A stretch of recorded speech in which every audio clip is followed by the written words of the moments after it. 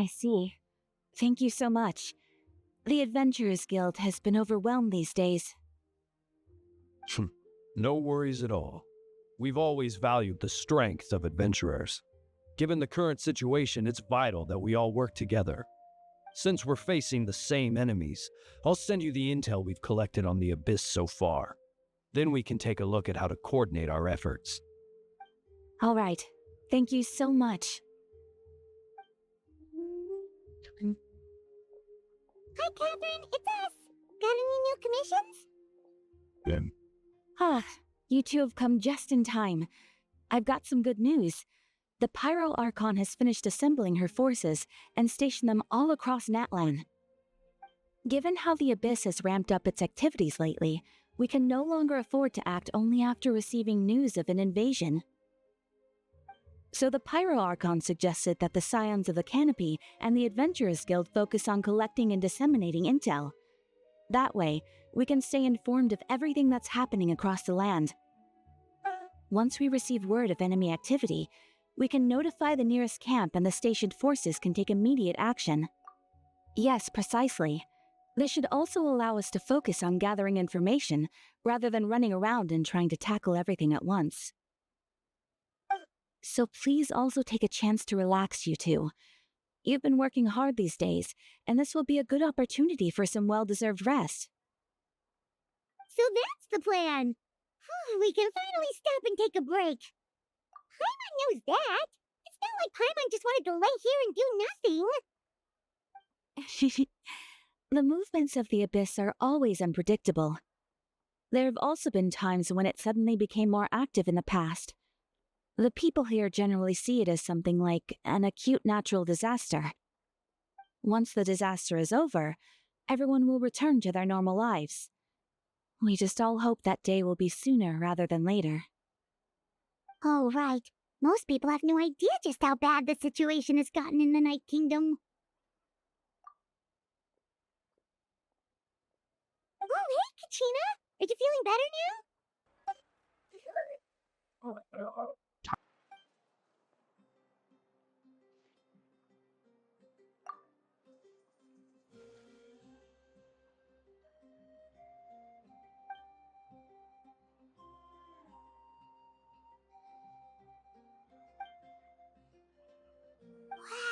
So we'll finally get to meet Shilonen, the legendary forger of ancient names! Paimon still can't believe anyone could forge those things.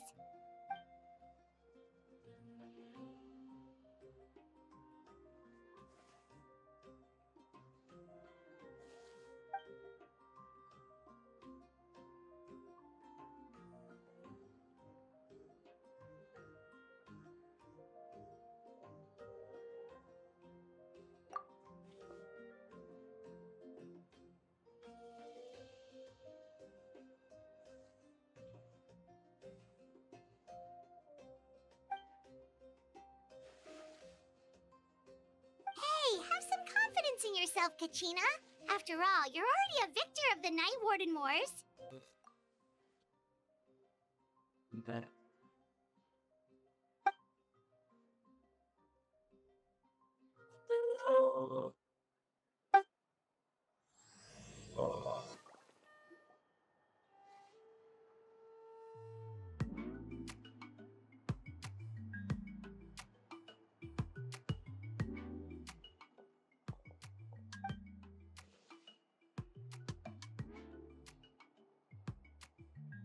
Ah, yes, so I've heard.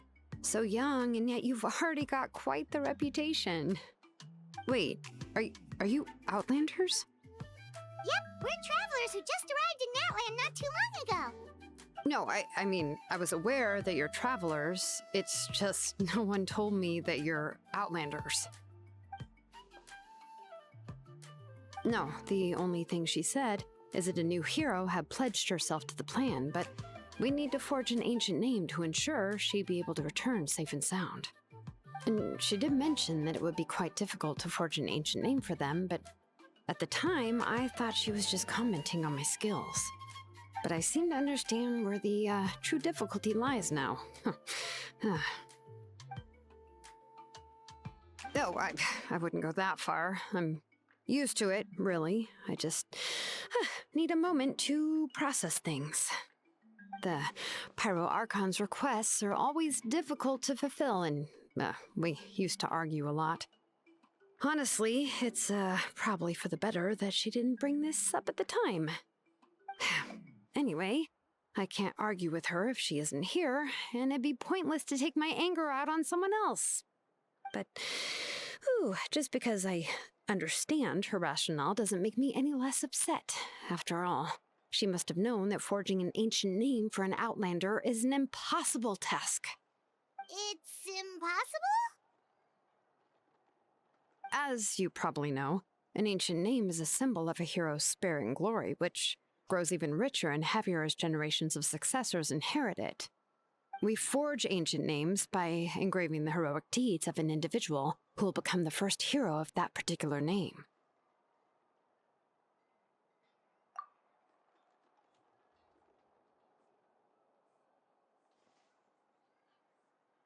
But they were all performed outside of Natlan, correct? Yeah, that's right. Then those deeds haven't been recorded by the Night Kingdom. To take it one step further, even if you had performed heroic deeds in Natlan, as an Outlander, your actions still wouldn't have been recorded by our lands. Only memories and experiences that have been acknowledged by the Wyab can be used as a basis for an ancient name. Even the greatest of craftsmen cannot create something out of thin air, you know. That's just how it is. Seems the Wyab don't want just anyone to get a name, huh? Mawika, of all people, should know better than anyone, yet she's still entrusted the task of forging the ancient name to me. Oh, Paimon gets it. Nobody's happy being asked to do the impossible.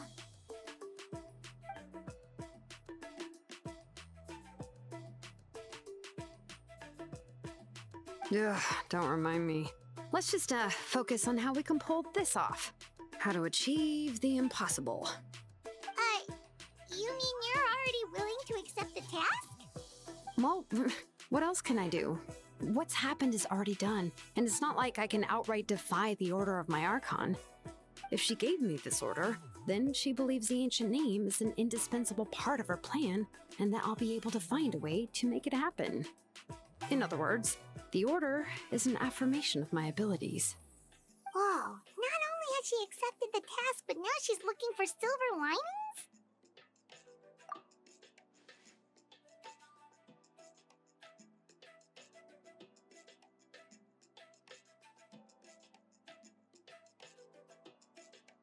The key is getting the Wyab to somehow acknowledge the traveler's existence and record her heroic deeds.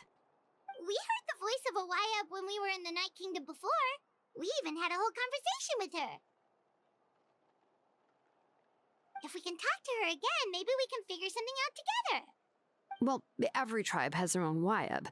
How do we know if the one you met is indeed the best one for us to talk to? Plus, considering the unprecedented nature of this situation, I have a feeling that the acknowledgement of one Wyab alone would probably not be enough.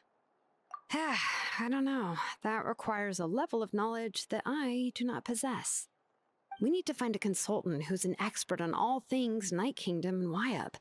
The first person who comes to mind is Seatlali at the Masters of the Nightwind, the one we call Granny Eatstali. Oh, we've heard that name before. We used her Spirit Speaker Stone to find Kachina's ancient name. A person who can make something like that must be pretty impressive. I'm sure she'd be able to help.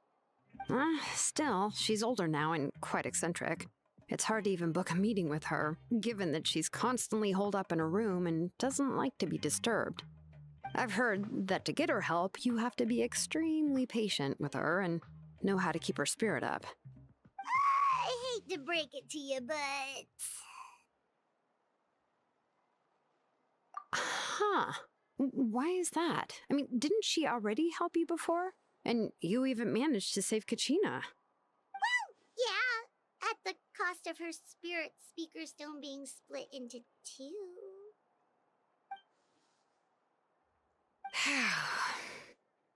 Great going, Mawika. We're already off to a rocky start here. In that case, I guess your only option is to try to emphasize that this is an important order from the Pyro Archon. Hopefully, Seat Lolly would still want to show respect to the Archon. I'll also write you a letter on your behalf. If you can find someone to deliver it and mention some good things about you, then that should help too.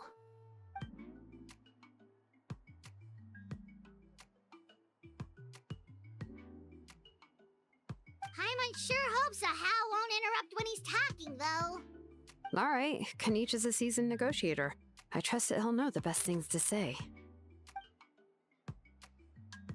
Please just give me a moment to write the letter, and we can meet up near the Statue of the Seven later.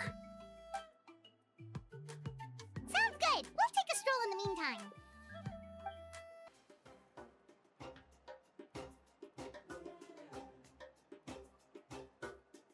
Paimon doesn't see anybody. Seems she's just not gonna show up, huh?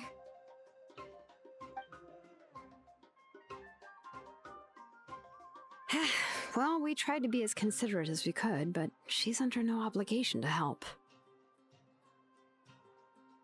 That might be true, but this is still a request from the Pyro Archon, right? Shouldn't a subject always answer the call of their Archon? A subject? Well, if you ask me, I'd say we're all more like friends with the Archon. Yes, Mawika is our leader, but that doesn't mean there's any kind of tall barrier between us and her. The only thing is that she often has very high expectations of us. Huh. So even though she's super powerful, it sounds like she's actually pretty down to earth and easy to get along with. Unlike that old hag Granny Eatstily, right? Does she think she can ignore us just because she's famous? You all talk about her like she's some kind of huge deal, but she didn't even bother to reply to our letter. Seriously, if she didn't want to come, she could at least let us know. If that's what aging does to you, Paimon never wants to get old. Oh, really? So, that's how you see me? Who's there? Who's talking next to Paimon? Oh, don't mind me. I'm just a disgruntled old hag, right? Come on, relax. I'm sure my bark's worse than my bite. Huh? See, Lolly.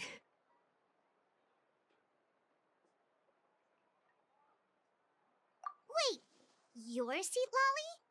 You're Granny Eatstily? Yes, Granny Eatsley. But emphasis on Eatsley, not Granny. You must know this trope from light novels, surely. They use it all the time. The young man who's actually the oldest person in the room. The girl next door who turns out to be a seasoned veteran. The wise sage who looks like a little kid. Oh, wipe that look off your face! You've seriously never seen an older lady that doesn't look her age? Okay, well, don't go thinking it's a trick either. See? I'm barely wearing any makeup. Did I forget to mention, she's called Granny, but she's actually pretty young. It was an honest mistake. I guess we've just gotten used to it. I'm sorry. So, how old are you actually? What? How dare you? Don't you know it's rude to ask a lady her age? Paimon really didn't mean to offend you, it's just that your case seems really unique. Oh, Paimon just wanted to apologize, but now she's putting more and more of her foot in her mouth. Really, Paimon just got a little mad since we thought, well, you were gonna leave us out to dry. It was my idea to invite you here, Seat Lolly. So if you're upset, you can just take it out on me. All right. I was only joking. I didn't mean to chastise anyone. There's really no need to take all this so seriously. If anything, I'm gonna feel awkward if we keep this going. I received Kanich's letter and was planning to attend this meeting. Since I had already decided to come, I figured there was no need to draft a reply that simply said, "Understood." Besides, just showing up is the most important part. No? But, of course,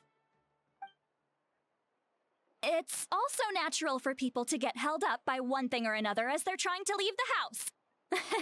It certainly was a bit awkward to see that everyone else had arrived before me. At first, I was thinking of quietly sneaking over, but since you were already here waiting for me, I started to think about how I should phrase my apology, only to hear you all talking smack about me. Anyway, that's the whole story. Honestly, it's not like I owed you an explanation anyway.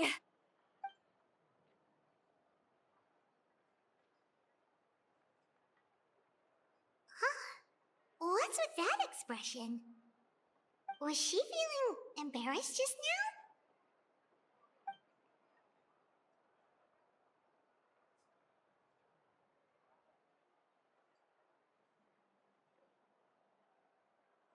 When the Masters of the Night Wind say they struggle dealing with her, I wonder if the feeling is mutual.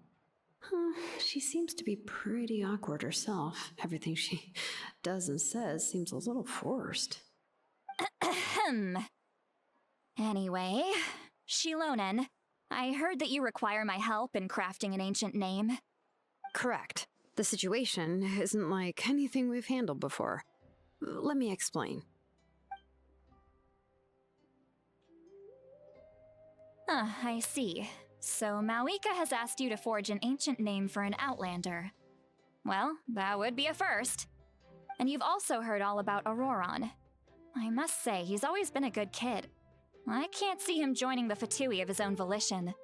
He must have been coerced somehow. Yeah, that's what we came here to ask you.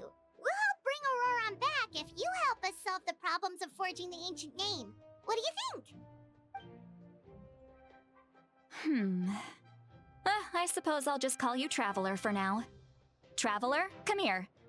Let me take a good look at you.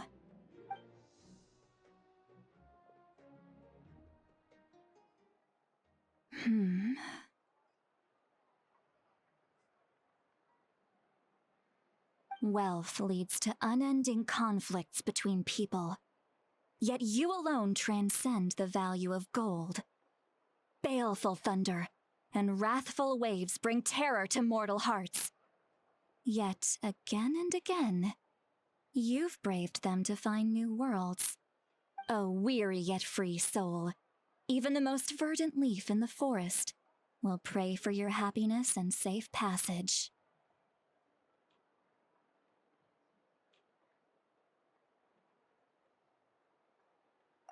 Those are all the things that I could see in you. You've experienced far more than even most mortals could dream of. You possess the heart of a sincere hero, along with the conviction to lift a torch above your head and walk headlong into the night. Huh? Don't move. There's something here. Huh? What thing? Don't scare Paimon. Is the traveler gonna be okay? Shoo! That should do it. You've just returned from the Night Kingdom, so some fragments of souls were still stuck to your body. No need to worry. I've just cleared out the last of them. Isn't that kinda like having part of a ghost come back with you? It's nothing as serious as that. If left unattended, the most it could do is stir up some chaos in your mind, and generally worsen your mood. Well, in that case, better to get rid of them. It was nothing. Shilonen, let's follow your proposal. Once you've brought Auroron back, I'll take you to see the Lord of the Night. The Lord of the Night? But don't we need to talk to the Wyab of the tribes? Something this important is beyond their jurisdiction.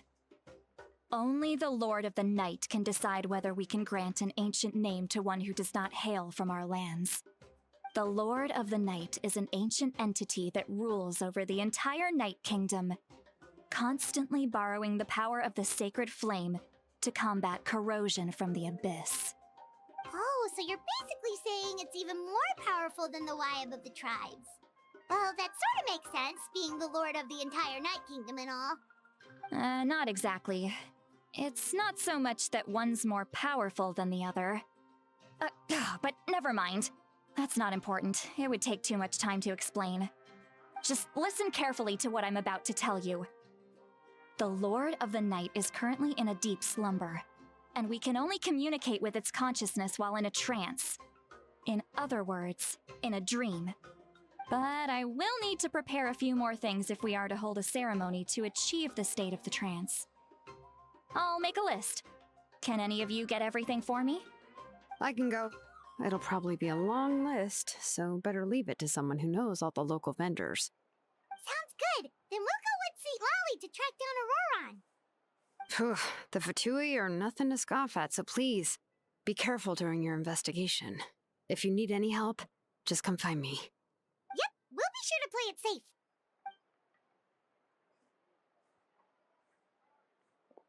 All right, now it's time for us to catch that brat and bring him back. I'm sorry I made you wait earlier. It was actually because I decided to swing by Auroron's place to look for clues. He has always lived alone, and I found a broken jar in his house. There was also something off about his phlogiston aphids, which I assume is because their keeper has been gone for quite some time. And interestingly enough, I saw some slash marks in the house that did not match any of our local weapons. My guess is they were left by Snezhnayan arms. Oh, sounds like the Fatui broke into his house and took him hostage. But why would they kidnap a kid who just spends his days living in the country and raising aphids? He's only in his 20s. What would they want with him? That's not to say that I believe he's totally innocent, of course. Since he's the only one who was kidnapped out of everyone in Natlan, he must have done something to attract their attention. In any case, we'll get to the bottom of this once we manage to get him back here. I'm truly sorry to put you two through all this trouble with me. But please help me get him back. You can count on us!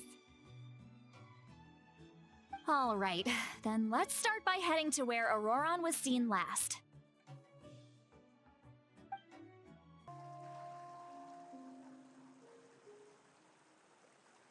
This is the spot.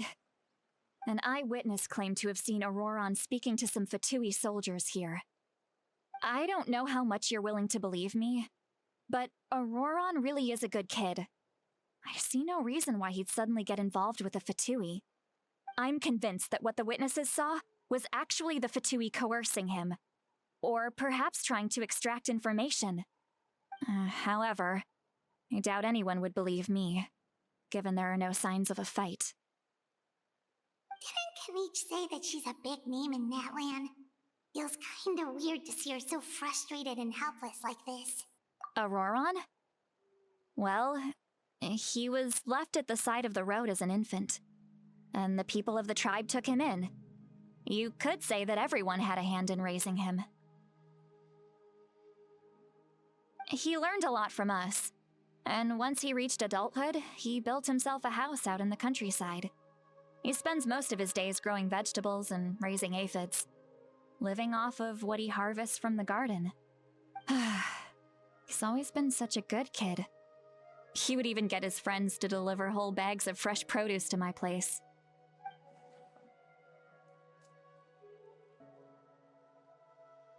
Oh well, let's keep looking. He can answer all of our questions once we find him. He's been raising phlogiston aphids for a long time, and since they were disturbed, they secreted a special type of phlogiston. We can use that substance to track his movements. Let's follow the phlogiston trail. Huh? What trail? Paimon doesn't see anything. Oh, right. I forgot your eyes don't naturally perceive such things. Here, give me your hand.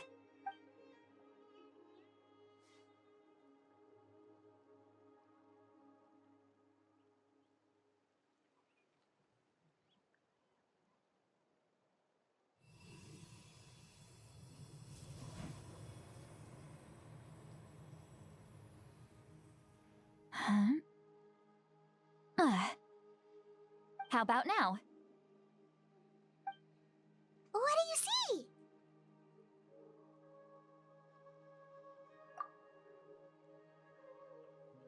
Whoa, Paimon can can see it now too!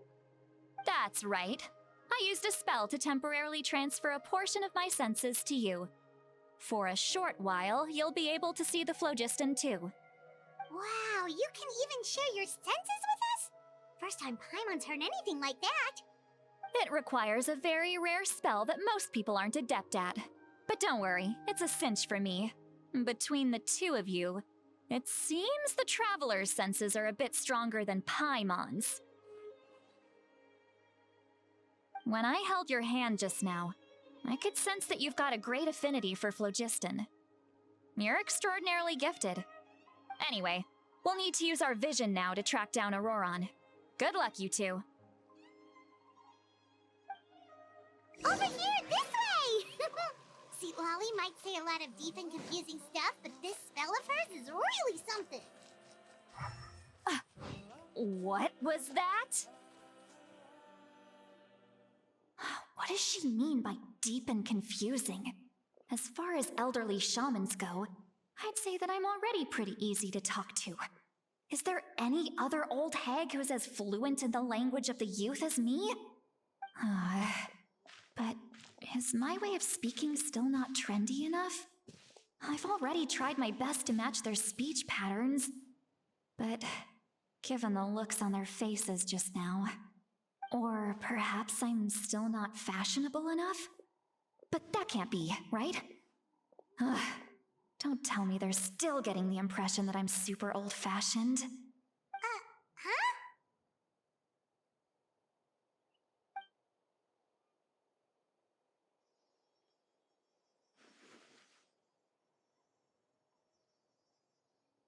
Was that Seat Lolly's voice?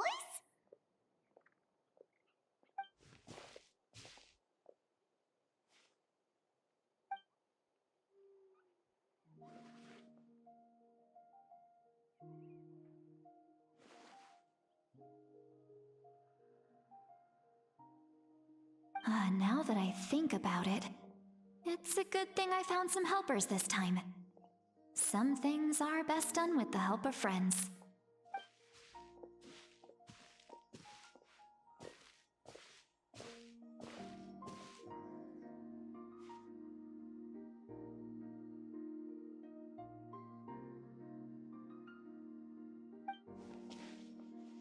Oh? They appear to be feeling quite confident. Looks like our work will go smoothly.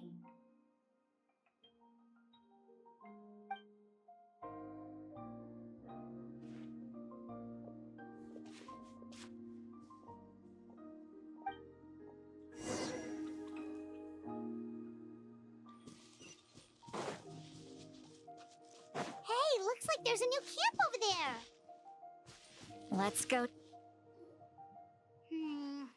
Yep. Judging by Paimon's experience as a guide, it definitely looks like people set up camp here.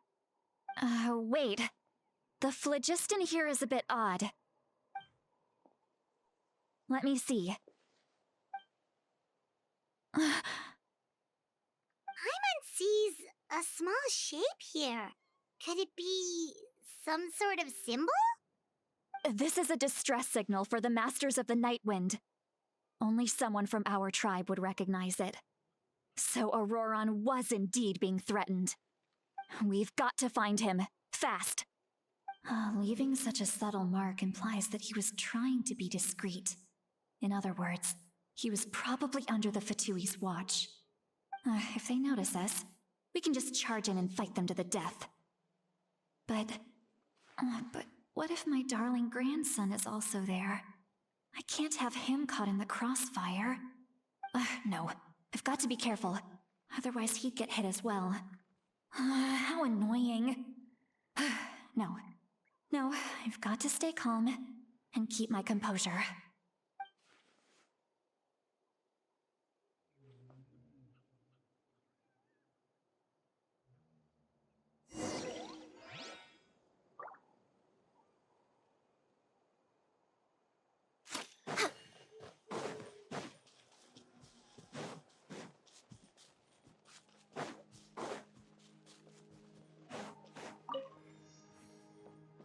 We're way behind schedule.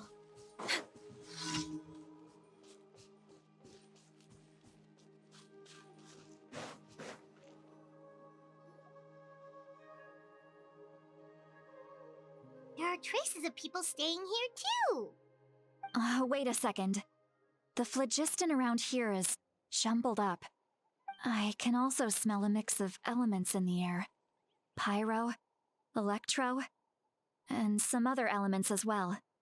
Kanich told us that you were super amazing. No wonder you can sense so many more things than us.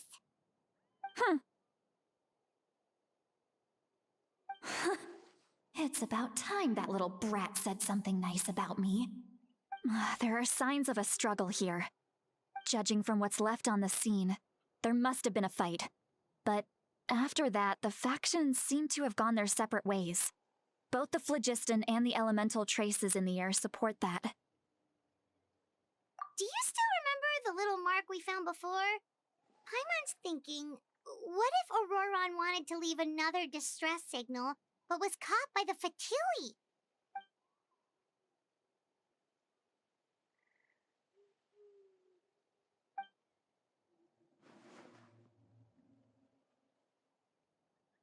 Given there are 2 signals leading from here, we should split up as well. I'll take this direction, and leave the other one to you. Let's meet up again later.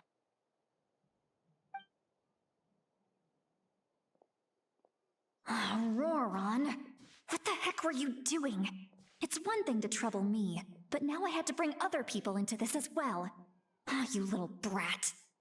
And off she goes! Traveler, did you hear all of that as well? Once Lolly left, that voice went away as well. Paimon even tried calling her name inside Paimon's head, but there was no response. So you were thinking the same thing. Paimon also thought that if we could hear what she was thinking, then she could probably also hear what we were thinking in our heads. She did say that she was quite adept at this spell, and it doesn't sound like she's had any trouble with it in the past. Huh, maybe we're a special case and can hear her thoughts as a side effect. If you think about it, she's really got a lively inner world. It paints quite a different picture from Paimon's first impression of her.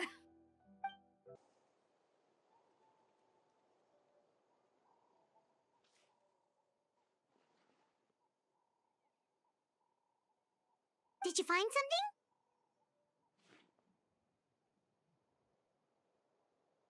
Huh. So we can't tell where Auroron might have gone from here. That's weird. The phlogiston trail suddenly stops. We can't make anything of these footprints either. But he can't have just evaporated into thin air, right? We know he wasn't alone. He had all those Fatui with him. So, you can hear the sounds of the wind from beneath the earth.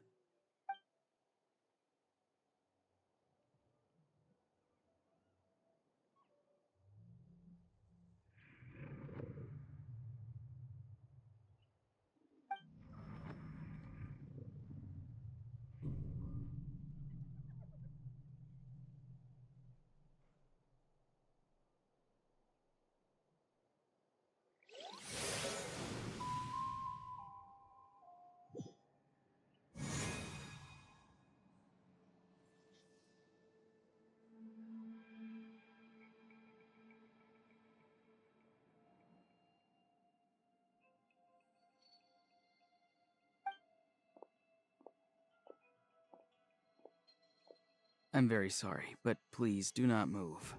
I have no desire to hurt you. I apologize that our first meeting has to take place like this. It's just that you're much like one of those animals with ears that perk up as soon as it senses danger in their environment. And given your combat proficiency, I would not have been able to gain an advantage over you if you were anywhere else in the world. However, you're now in the Night Kingdom, a familiar domain to the masters of the Night Wind. Hello, traveler. I'm Auroron, the one you've been searching for. Ah, the Fatui's custody.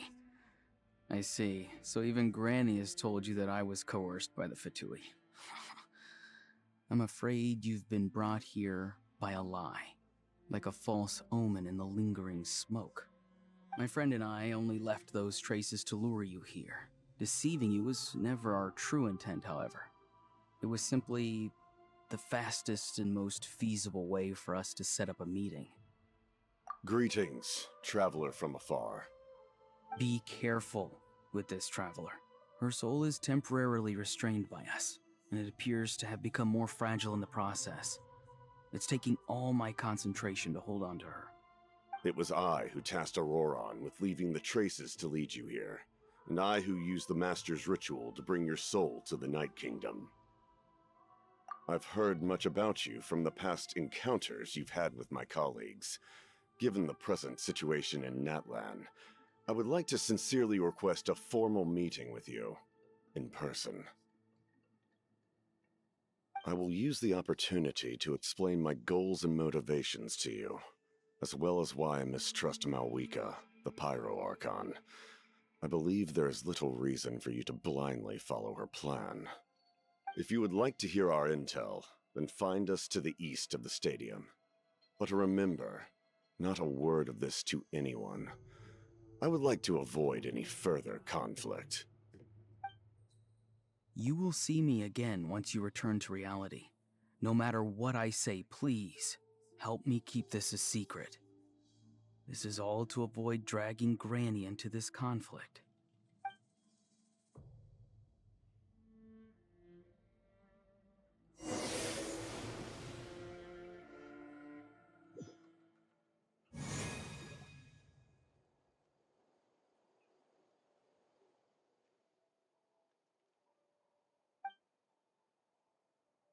Hey, what happened just now? You suddenly collapsed and stopped responding.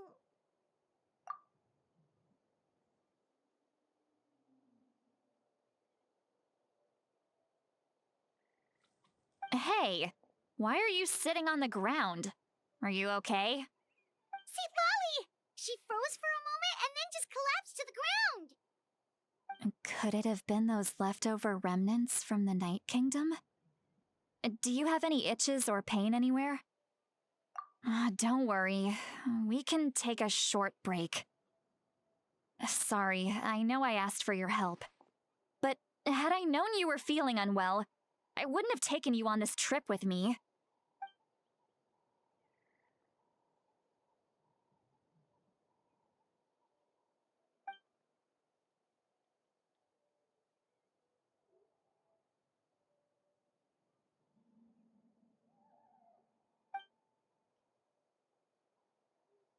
If you're feeling sick, you should just say so.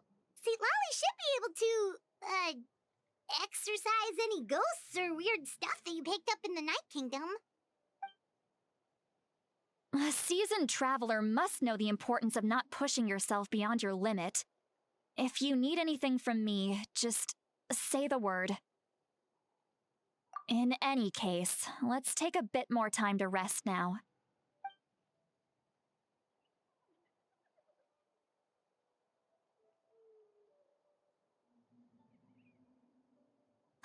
Need to be more careful next time. Feeling better yet, Traveler? All right, let's get ready. I followed my phlogiston trail earlier to a stronghold guarded by soldiers. I have a feeling that Auroron is probably being held inside. Oh, so it's close by. Then let's head over right away. Well, I recruited you to be my helper, which means we're in this together. Like the wind and the clouds. We either move as one or not at all. But if you want to make it up to me, then just be sure to fight extra hard when the time comes. Look over there. Huh? Paimon thinks she sees someone in the middle of the camp. That's Auroron. So he really was taken by the Fatui.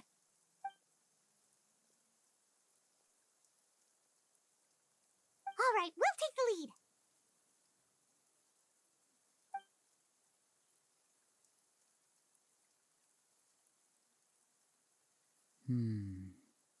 Hey, quit daydreaming.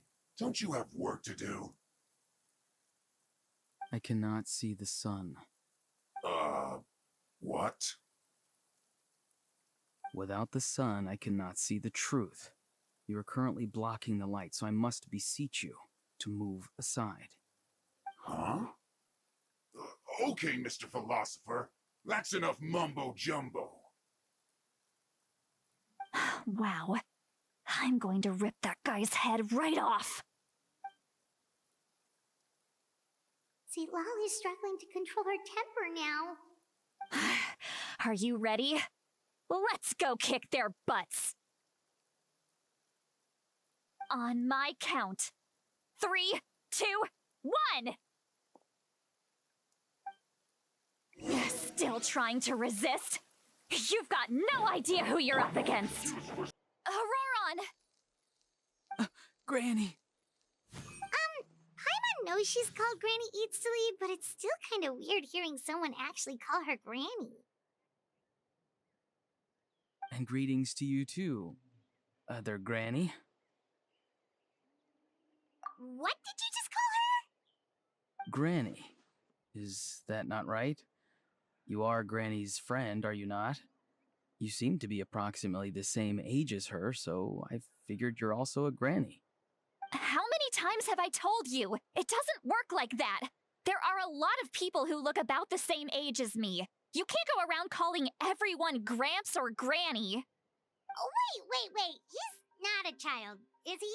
Don't tell Paimon he's one of those people who look like an adult but are actually only 8 or 9 years old. Oh, your words have pierced my heart like a thorned vine. Given how hard those thorns are to remove, I may just need to find a pair of tweezers. Why are you so upset? You can just say yes or no. Of course I'm not a child. It's just Granny always taught me to show gratitude where it's due. And since the Masters of the Night Wind raised me collectively, I basically see everyone above a certain age as an elder I should look up to.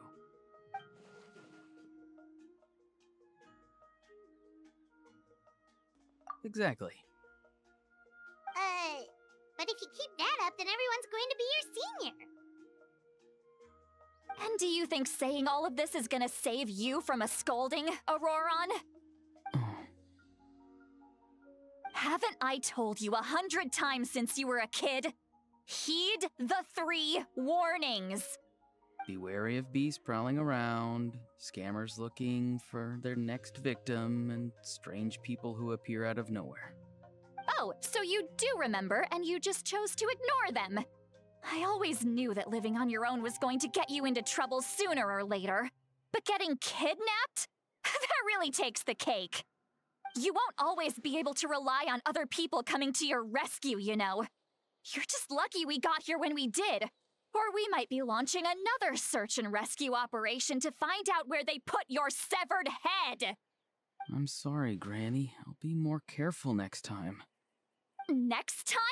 Oh, good one. You think there'll be a next time after this? Not a chance. They didn't hurt you, did they? No, they just asked me a lot of questions about Natlan's terrain and made me draw a map of the ley line distribution. Okay, now answer me honestly. Were you the one who helped the captain escape after his battle with the Pyro Archon? Yes. So why did you do it? Because they said they would need my help from there on out. They also said that if I refused, they'd just come to you, Granny, and they'd already figured out a way to make you do their bidding. Hey! I'm no ordinary Granny! Would they really dare to come after me? And you! Did the gods give you a brain just for you to not use it? Did you really believe everything they said at face value, and not stop to think?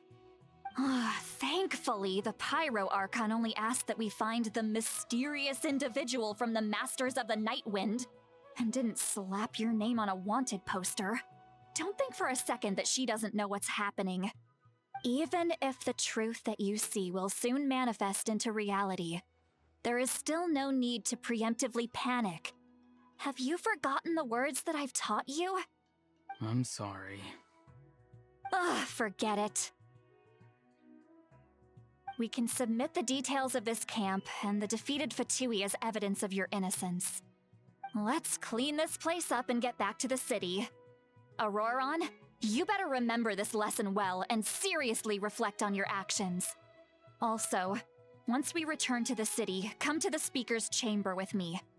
I'll need you to explain everything. Sounds good. Should I bring some of my homegrown vegetables as well? Your vegetables? Yes. I grow a lot of fresh produce in my garden. I hope the Pyro Archon won't be too picky about the selection. Now's not the time to be thinking about that. If you do come face to face with the Pyro Archon, the first thing you should do is... Recite the 3 warnings. Huh? No! You should emphasize that you were not in cahoots with the Fatui! How exactly did the Masters raise this guy? Oh, right.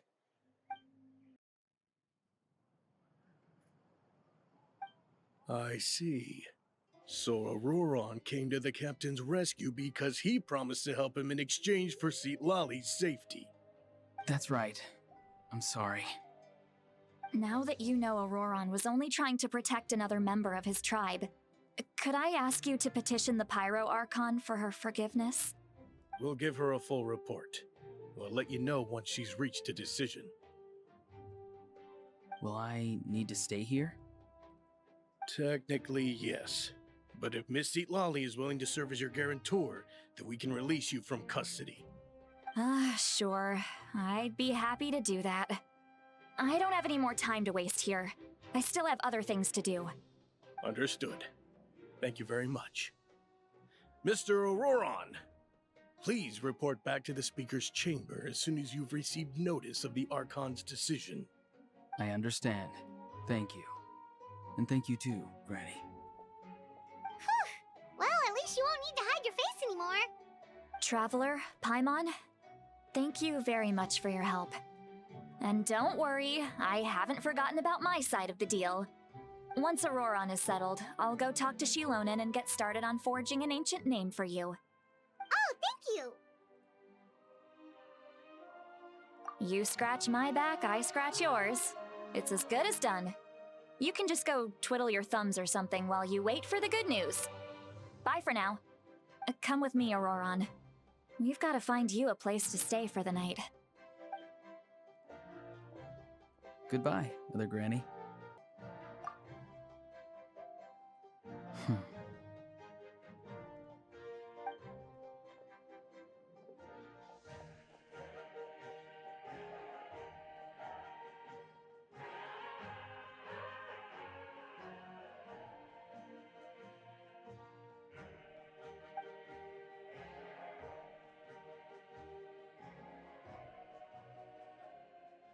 Oh, we're finally done.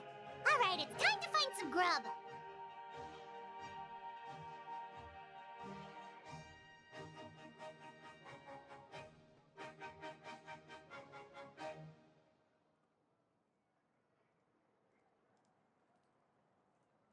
Huh? What is it, Traveler? What? The captain? Sorry. Paimon just didn't see that coming. So you really saw him in the Night Kingdom? And he didn't attack you? Oh, that Auroron, what is he up to? He sounded earnest enough just now. Paimon would have never guessed anything was happening. All that stuff about protecting Lali and being forced to help the Fatui, when he's actually been a willing accomplice all along.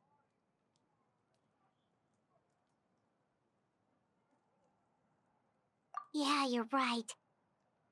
Still, Paimon appreciates you telling her about this. Paimon will support your choice no matter what, so if you want to go, we can go together.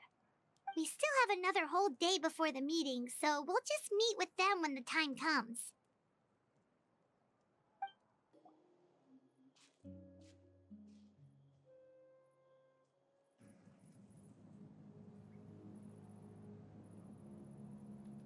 Weird. Paimon doesn't see anyone. Oh, please don't let this be a trap.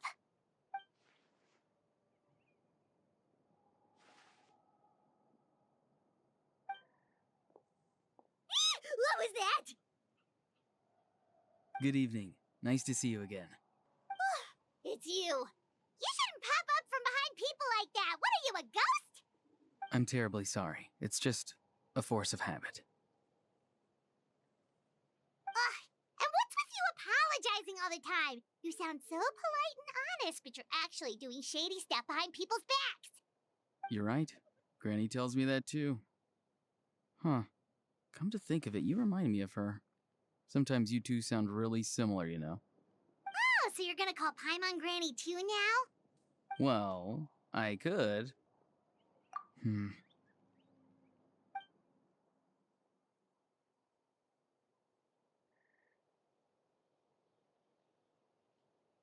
It's all clear. Over to you. Excellent. The fact that you showed up proves that I was right about your character. Yet, there's been a lot of talk about you. Child told me that you're passionate about the unknown and willing to take risks. Rather than facing you as an enemy, I would much prefer to bring you to my side. If we allow the current state of things to continue, we will inevitably clash, and that's a scenario that I'd very much like to avoid. I've long heard of your exploits across the nations. Though you have crossed swords with my colleagues many times, I know that you are by no means an unreasonable person. And once you've learned the truth that the Pyro Archon Malwika would never willingly share with you, you may just find it in your heart to consider my proposal. I assume you've already been informed of the Pyro Archon's plan. In order to defeat the Abyss and save Natlan, she still needs 2 more heroes to appear. Wait, how did you know that? Never mind. Guess that's not important now. I've long kept a close eye on her plan. To be frank, it's an exceedingly risky plan. Will the heroes really appear? And even if they come to her, will their power be enough to drive the Abyss back? If any part of the plan goes awry, all of Natlan, even all of Tevat, will pay for her mistakes. Now, you may have been led to believe that this is the only plan available to her. But what if I told you she's had another emergency plan all along, the details of which she has chosen to keep hidden from you? An emergency plan? Yes. A way to keep Natlan intact, even if her original plan fails. But given the painful cost of its execution, she has chosen to keep it as a mere backup plan. Whether this stems from hesitation, fear, or even naivete, I cannot say. But Natlan cannot afford to wait until she comes to her senses. My fear is that given the enormity of the decision, she will be reluctant to confront the dire reality we face until it is too late. There will be no time left to execute the backup plan, and all of Natlan will be lost to the Abyss. We have to make the decision for her, here and now. Yeah, do you have any evidence for all this? Just telling us a bunch of scary stuff isn't enough, you know. Besides, wasn't it you who tried to seize the Gnosis for the Tsaritsa plan?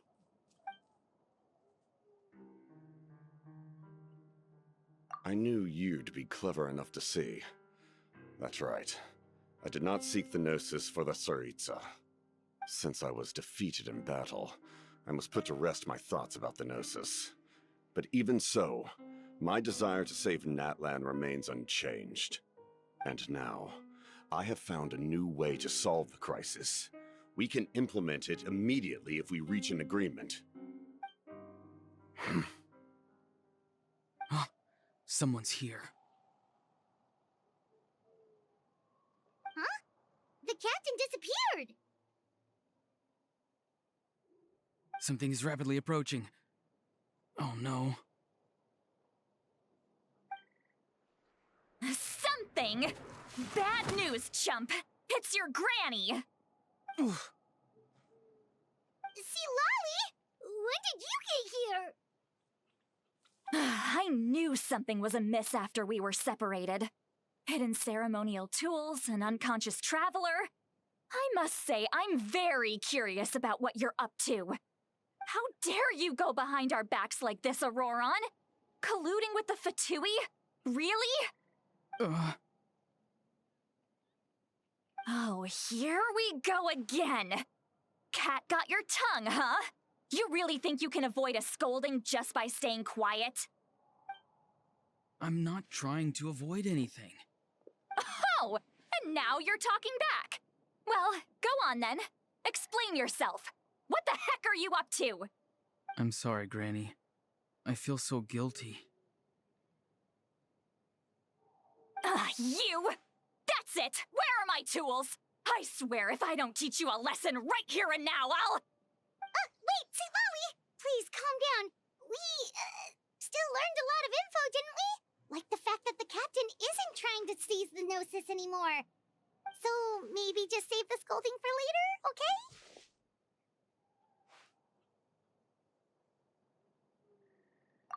Listen well, Auroron. You're only getting out of this now because of the Traveler's plea. This isn't over. You hear me? You're right, Traveler. Let's go. We can discuss this more back in the city. You two keep an eye on Auroron for me, okay?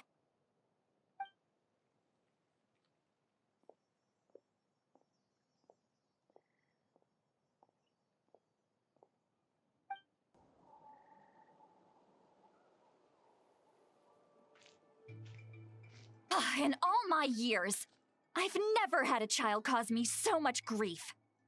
Do you seriously not see what's at stake here? You've got a head on your shoulders, Auroron. Use it! Why did you help the captain? And I want the truth this time.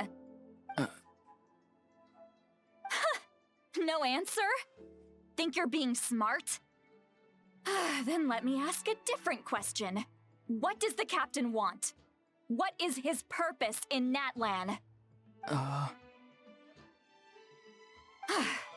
Really? You're just going to stonewall me?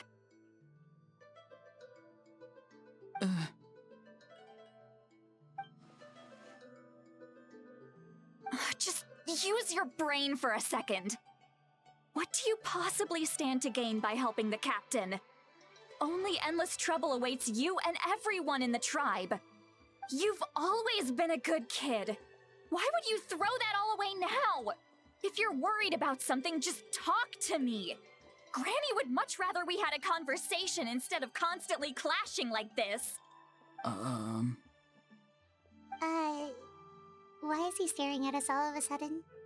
I'm sorry that you have to hear all this. You're very kind. Most people would have fled by now. Not everyone can handle Granny's scolding. Oh? You dare gossip between yourselves instead of listening to me? You... Sorry, Granny. Sorry, Granny. Sorry, Granny. You know what? Fine. I'm perfectly aware that everything I say goes in one ear and out the other. You're all grown up now, so why would you listen to an old hag like me? You say all the right things, but then you go and completely ignore me. Well, if that's how you're going to treat me, you can stop sending Aoife over to my place to deliver your stupid vegetables! I don't need anything from you! Who's Aoife? A delivery person? That's irrelevant. The point is, he hangs out with this kid, so he must be no good. You kids get to a certain age and suddenly act like you know it all. There's nothing I can say to get through to you. Auroron, if you're still thinking about that so-called duty, then please, just forget about it. The ley lines did not fall to this state because of you. And we've long closed the book on that incident. Seems they've started talking about some kind of tribal history. I'm starting to get lost. That's not it, Granny.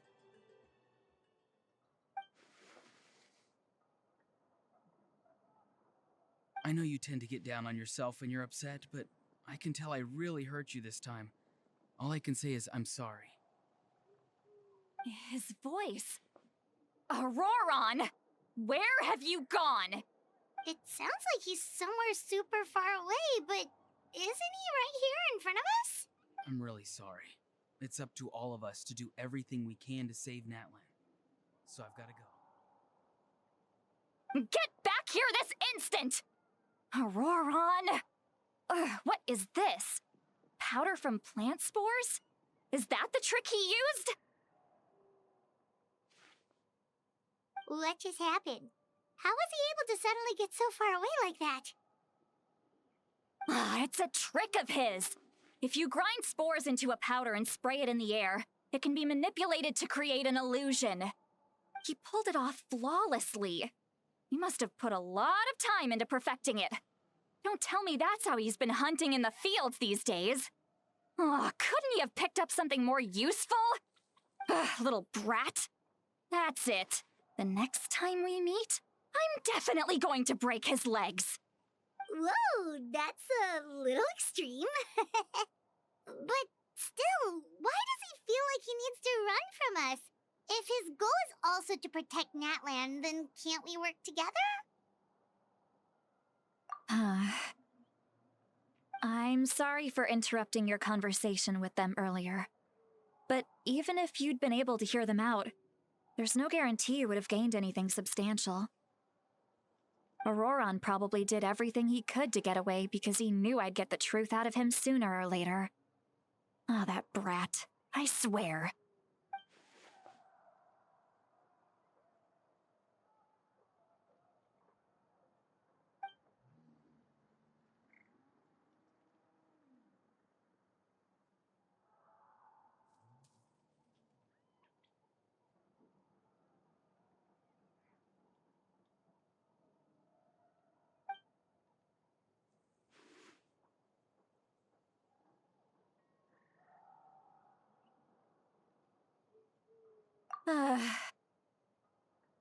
We've got quite a long walk back to the city. Let's take our time. It'll give me a moment to figure out how to explain all this.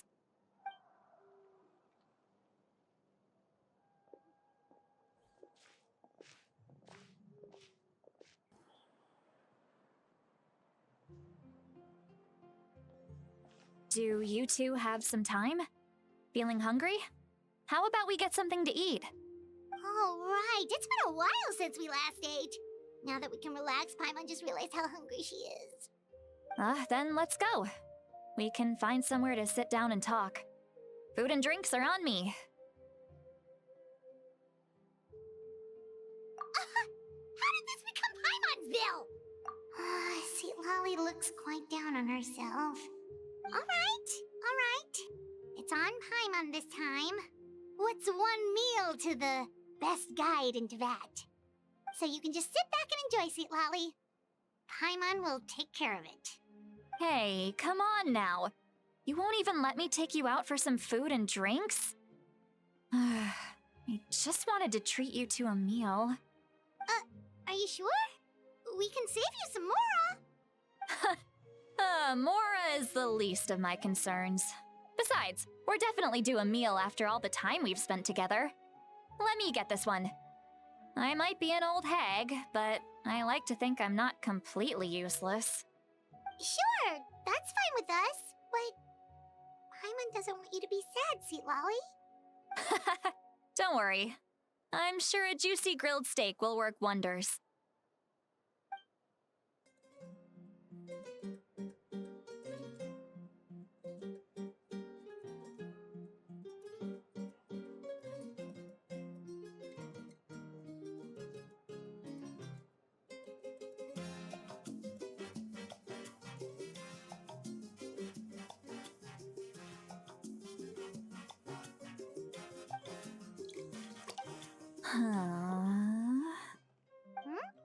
What are you looking at?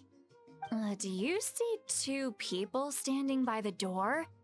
They look like spitting images of each other. Are they twins?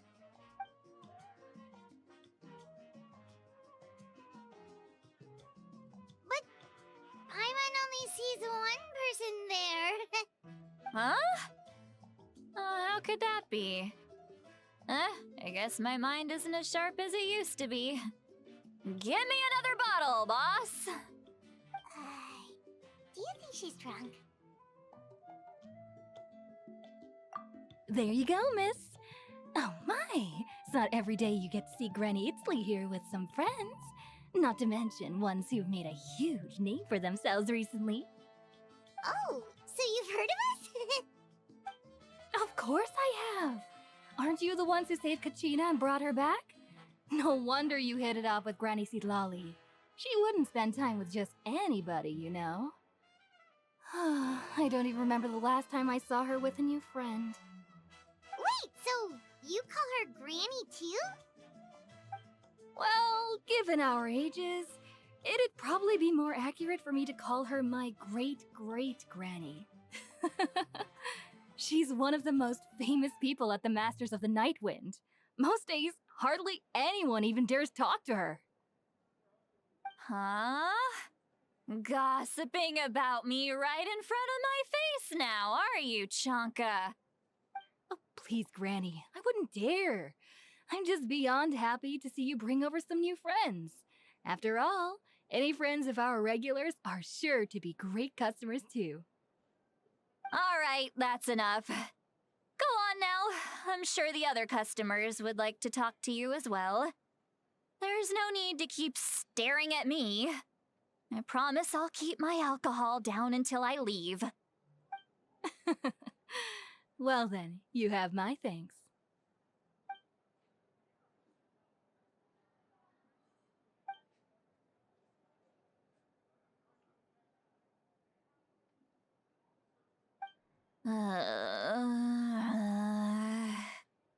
Seat Lowy? Seat Lowy? Who's that? You got some gall calling me by my first name. Let me guess. You want to test your skills against Granny Eatsley, don't ya? Are you still with us, Seat Lowy?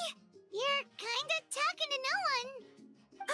You chumps come around here, picking fights with me? Well, you know what happens next. You lose, and then run off home to tell everyone about how I'm this big scary bully. It's always the same story. You brats start it, I finish it, and then I end up with the reputation of being some kind of terrible monster among the shamans. I mean, come on. Monster? Me? Really? What did I do to deserve that? Granny Seat Lowy, you're not a monster at all. Exactly! And while we're at it, I'm not some lazy slacker either. Between meditation, advising the chief, and speaking with the Wyab, I actually have a pretty packed schedule, you know. Oh yeah. And I have to mentor all the new kids. Hey, new kid. Yeah, you. Don't play dumb. Didn't I teach you how to find phlogiston?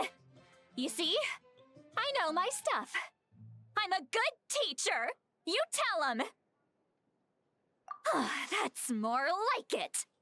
About dang time someone showed me a little respect. Yeah, Granny's a hard worker, all right. You can always rely on old Granny.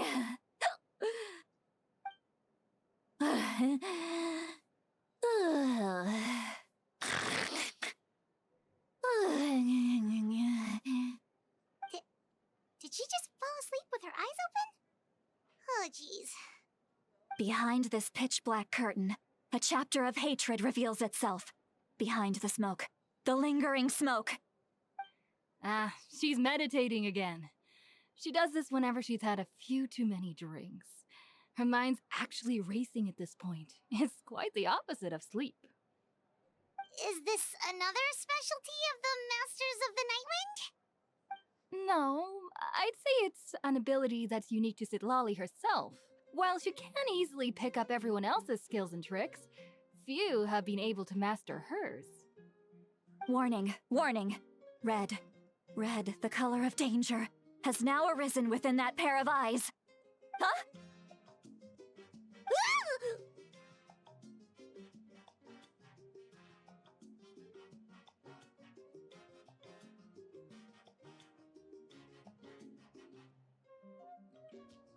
Traveler?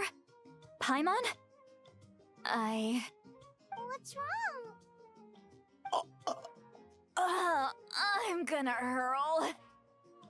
Hang on, just keep it in. Phew. Okay, it's passed. That was a close one. You had Paimon worried. Paimon really thought you were about to barf all over the table just now. How embarrassing. I'm sorry you had to see me like that. That's never happened before, I swear. I've never thrown up, not once. Are you feeling okay? Want to take a quick walk and get some fresh air?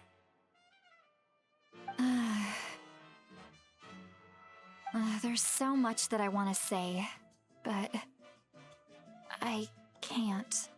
Why not? Of course you can. Just say whatever's on your mind. Please, Paimon, it's not as simple as you think. We've only known each other for a few days, right? What would you think of me if I were to start dumping all of my complaints on you after we've only just met? Oh, Paimon gets it. You're hoping that we wouldn't think less of you no matter what you're about to say. No, that wasn't my point at all! Seriously, don't you youngsters know anything about shame? I'm talking about shame! I've lived all these years and still can't get rid of it! Surely, you know the feeling too? Actually, about that. Huh? Tell me what? Yeah, this is as good a time as any.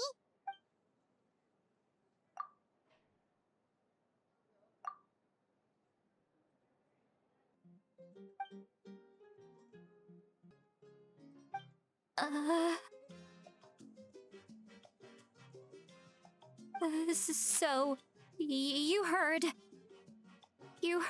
my... It's okay, Sweet Lolly. You had every right to complain about those things. I can't take it anymore! Why do these things happen to me? Hearing me mumble under my breath is one thing, but hearing what I mumble in my own head? That's too much! It's just like when you're rolling on the floor in your pajamas, but you forget to lock the door, and someone bursts in to deliver cabbages and sees the whole thing! So that, happens to you a lot. It happens to people in general, okay? Doesn't matter if you're 200 years old or 1,000 years old. Everyone rolls around in their pajamas sometimes. I was just picking something generic. Take a walk with me. I have things to share with you. Looks like she's completely given up.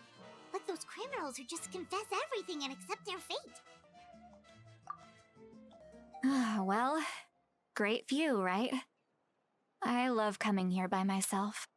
Wow, it's beautiful! You're making me want to cry. Oh no, what do we do? Please don't cry! I was an expression, okay? A figure of speech. I'm just... embarrassed. Here you are thanking me. Even after you helped me all this time. Let's just have a casual conversation. It's easiest that way. Really?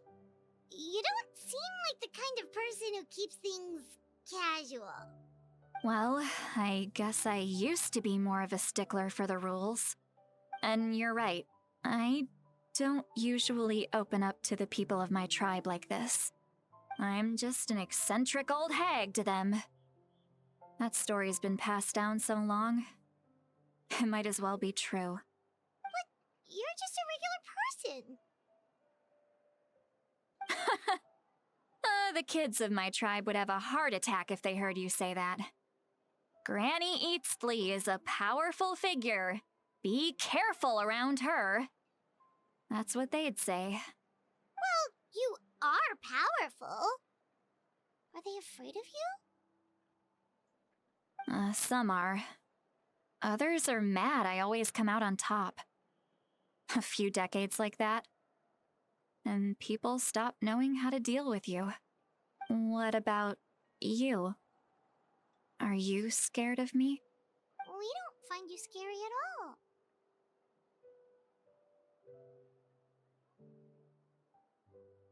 Huh.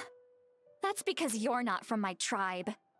You don't know how many delusions of grandeur I've destroyed just by existing. I make people realize that no matter how hard they work, they'll never become a living legend like me. Oh, not to brag or anything. Maybe it's hard to believe. Just pretend I never said anything. We believe you. Shilonen has full faith in your abilities, and Auroran didn't seem scared of you. He thinks of you as his granny, right? Yes, but Auroran's a special case. Mawika already told you about her plan. And you've given so much help to Auroran and me. You deserve to learn the full truth. Auroran's not like other people. As I mentioned, he was abandoned as a child. The reason being, his soul is incomplete. The Masters of the Nightwind view this as a bad omen, capable of bringing about illness and misfortune. No one knows who his parents were. He was just left on a rock in the wilderness. It's a miracle he wasn't devoured by some wild beast. The Masters of the Nightwind believe they can see human souls, and in Auroran's incomplete soul, they saw a possibility for Natlan. A possibility to turn Auroran into a vessel for lost souls. The ceremony would allow lost souls to gather within him.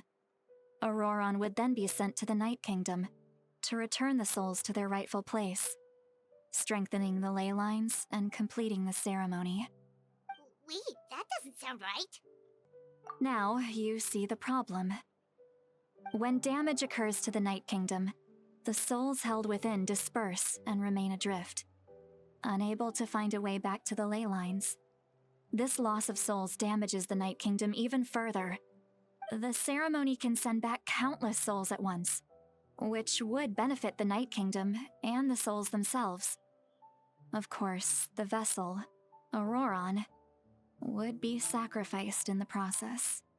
I wasn't surprised the chief at the time came up with the plan. The ley lines were already in a terrible state. A suitable candidate for the ceremony appears, and now you have the chance to make things better. Of course you're going to take it.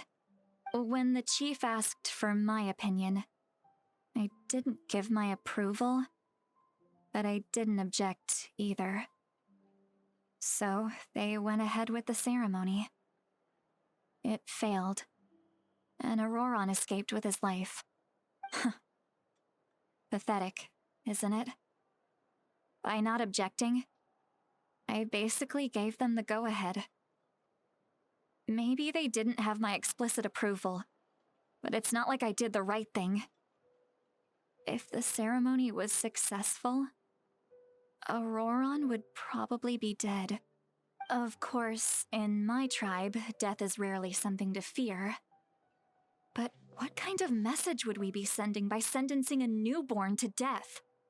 By using a human life as a tool? It's not right.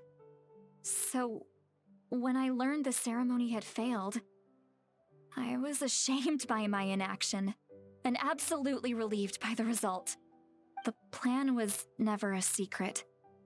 Or, I guess I should say, there was no point to keeping it a secret. A simple investigation from Auroran would reveal everything. Everyone thought he would be happy he survived, and he never really said anything to the contrary.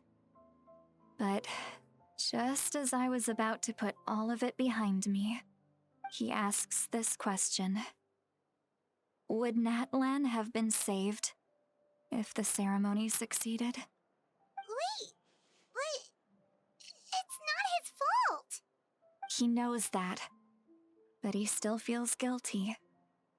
Auroran has a strong ability to perceive souls, more than any of us. He understands just how dire the situation with ley lines has become. Maybe he chose to work with the Fatui Because he still thinks he owes a debt to Natlan. I can only imagine what they told him. Traveler, didn't the captain say he found a way to solve the crisis? Maybe that's what brought Auroron into this. Anyway, we can't just let things go on like this. We have to convince him to come back!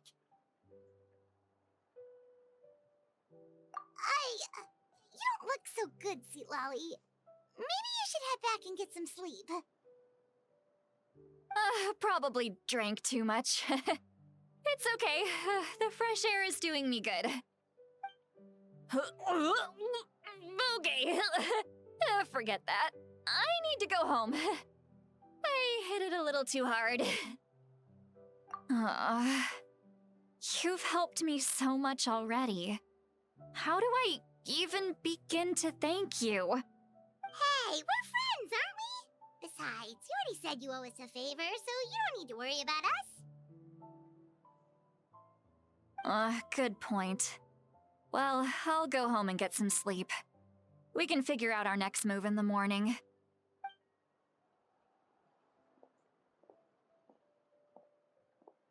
Friends. I like the sound of that. Auroron's probably back with the captain, don't you think? You mean about the backup plan? Do you really believe what the captain told us?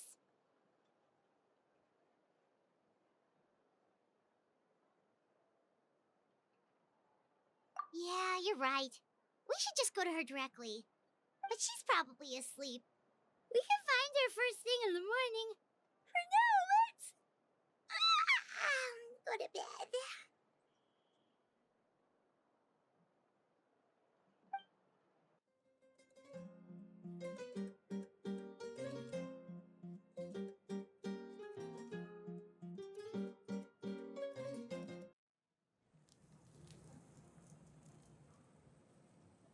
You're already here. I was just about to come get you. Wow, you're up early. That's impressive, especially after all the drinking last night. Let's not bring up last night. I'm embarrassed about the whole thing. Anyway, I was also woken up by the commotion. Looks like all the warriors from the stadium are on the move. I heard many areas have been attacked by the Abyss, including the Masters of the Nightwind.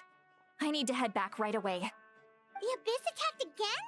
Are you sure you can handle it on your own? Do you need our help? I'll be fine. We also have the support of the warriors stationed at the various outposts. Given the quick response, things shouldn't get too serious. The stadium could always use more manpower, so you should join the forces here. I'm done making excuses for him. He's not a child anymore. He needs to take responsibility for his actions. I was the one who vouched for him, so I need to report back to the Speaker's Chamber. I'll accept however they choose to handle the situation. But I should be able to convince them to let me go back to my tribe first to deal with the attack. As for the ancient name, once we handle this crisis, I'll talk to Shilonen right away. Don't worry, I never forget a promise to a friend. Thank you. All right, I need to start heading back. She left in a hurry. The situation must be really serious. Looks like a lot of people are heading to the stadium. Let's see what's going on.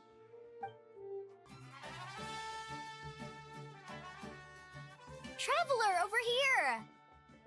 Perfect. Our star Outlander has appeared. Oh, you're all here! But, what's with the whole star Outlander thing? Just my way of saying how awesome you are. We've got a real emergency on our hands, so this is the perfect time for you to show off your skills. Alright, but can we get a quick rundown of the situation first? The Abyss suddenly attacked the Collective of Plenty, the Masters of the Nightwind, the Children of Echoes, and a number of our camps and outposts in the wild.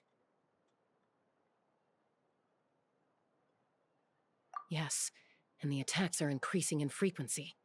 The tribes have plenty of defense, so they're safe for now, but I can't say the same for the adventurers and merchants stuck in the wild.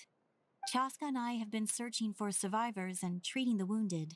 We just got back, but we need to head out again soon. I plan on heading back to the Collective of Plenty, just in case my tribe needs me. What about you, Mulilani? Where are you gonna go? I'll go help the Children of Echoes. They're the closest, so I can start fighting right away. What about you guys? We could go together. Yeah, that does sound important. No worries. Just leave the Children of Echoes to us. Who knows? Maybe yours truly will have the Abyss on the run by the time you're finished. That would be pretty great, actually. I hope my tribe gets through okay. It'll be fine. Your tribe doesn't do all that bodybuilding for nothing. Let's part ways here for now. And most importantly, be careful, everyone.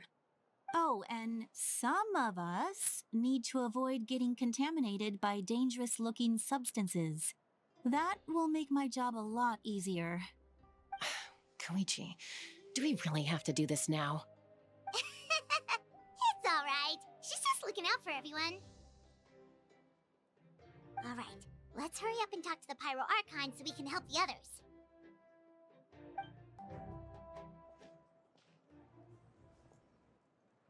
Oh, it's you two. As you can see, things are not looking good right now. People across Natlan are in danger. Look, I'm very interested in your recent adventures, but this is not a good time. So we'll have to keep our conversation short. That's alright, we're also in a hurry. We're gonna go help the Children of Echoes after this. What?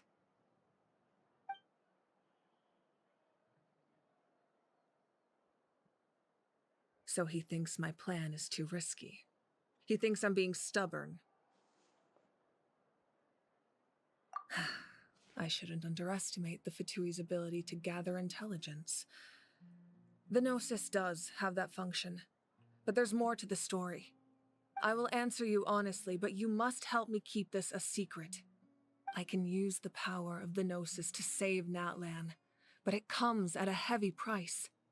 The Gnosis would drain all the souls and memories from the Night Kingdom and weave them into a giant net, which would surround the ley lines and protect them against abyssal corrosion.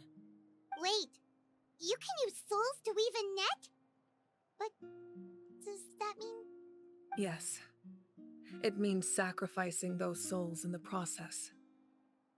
Souls are just another form of life. The cruelty of this method is self-evident. The Night Kingdom not only houses the souls of the dead, but also our memories and legends. Using the Gnosis means converting all three into material for the net, erasing our history and culture. Even then, the net can still become corroded. If we cannot find a way to repair the damaged ley lines before that happens, then all those sacrifices are for nothing. Given the enormity of the price, it's a solution I refuse to consider right now. I want us to win, but I also care about how we win, and what that means for us in the end. Now it's true, both plans come at a risk, but after weighing our options, this is our best bet. Natlan is unique among the nations of Teyvat. Given the ever-looming threat of the Abyss, the Pyro Archons had to account for the worst-case scenario.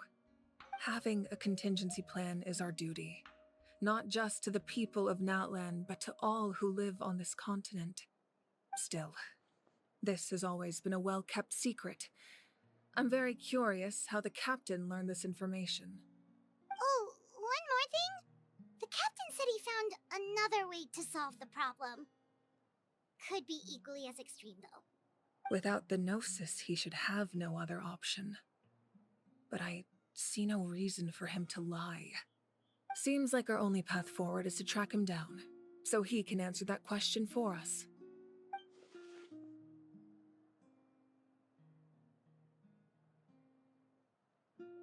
Judging by your expression, you must have doubted me, even if just for a second.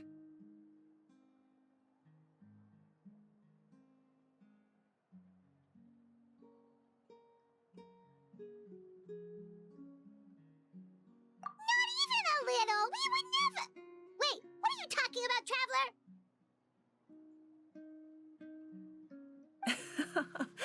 Just as expected. I appreciate your sincerity. Maybe it was out of caution, anxiety, or simple curiosity, but know this. No matter what, our goal remains the same. We both want to save the people of this land. So now that you have your answer, do you still doubt me?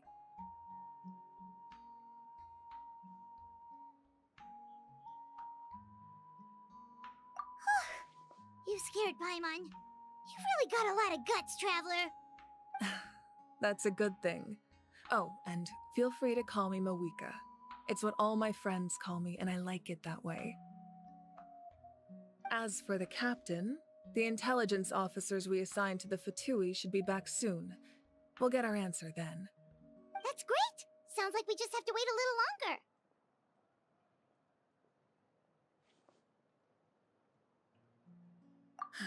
Not just yet. Even though the Abyss is attacking several locations at once, I'm confident the warriors stationed in those areas can handle it. Don't worry. I just need to finish coordinating our available manpower, then I'll take a small team to handle the difficult locations. Wait, you're going to fight in person? Didn't you give up your power? That's true. I'm far less powerful than a god in my current state. But don't forget, I was an experienced and powerful warrior before I ever became the Pyro Archon. No matter how you look at it, my duty is on the front lines.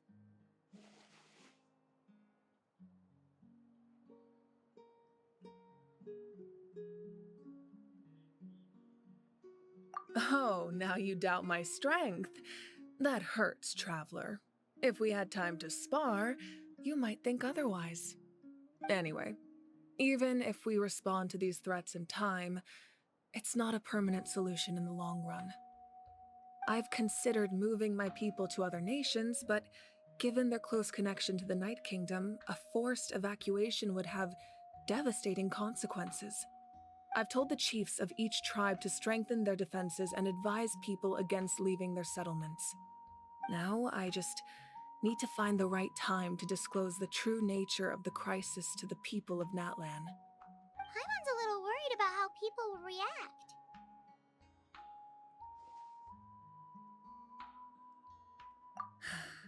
Yes, but that won't be the only response. In any case, that's for me to worry about. I'll let you know when we have more information on the captain. Alright, we should head out. Maybe we can join up with Moani. She can't be too far ahead. No need to worry about me.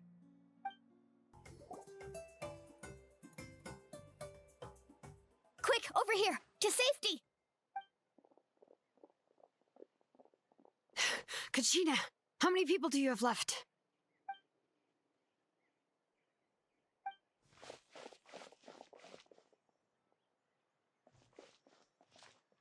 What's the situation?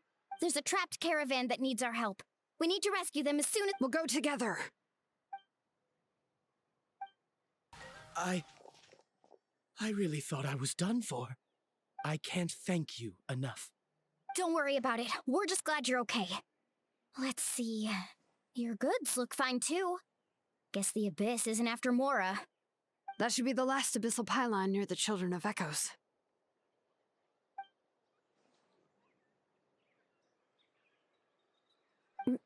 By the way, where's St. Lolly?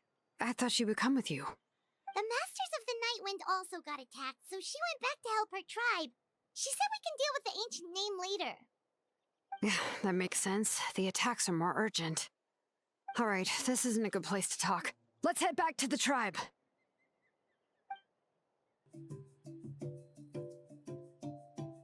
Looks like a few people were hurt after all. Oh, I should have got here sooner. The Abyss threw a lot at us at once. I rushed out as soon as I heard the alarm, and there were already so many monsters.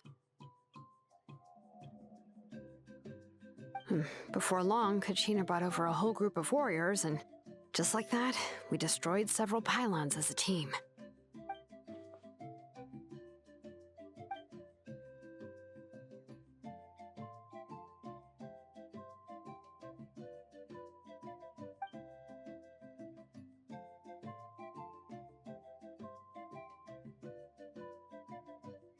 You mean the situation in the Night Kingdom, right? Yeah, I feel the same way. We've managed to keep it a secret all this time, but more and more people are realizing something's wrong. It's impossible not to feel anxious when things are getting worse by the second, and all we can do is wait. That just means we need to buy the Pyro Archon more time. Keep pushing, everyone. Every battle is worth something. You really are an eternal optimist, Mualani. You always find a way to cheer people up. Why, thank you. I guess it's one of my better qualities.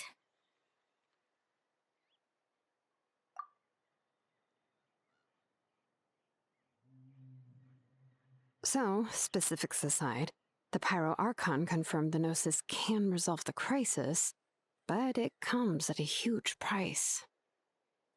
And somehow the captain finds out about it, goes to fight the Pyro Archon, and calls her out for having a solution but refusing to use it. Honestly, if he has the same information as us, I can't really blame him.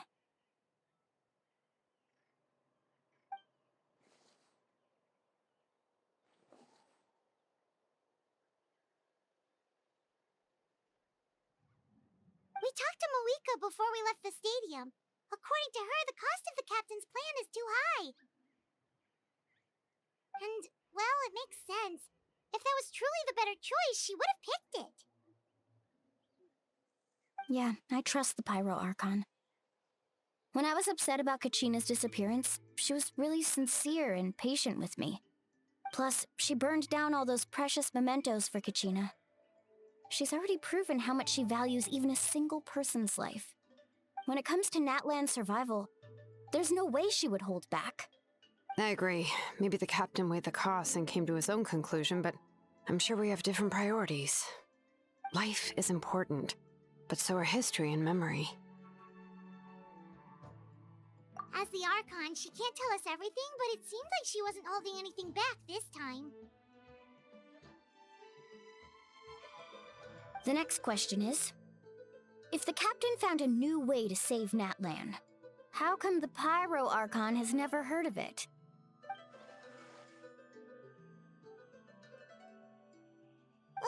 This is all super confusing.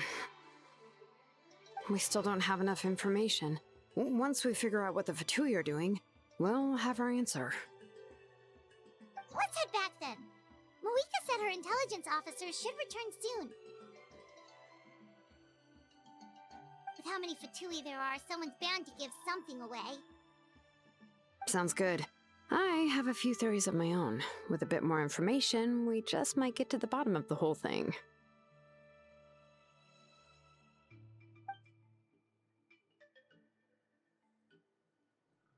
I was just about to ask. Count me in.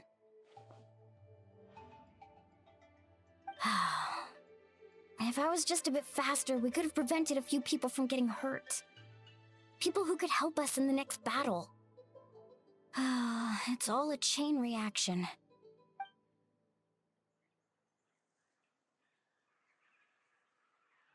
Register? Nah. I'll just follow you around. You know, go where you go, do what you do.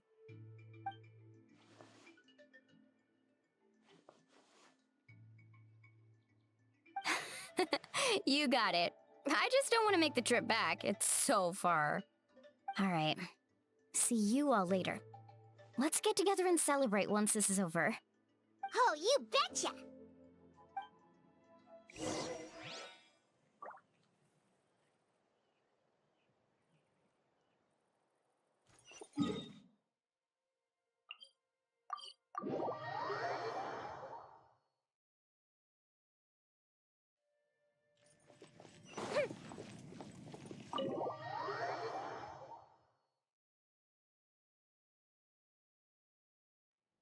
Moika! Oh, Chatsuka and Koichi are here! Wait, are you okay, Koichi? I'm fine. No need to worry. They ran into the Fatui while out on a mission and decided to follow them. The Fatui? Calm down and let me explain. Here's what happened.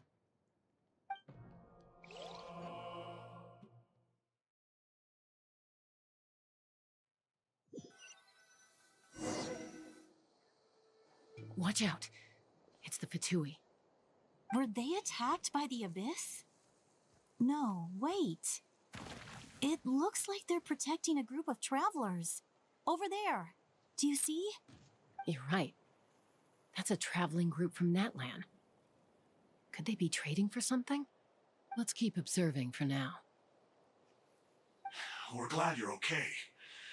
Given the appearance of abyss monsters all over Natlan, you should cancel your journey and seek shelter at the stadium or one of the tribes. Thank you so much. I wish there was something we could give you. We don't expect anything in return. We were out on a mission and saw you being attacked. It was our decision to help. If you truly wish to repay the favor, you can keep this a secret.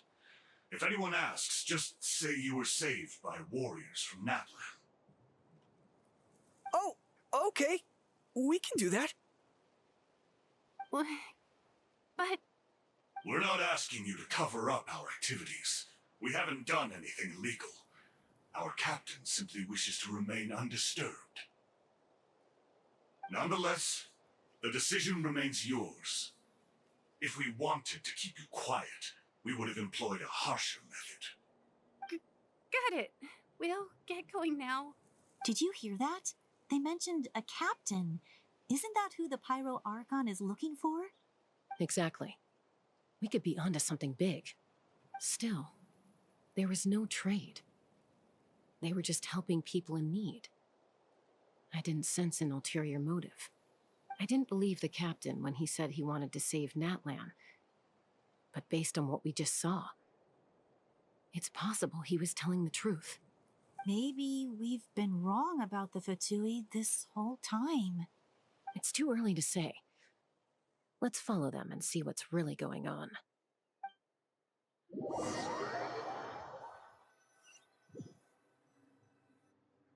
So this is where they were headed. Looks tricky. It's heavily guarded on all sides.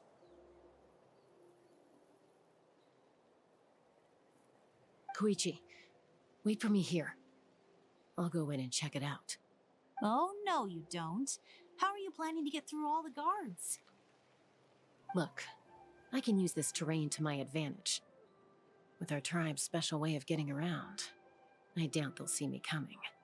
We still can't see anything on the inside. What if you can't find cover? You won't have anyone to watch your back if you go in alone. The more heavily guarded the location, the more valuable the secrets. Even if the captain isn't here, we can still figure out what the Fatui are planning. That intel is worth the risk. Fine. You're not gonna listen to me anyway, so let me come with you. That's even more risky. You've been running around saving people for days. You're already at your limit. I'm confident I can protect myself. I'm not sure you can say the same. At least right now. I can. You really believe that? Fine, don't believe me. But you can't honestly tell me infiltrating a heavily guarded Fatui hideout all on your own sounds more reasonable. You know, growing up, even if I insisted on doing something, it never gave you any trouble. I'm not sure you can say the same. All right. If we start arguing, this will never end. We can't let this opportunity go to waste. Guess that means I win. Don't worry, you're not the only capable young person from our tribe. I can handle this. All right, same plan as usual. We split up, communicate with hand signals, make sure our blind spots are covered, and support each other once we strike. Got your ropes? Yeah, let's go.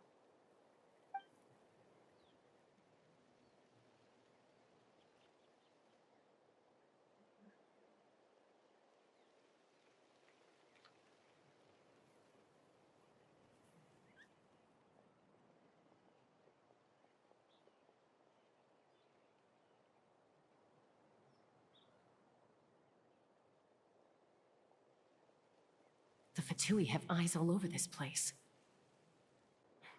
I should wait for Koichi's signal.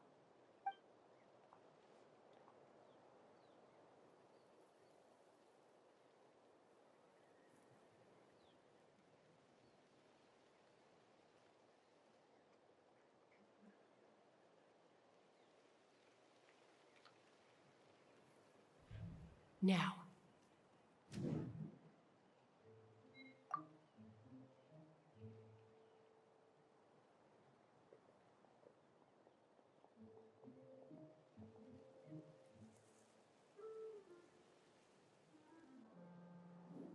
Not sure how many chances I'm gonna get. I need to...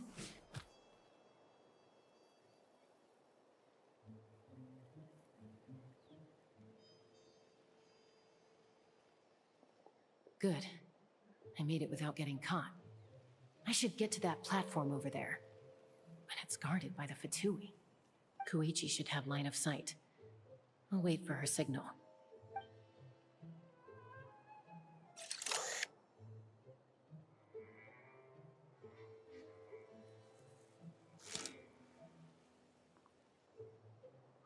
That's it.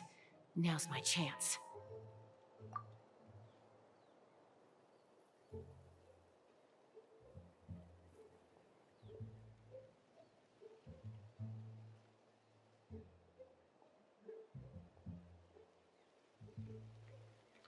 It's no use staying in one place. I should keep moving. Looks like Chaska is helping me by keeping an eye on the Fatui movements. I'll wait for her signal.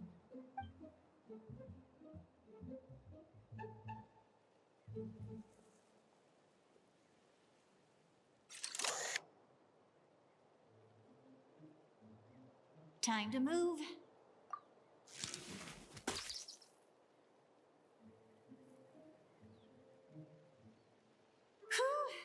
That was close.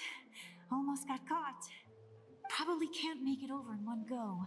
I'll wait for my next chance. Now's my chance.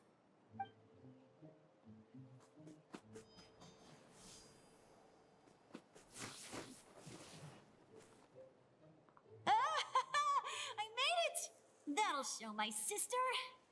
Let's see. The Fatui's occupying all the best locations.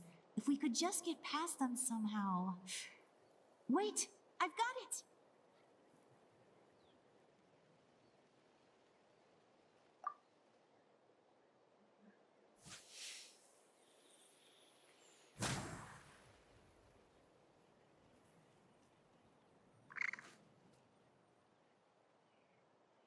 Huh? What's that noise? Did something explode? Oh! It stings! What the heck is that? What do you think you're doing? I could ask you the same thing! Good, they're arguing. Looks like they just needed an excuse. They've probably had enough of this job already. The people on the hill over there left to help their comrades. This is our chance.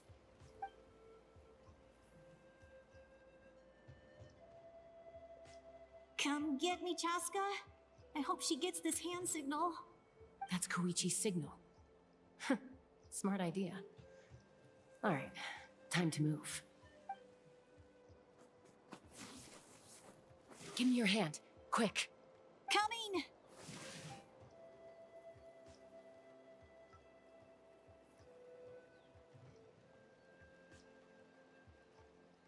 I checked, and this way is completely clear. It should lead us to the deepest part of this place.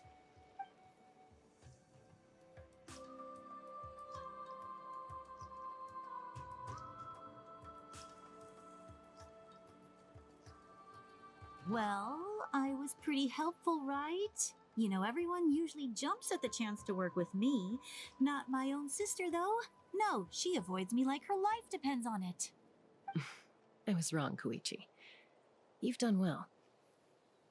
Wait, you're just gonna admit it? Now I look like the mean one. Let's focus on the task at hand. We're in the heart of enemy territory. The more time we waste, the more dangerous this becomes. All right. If you're not gonna take the bait, then I'll drop it. Looks like the Fatui are here to dig something up. I'm surprised they mobilized this many people. I doubt it's because they're interested in our culture and history. It seems like they're looking for a dragon relic called the Source Mechanism. The device is ancient. Barely any information survives to this day. And even people from Natlan don't know how to use it. Why would this be the Fatui's target? Not bad. Looks like it's in good shape. This should be what our Lord's looking for. Took us long enough. Come on, let's get this thing back. Back? Back where? Should we keep following? You really want to keep going? Of course. We make a good team, don't you think? No reason to stop now. What was that sound? Uh-oh. We've been spotted. Time to go. Falling rock incoming! Watch out for your gadget! What? You'll regret that! After them!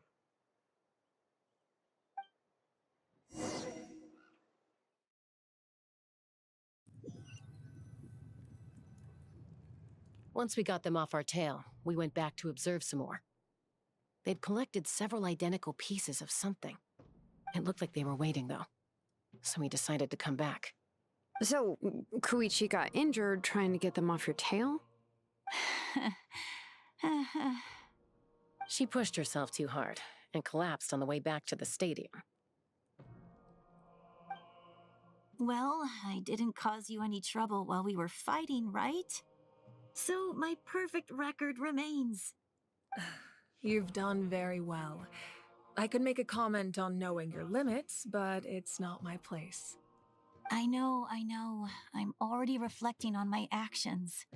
So, our current intel suggests the Fatui is after the source mechanism.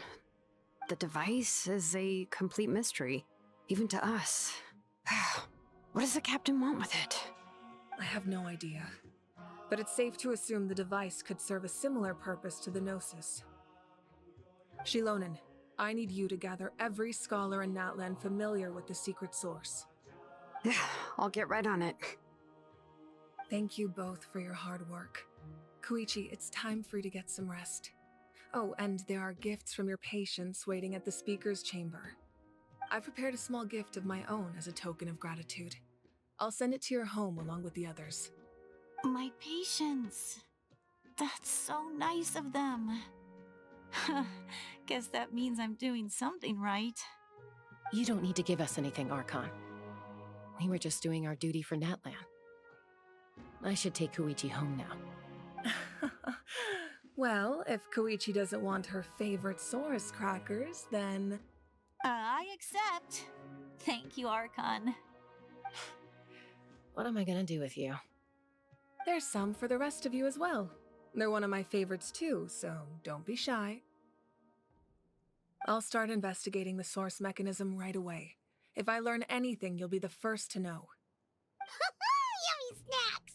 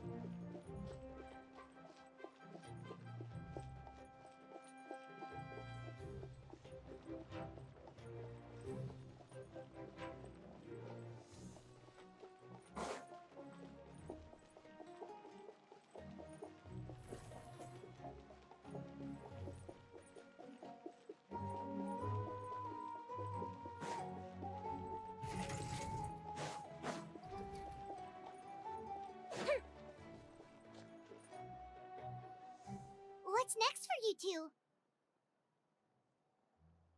I'm taking Koichi home. With our parents there to keep an eye on her, I can make sure she actually rests. Hey, it's not like I'm some kind of prisoner. I'll be fine in a day or two. There's no need to go all the way home. That's what you always say. Everything's no big deal until you collapse. What if the Abyss attacks again? You're saying if I let you rest in a hotel, you're not gonna rush out the minute you hear the alarm? I won't. Triple promise I won't. Mm-hmm. Fine. On the off chance something like that were to happen, I might. But I'm a doctor.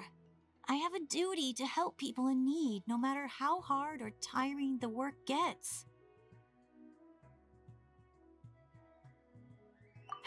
I guess you're right. But I don't have to like it. This reminds Paimon of when we first met. Except you were the one trying to stop Chaska from doing something dangerous. I'd do the same for anyone trying to put their life in danger. As a doctor, I don't want people to get hurt because of a rash decision. Then try to see things from my perspective. You clearly want to protect your patients. So can't you understand why your own sister would feel the same way about you? The two of you are the same, you know? I disagree. I understand the risks and costs of my decisions. Who wants to be like her? Overconfident, always making excuses when things go wrong. That's just not true. You think I don't have proof? Okay, don't get into another fight. Just pretend Paimon never said anything. Don't worry, Paimon. You didn't do anything wrong. Arguing is just how we communicate. Neither of us really takes it to heart. Plus, I guess we are similar in some ways. Maybe I rush into things without thinking, but I learned that from her. We're family. I can't help it if my older sister is a bad influence. Okay, you don't have to put it that way. So, you're all good now? Neither of us are really the type to back down, so we'll always have our differences. But still, we get along in our own way. Plus, I know you'll wake up one day and realize I was right all along. I just need to wait. Be my guest. Come on, let's get you home. See you later, Traveler and Paimon.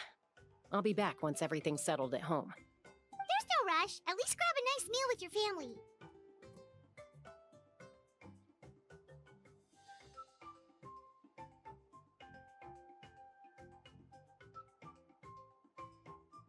Bye, you two. Take care of yourselves out there. Those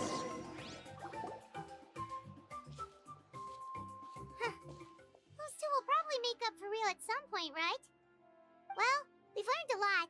Let's go over everything that we know so far.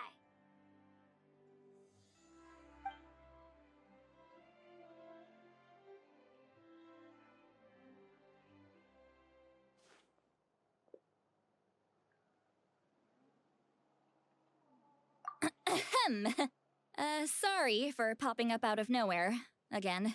Why do you look so awkward? Oh, is there something you need from us? Okay, I won't beat around the bush. Oh, and I'm sorry for interrupting your rest. I'll treat you to some charcoal grilled steak to make up for it. Awesome! Just give us your orders!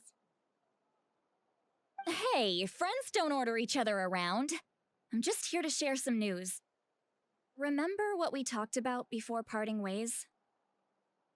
Oh yeah, you mentioned how Auroron has always wanted to save Natlan, and something about his soul being fragmented. Paimon and the Traveler discussed it after you left, and we think Auroron is probably back with the captain. What do you think? I agree with your hypothesis. And just now, I confirmed it myself. Auroron came back. He helped the Masters of the Nightwind defend our camp. What? He came back? I told him to give up whatever he's doing, but he refused. He said they're just one step away from success, so there's no way he can back out now. Apparently, he came back to fulfill his duty to our tribe. When he left, he said it was because he still has a duty to Natlan as a whole. I'm surprised you let him go at all. I had to prioritize my tribe. Besides, the situation was intense. I couldn't focus on outside and inside threats at the same time. Plus, he was on guard. He knew I would try to go after him, so he made sure to keep his distance. I kept an eye out for a good opportunity, but it never came. All these years of calling me Granny, and I couldn't do a single thing for him in the end. Don't say that! Your tribe all raised him together, right? That couldn't have been easy. You're right. Seeing him come back reminded me of when he was little. Running around the tribe, dropping by random houses right and left. He's not only a child of the Masters of the Nightwind, but a child of Natlan. It's only natural for a child to want to do something for their family. Besides, Auroron is my apprentice. He might have a few tricks up his sleeve, but I guarantee I know every single one. Wait, what are you saying? Look. Remember how I said Auroron's soul is fragmented? This is the talisman I created to keep it stable. And this gem is what makes the talisman work. It just so happens that Auroron is due for a gem replacement. Since I can't get close to him, I put the new gem in a supply bag and asked Aoife to bring it to him. You guys know Aoife, right? No? Well, he's a pretty famous vet around these parts. He's always bringing me all sorts of things, and he happens to be very good friends with Auroron. Aoife doesn't know what's going on, so he agreed, no questions asked. Auroron would find the gem as soon as he opened the bag. He knows how important it is, so I knew he would make the switch. He probably suspected that I tampered with it. But here's the catch. The trick is on the bag. The moment he touched it, a portion of his memories were copied onto the old gem, which he no longer needed. That's amazing. You can do something like that? Most people can't, but I can. That trick he used to bring you to the Night Kingdom isn't anything special, by the way. My technique is much more subtle. He won't notice anything. So in other words, we have a whole backup of Auroron's memories in this gem! The kid thinks he can take me on? Like I wasn't the one who taught him everything he knows? That's amazing, Seat Lolly! Let's take a look right away! Once we get to the bottom of this, we can finally track him down. I know he thinks of me as his grandma, but do you think he'll get mad at me for this? You can be honest. That's a tough question. Paimon doesn't have a grandma, so she's not the best person to ask.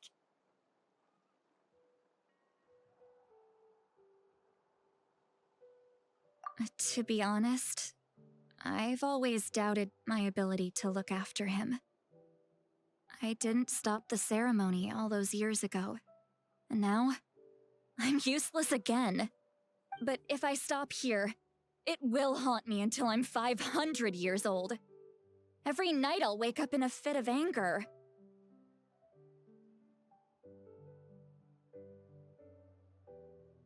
I don't scare that easy. Still, if I back away from this and something happens to Auroron, I would never forgive myself. I need to look at his memory. Even if he resents me, refuses to see me, or runs away for good, I don't care, and I won't blame him. A family does whatever it takes to protect their own. You sure you'll be okay?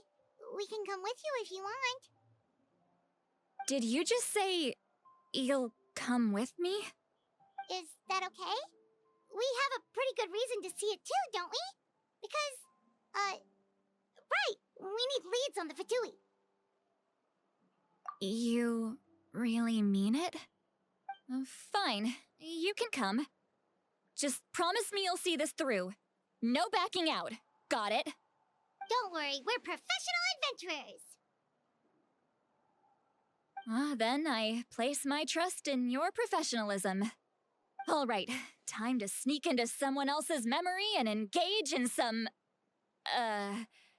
Unwanted spying.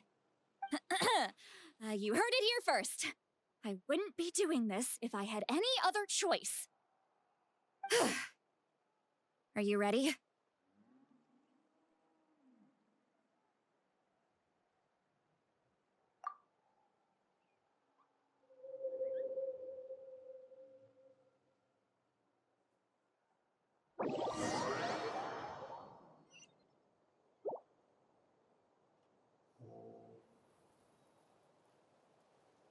Look how good you're doing. You'll grow into nice big radishes in the future. And you? Aoife says you're taking up too much space, but I think you're a good tree. What do you think? Hey! How's it going, Auroron? Good. How are you, Uncle Okanbi? Can't complain. What you up to? Naming your vegetables again?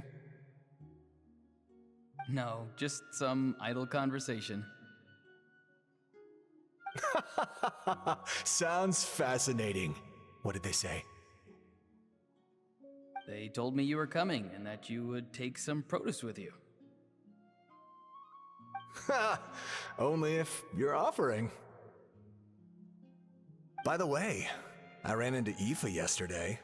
He told me Chaska's fostering a saurian at his place. Said the thing trampled over a part of your radish garden. I hope you two didn't get into a huge fight. No, don't worry. I'll find a way for him to make it up to me. I've already wrapped your share of the produce. Here you go. You really knew I was coming. That's pretty amazing. Light up the smoke and you can see the path through the shadows. That's what everyone says. Hey, have you seen that strange group of people that just appeared out of nowhere? Appeared out of nowhere? I don't think so. It's the Fatui. Their leader seems like a big deal. He didn't bring many men with him, but they're all elite warriors. It seems like they're looking for someone, but I wouldn't go around asking too many questions. If you run into them, be careful.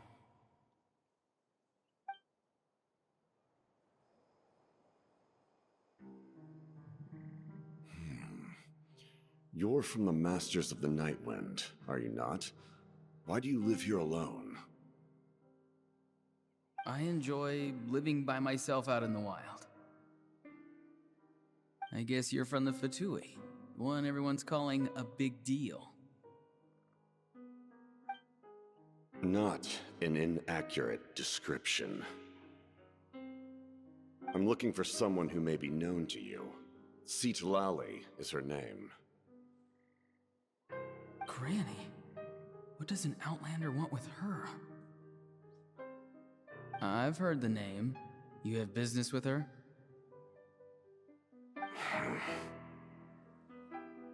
There's no point to further questioning if you insist on hiding things from me.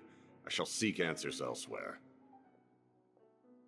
Oh, he could tell I was lying and now he's leaving? He gave up just like that?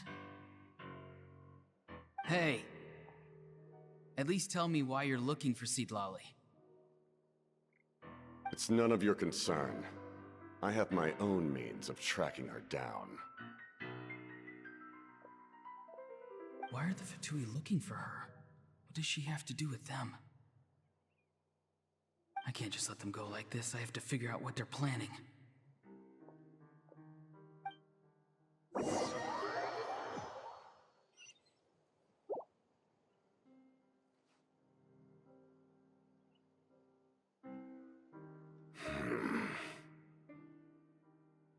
I've just been studying the ley lines and asking for leads on Granny. I can definitely rule out some sort of invasion. The situation has seen no true improvement. The Pyro Archon did not fulfill her promise. My lord! Ignore him. He is no threat. He knows I'm following him, but he doesn't seem to care. He's strong, I can tell. But there's something unusual about him and also familiar in some way. I can't describe it.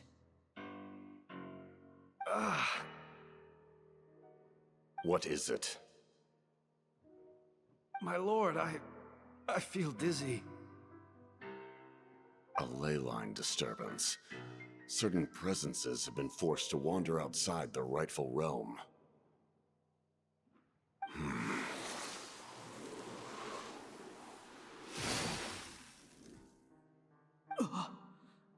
That was a spell from the Masters of the Nightwind.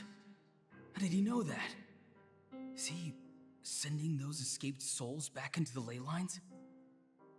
How did he do that so easily? Soulfaring is supposed to be extremely difficult. This could be related to why he's searching for Granny.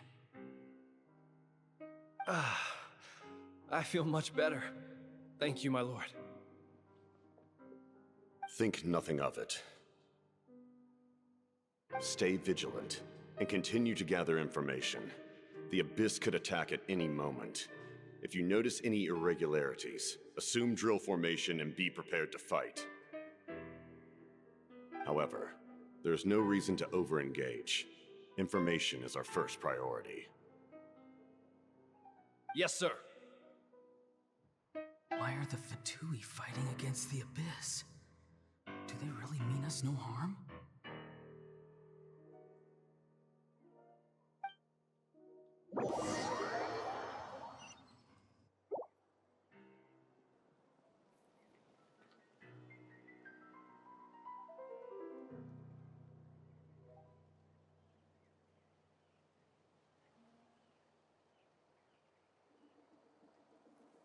I've been following him this whole time and still they ignore me?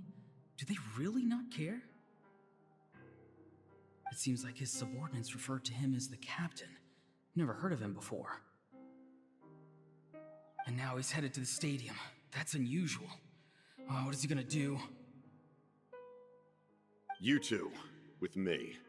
Everyone else, wait here as instructed. Send word to the other teams to retreat immediately if this fails. Yes, sir. He's going inside? But the Pyro Archon is in there. What does he want with her? Forgive me, my lord. Allow me to check one more time. Do you truly wish to do this? The time for idle observation is over. It now falls on me to act. This nation is out of time. Yes, sir.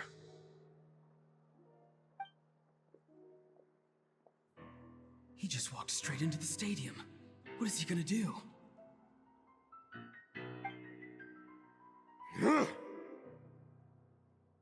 They're both incredibly strong. How long will they have to fight until someone comes out on top?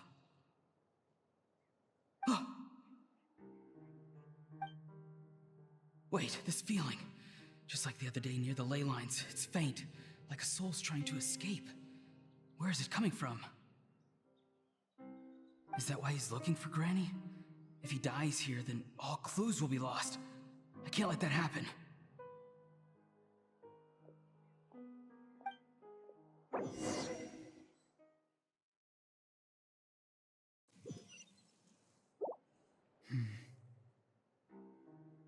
As for you, I must confess, I did not expect that little trick of yours to save the day. No matter how dense the fog, as long as the sun remains, we cannot turn day into night. She could have dispelled it. She simply chose not to. You don't have much time, and you're injured on top of that. What do you plan to do next? I'm beginning to see just how useful you may turn out to be. You heard something from here, didn't you?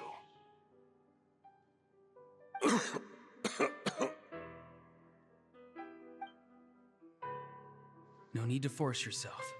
I've never seen anyone match the Pyro Archon in battle before. I didn't expect you to intervene at such a critical moment. You know I've been following you. Why didn't you stop me?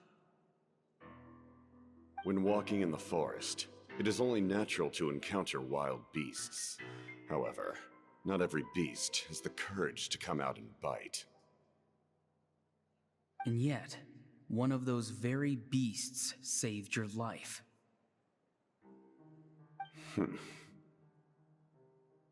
Then speak. What do you want? I didn't save you because I wanted something. My soul is more perceptive than others. I can sense that the ley lines are extremely weak. I don't know what the Pyro Archon is planning. Can she really save us? The questions you asked her just now, well, I've had very similar doubts. So I felt like I had to help you.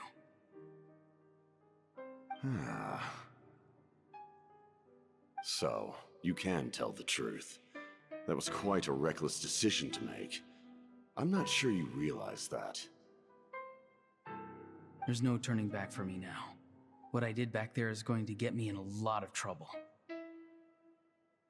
You attacked the Pyro Archon in broad daylight, and I used my spell to save you. A single glance was likely all it took for her to recognize my tribe. So, we're in the same boat. Seem to care little for my thoughts on the matter. It's too late for that. Start from the beginning. Why are you looking for Citlali? Do you know her? Explain your relation to her first. I know you two are acquainted. It was obvious the moment I mentioned her name. Citlali is my elder and my teacher. She taught me everything I know. It's my duty to protect her. If you truly wish to protect her, you should have let me perish at the Pyro Archon's hand. Yet, you chose otherwise. Do I really need to tell you what that means?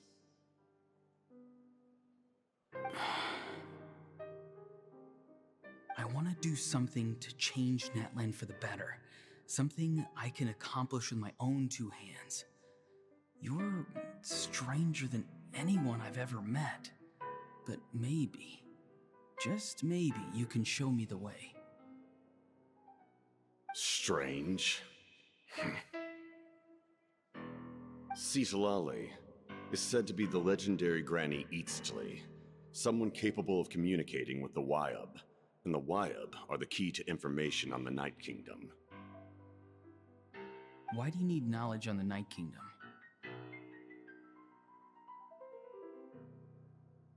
That is not something you need to know.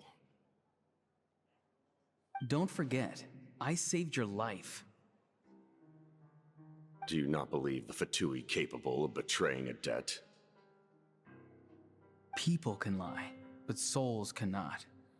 I can tell there's a weight to your soul, a sense of justice.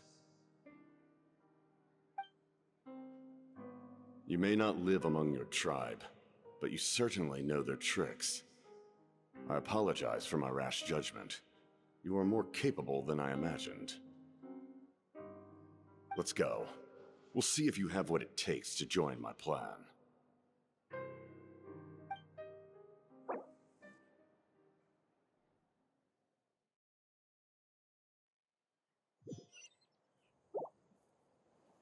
I see. Interesting approach. Worth trying, I think. Rather than weaving a net to protect the ley lines, this method would address the root problem by reconstructing the ley lines themselves.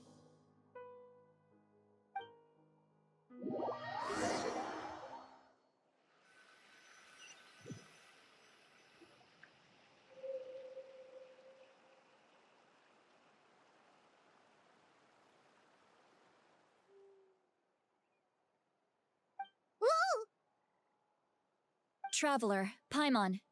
Are you two alright? Paimon's fine, just, a little dizzy.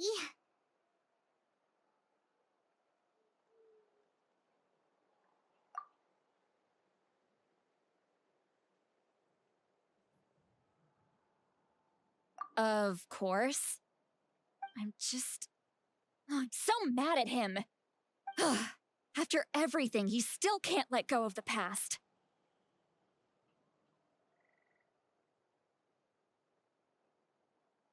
For some reason, he thinks he owes something to the people who cared for him. Stubborn, self-righteous fool. Where's that gonna get him? Now that he's all grown up, he thinks no one can tell him what to do? He thinks he can just run away whenever he wants. I'll show him. If he tries to run one more time, he's got another thing coming. Maybe stubbornness runs in the family. Like grandmother, like grandson, as they say. Is that supposed to be a compliment? Huh, that kid's got nothing on me. Anyway, back to what we just saw. I don't even know what to make of it. Yeah, the captain seriously wants to reconstruct the ley lines? What does that even mean? Something like the loom of fate, maybe? But how does that help with the abyss? The loom of fate? Oh, it's kind of hard to explain. Basically, it's a device from Conrio that has unbelievable power. Anyway, if he really wants to manipulate the ley lines, everyone in Natlan will be affected. Oh, this is big. Which means the captain has been honest from the very beginning. Auroron's memory proves that. Why is he so obsessed with saving Natlan? Oh, we've got to tell Moika about this right away. Yes, she needs to know about this. Now.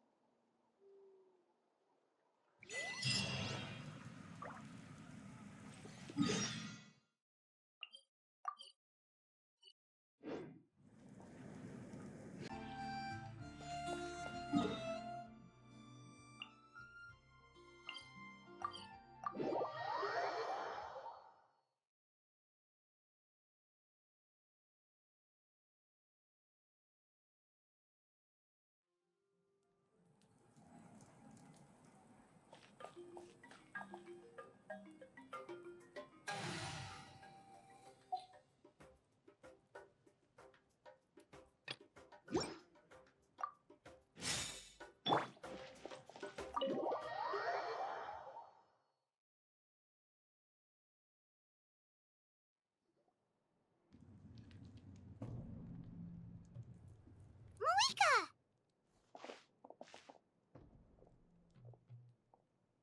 Traveler, Paimon Sitlali. Perfect timing. I've located the captain. Oh, really? That's great! We also just took a peek at Auroron's memories and discovered something huge! Oh, all with his granny's permission, of course. Or no, actually it was... Calm down, Paimon. I'll take it from here.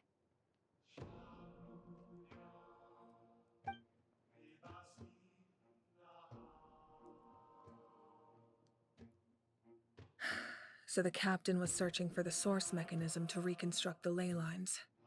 If his plan is already in motion, that means he knows exactly how to accomplish his goal. We have to stop him. Is reconstructing the ley lines a bad thing? Yes. It's not a simple fix.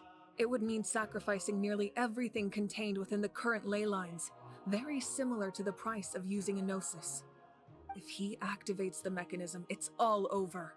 We need to mobilize our forces as soon as possible. But what forces do we have? Kanich, Shilonen, you two, and myself. All other warriors are working to push back the abyss on the front lines. But that's barely any people! Not to mention you lost your power, and they've got the captain on their side! Oh, maybe we really should get Sitlali to break Auroron's... That won't help us with the captain, I'm afraid. In any case, the Masters of the Nightwind are in urgent need of manpower. See, Lolly, I was hoping you could head back and help defend the tribe. All right. I understand where I'm needed. I'll head out right away. Don't worry about your grandson. We'll figure something out for sure. I'll leave him to you all then. All right, back to the matter at hand. I don't believe defeating the captain needs to be our ultimate goal. Let me grab Shilonen and Kanich, then I'll tell you my idea.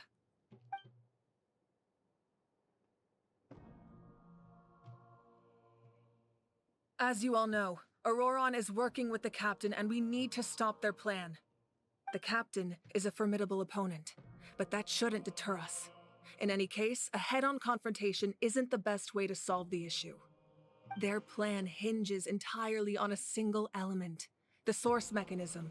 If we leverage our forces, we can destroy it, and then success is ours. We'll head out together. In the event that a confrontation becomes inevitable, I'll stall the captain while you advance. I agree with Kanich. The two of us can handle it. Listen to my plan first. Kanich, I want you and Ahau to launch an assault from the front and break through the Fatui defenses. The captain won't be on the front lines. As a seasoned warrior, he'll be stationed in close proximity to the device to ensure its protection.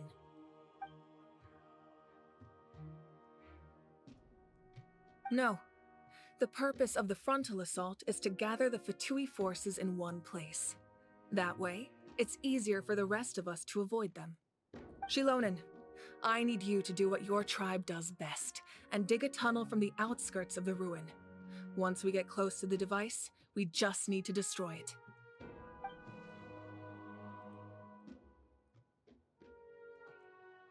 Exactly. The Traveler and I will join her as well. No one can create a distraction better than you, Kanich, not even myself. By combining our strengths, we just might manage to break through the captain's defenses. Understood. Then we should head out now. Just promise us you won't do anything reckless. You cannot face the captain straight on unless you have no other choice. You mean everything to us. Losing you would be the worst possible outcome.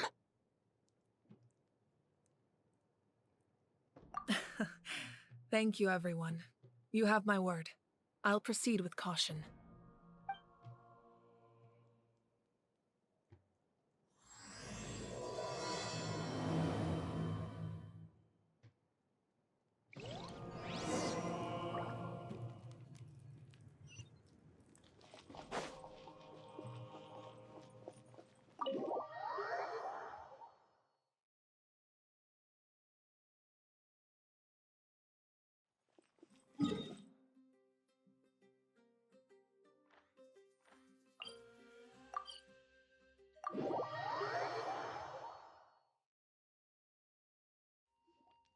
All right, this is the place.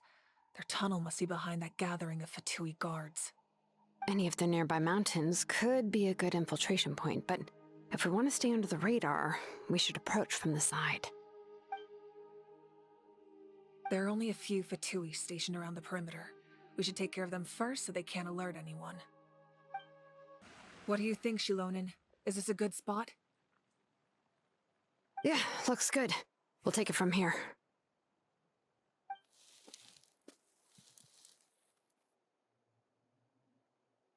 I can see the inside! Perfect. We'll keep going. The rest of you should head back. Things are about to get dangerous. All right. Please, take care. This spell is from the Masters of the Nightwind. It's Auroron's doing. They're probably trying to buy time.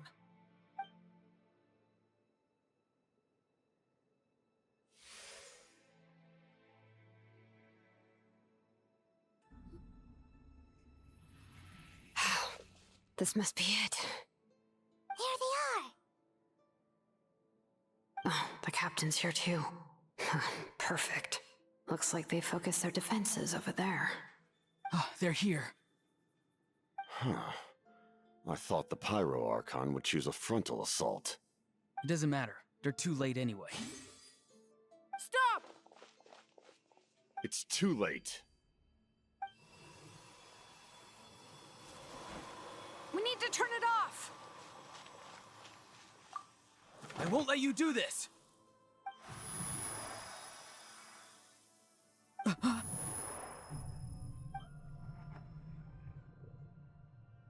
The sound of lament? What was that sound? It was like a piercing cry! Now's our chance to turn off the device.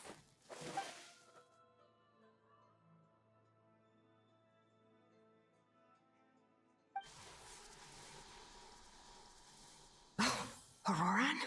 How did he just... His movements have gotten a lot faster. Was Auroran always this good in battle?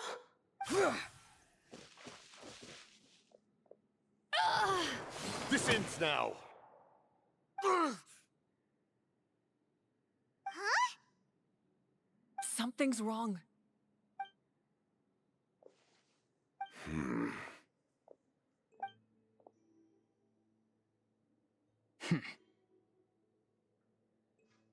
You are not Auroran. Who are you?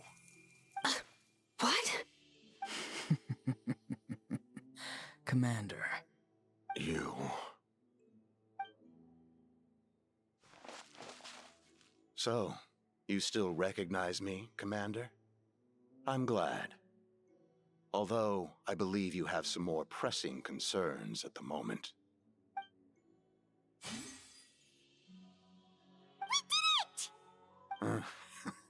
You see? You indulge your sense of honor for just a moment, and now you've lost your chance. Even now, you're still the same as ever. His voice is completely different. Is someone inhabiting Auroran's body? Stop worrying about other people's survival, about their losses and sacrifices. You just need to win. That must be why I've returned. For this moment. Please finish what you set out to do, Commander. I didn't expect to see you here, but I have to disagree. Abandoning one's comrades is not the way of a warrior. Why do you care about a doomed man? I know you can see it. He's already close to death. After all, his soul has been incomplete from the start.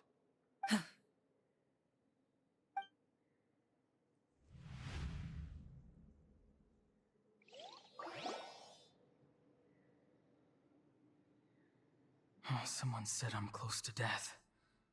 Is it because of that noise just now? The piercing cry came from underground when I activated the device. What's down there? Natlan's ley lines must be hiding some kind of secret.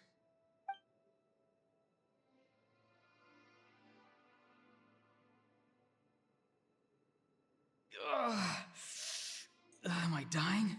Oh, no. It's too soon. Ah, Auroran, it's you. What'll it be today? Oh, why the long face? Don't tell me you still haven't let that go. I knew it was a bad idea to tell you. I heard everyone wanted me to be the savior. Savior? Ha! Sounds nice, doesn't it? But, does such a person truly exist? Even if they do, why would you have to become that person? Auroran, is that you? Oh, here, have a seat.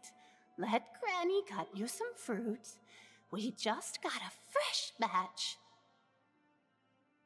Can I get you anything else? Some grilled meatloaf, maybe? Ask for anything you want. We've got plenty of ingredients. What about those spiced rub mushrooms you made me last time, Granny Kuimi? Ah, you liked those, did you? An outlander taught me that recipe, actually. A merchant, to be exact. Never thought about going into business yourself, my boy? You could travel all over. Our Auroron? A merchant? He's far too honest for that line of work. Well, at least an honest merchant like him wouldn't prey on old-timers like us.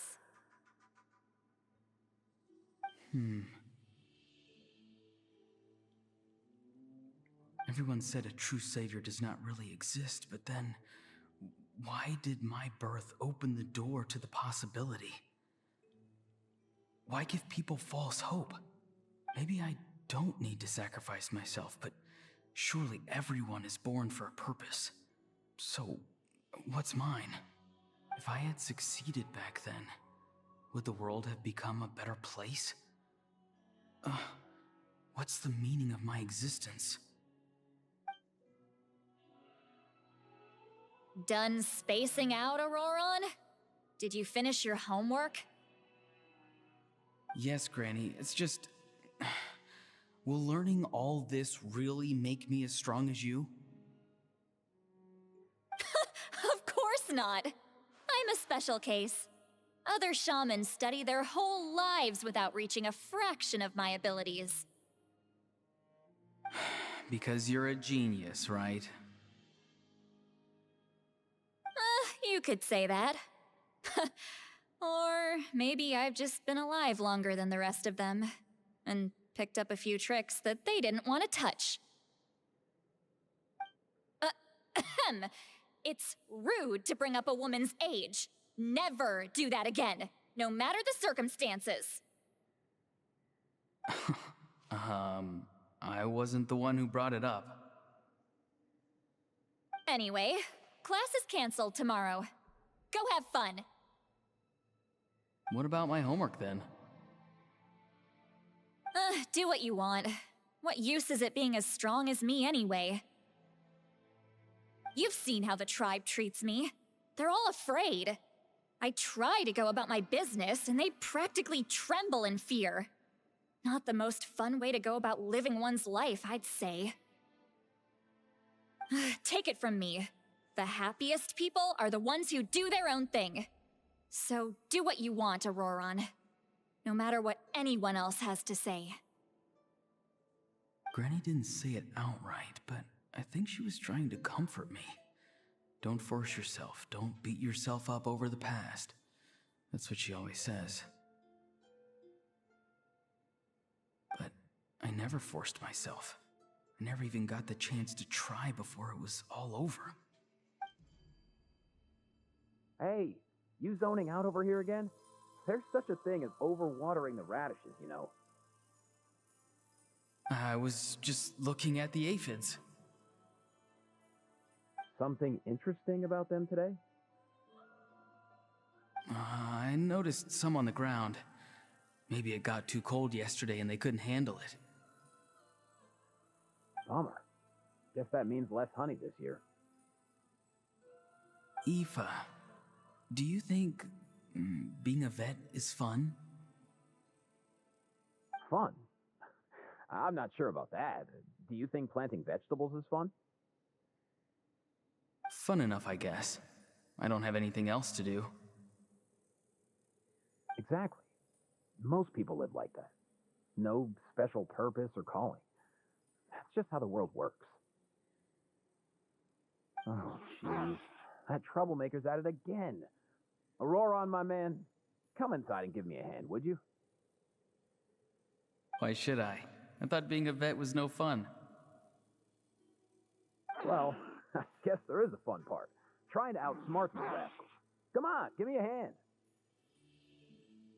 Maybe Aoife was just too nice to tell me the truth. That attempting something above your capabilities will kill you.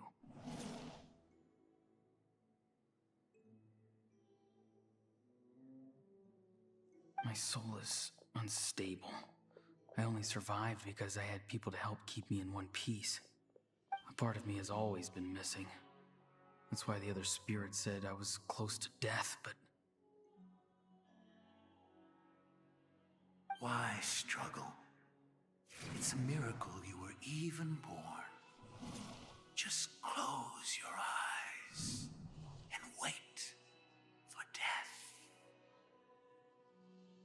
It was you. The thing that came out of nowhere. Thing? I'm a warrior. Far stronger than a weakling like you. I'm not weak. There's just a limit to what I can do. And that's exactly why your fantasy is so ridiculous. You really think a useless thing like you can save the world? Useless? Savior? Ha! Sounds nice, doesn't it? But, does such a person truly exist? Even if they do, why would you have to become that person? Hmm? Exactly. Most people live like that. No special purpose or calling. That's just how the world works. Take it from me. The happiest people are the ones who do their own thing. So do what you want, Auroron. No matter what anyone else has to say. But I don't want things to end here. Auroron? It's all right. We'll take things from here. Every time they marched into battle, I had to stay behind. Don't worry.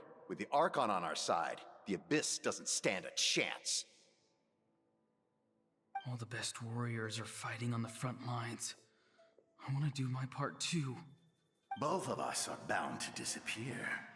But your end will come sooner than mine, because you've been broken from the start. Once your soul shatters into pieces and dissipates into the wind, I will take temporary control over this body. I will serve my commander until the end. No. No, this isn't right.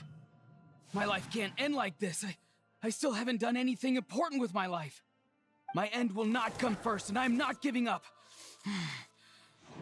I can't die here. No! I won't die here!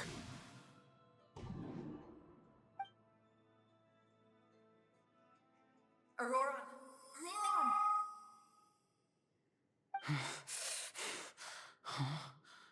That voice.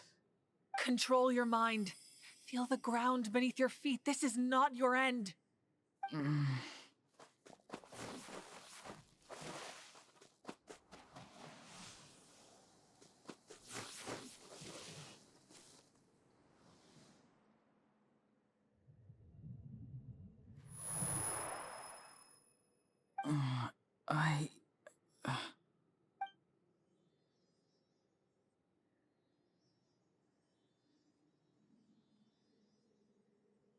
His eyes are open! He's alive! Well done. You managed to do the impossible. Uh-huh. What do you mean? Don't try to talk. Focus on holding yourself together.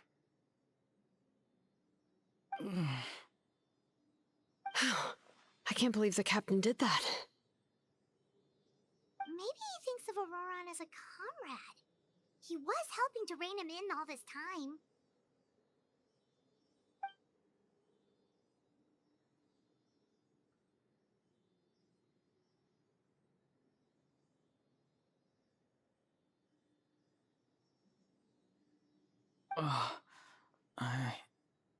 I'm fine now. Damage to the soul is a tricky thing. The pain almost consumed you for a moment, but you managed to hold on to yourself. That's no easy feat. The worst appears to be over. I'm sorry for causing so much trouble. We can talk about that later. Our plan. It failed, didn't it? I'm sorry. We were so close. You saved my life, and now the debt is repaid. Auroron, I never thought you actually wanted to sacrifice yourself in that ceremony. But you never gave up. Have you come to a conclusion on what it is that you truly want? I just want an answer. A reason why I exist and why everyone always did so much for me.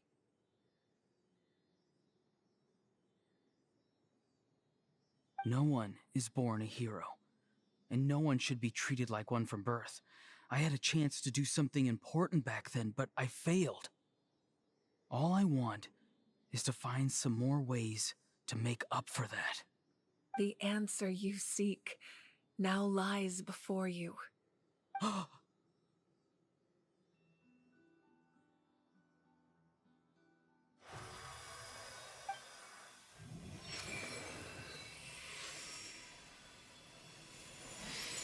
You are the inheritor of my name. The hero from the Masters of the Nightwind, who shall fight for this generation. Fascinating. You're not the person that the others thought you were. And yet, you're also not the kind of person that you thought you were. It can take a lifetime to truly discover who we really are. Like you, I never thought I had what it took to be a hero. I was too cunning, too self-absorbed. But in the end, I sacrificed my life for this nation. Now, remember your name. Even if others will see a different meaning, it still symbolizes your nobility and yearning. My ancient name. BD. It means devotion.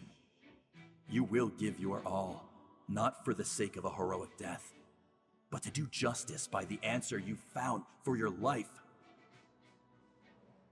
For that answer, you will offer all of your strength and be born anew. Through your devotion, you will prove your worth. Having foretold his own death, the omniscient man holds a feast in celebration. Let us raise our cups in honor of his heroism and send him off with this final tribute.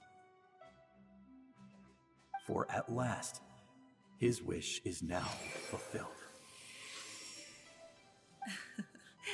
It's nice to see you again, Sunhudge. With your recognition, we now have the 5th hero of this era.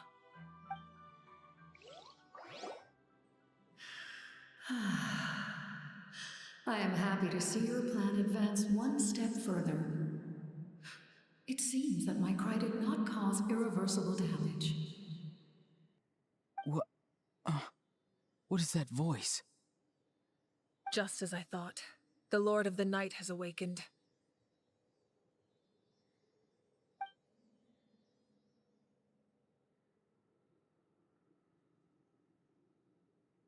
Lord of the Night? As in the one who rules over the Night Kingdom? I preside over a realm of souls. Due to my limited power, sleep is the only way I can extend my existence. When you activated the device, I awoke and could not hold back my cry. It is a sound that agitates souls. Most of you are unaffected because your souls are intact.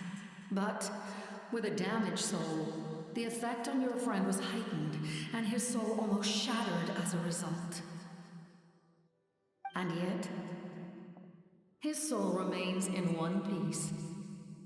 He managed to overcome this obstacle through sheer strength of will. A truly impressive feat for a human. So, was that what caused all his strange behavior earlier? No. An additional soul was affected. It tried to take refuge in the missing part of your friend's soul, but was ultimately expelled. However, this soul does not hail from Natlan or the Night Kingdom. Its origins remain a mystery to me. Activating the source mechanism was supposed to reconstruct the ley lines. Why did it awaken you instead? Because I was the one who originally constructed Natlan's ley lines, otherwise known as the Night Kingdom.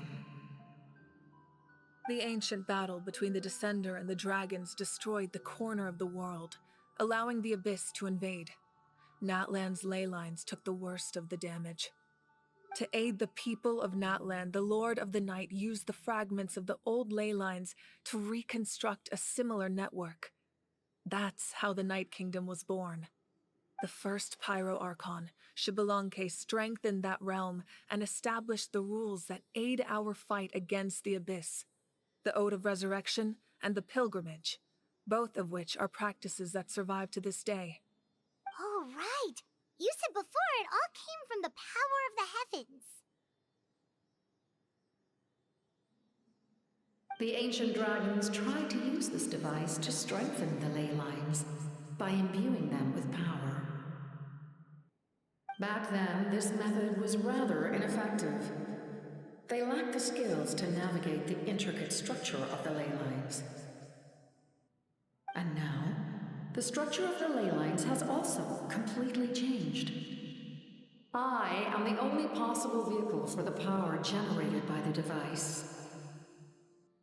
It was an incredibly crude and painful method, but I managed to absorb some of that power. Now, I can speak to you like this and provide you with aid, such as rebuilding the ley lines once more, at the cost of my own existence. But why would you make that kind of sacrifice? The people of Natlan worship me and call me their lord. In the ancient past, before we died out, we were also known by a different name. Angels. But adventurers like you are probably more familiar with our devolved form. Seelies.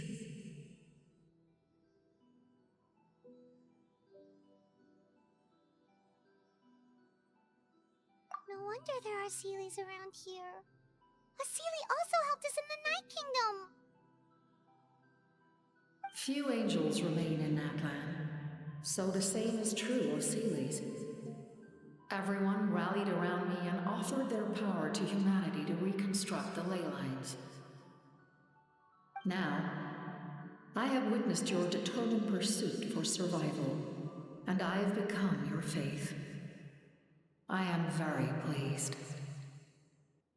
Moika, inheritor of Xbalanque's will, and leader of Natlan.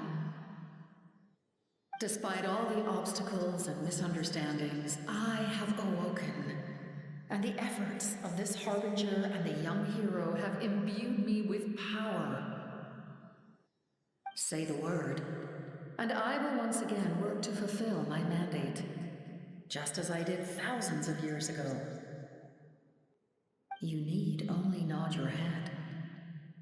For the sake of your people and your nation, for the sake of overcoming the invasion from the Abyss, give me your orders. I will not. After reconstructing new ley lines, you will cease to exist. The rules of Natlan are founded in the Night Kingdom. If you disappear, so do they. Not to mention, all the memories and legends recorded within the old ley lines will disappear along with you. The people of Natlan will face memory loss, mental disorders, and cognitive issues. Just like the consequences of using the Gnosis, that is a price I refuse to accept. Humanity's survival is worth any price. Once the Abyss runs rampant, all that remains will be a land of corpses and ruin. And when the new ley lines are invaded again by the Abyss? What then? How are future generations supposed to survive? A land without the Lord of the Night, without the protection of the rules, is doomed from the start. You presume too much. If you cannot ensure survival in the present, you have no right to think about the future. What will it take for you to realize that? How many hundreds or thousands will have to die? The situation hasn't gotten that dire yet, has it? Why? Because I am a survivor of Conria. I've witnessed the devastation and terror of the Abyss with my own eyes. Conria?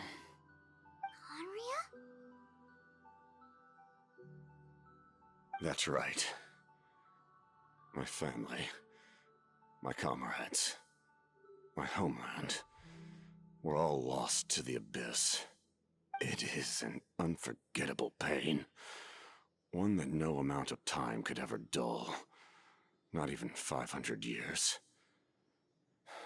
You've experienced something similar, Mawika. You should know exactly what I mean. You're right. The pain, the regret, the catastrophe. They all haunt my dreams to this day. If I could go back, I would reject all false hope. I would do whatever it took to ensure their survival. You have that chance before you now. Why do you refuse to take it? Because we don't have the right to make that decision. We love this world because it contains everything we hold dear. Everything that has happened here has moved us, shaped us, and turned us into who we are today. Giving up our memories and history would mean rewriting everything. The people of this world would then become fundamentally different beings, their physical bodies the only connection to their former selves. Even so, given enough time, a new civilization would inevitably flourish. If you believe in humanity, you should trust in their ability to create a new future. Or, history could repeat itself. The Abyss could invade once more, and it would all be for nothing.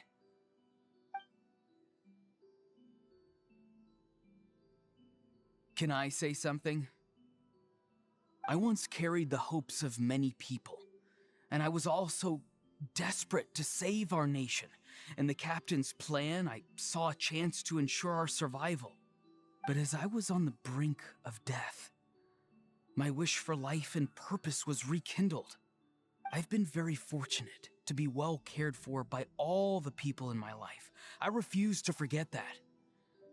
My feelings were so strong, they overrode my compulsion to sacrifice myself for their safety.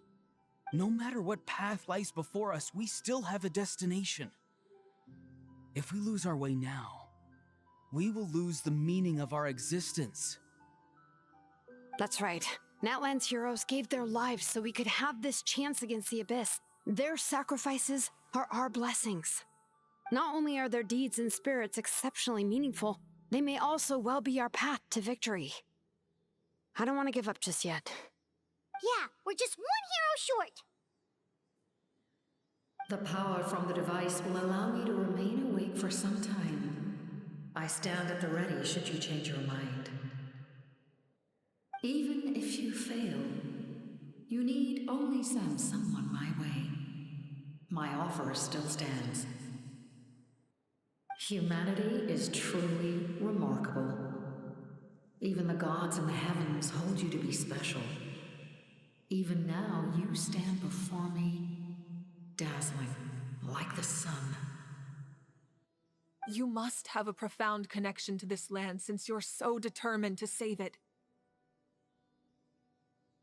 But what are you really trying to protect? The land or its people?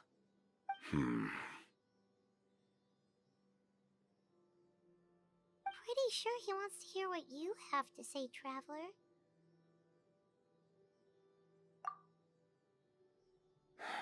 Fine. I suppose we can wait.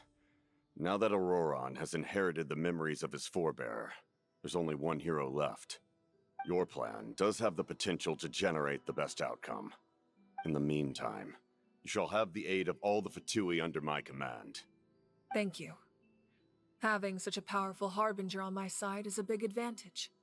I know we may never completely see eye to eye on what it means to protect life, but for now, I'm willing to fight by your side.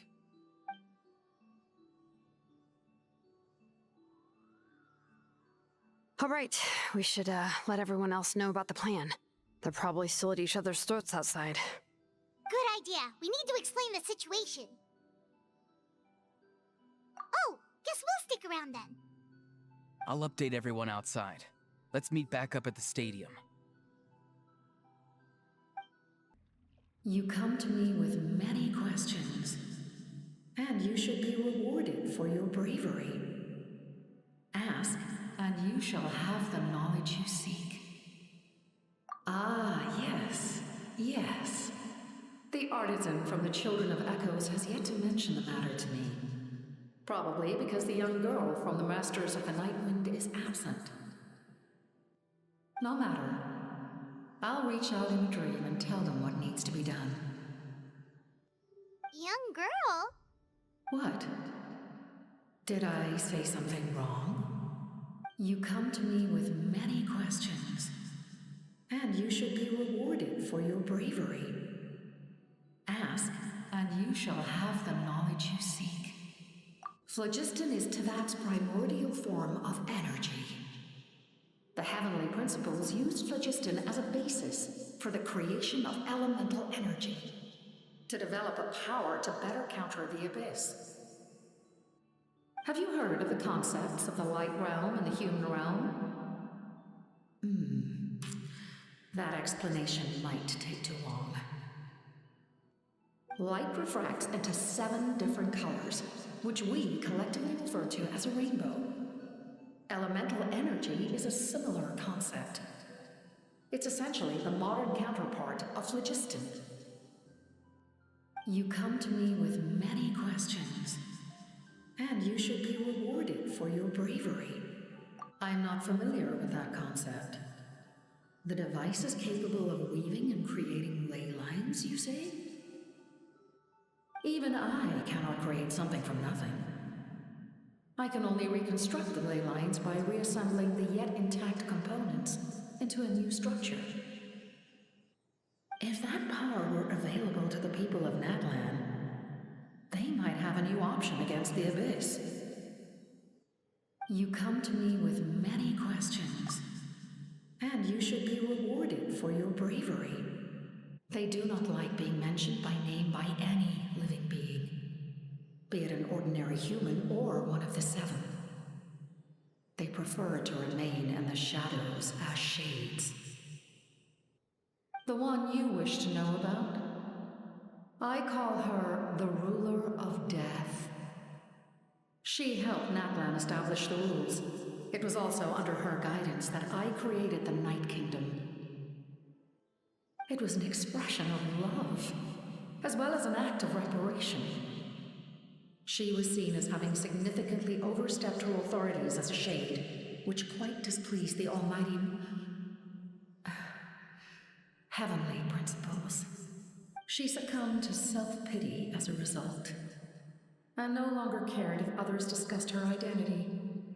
Even so, her existence remains unknown to all but a select few.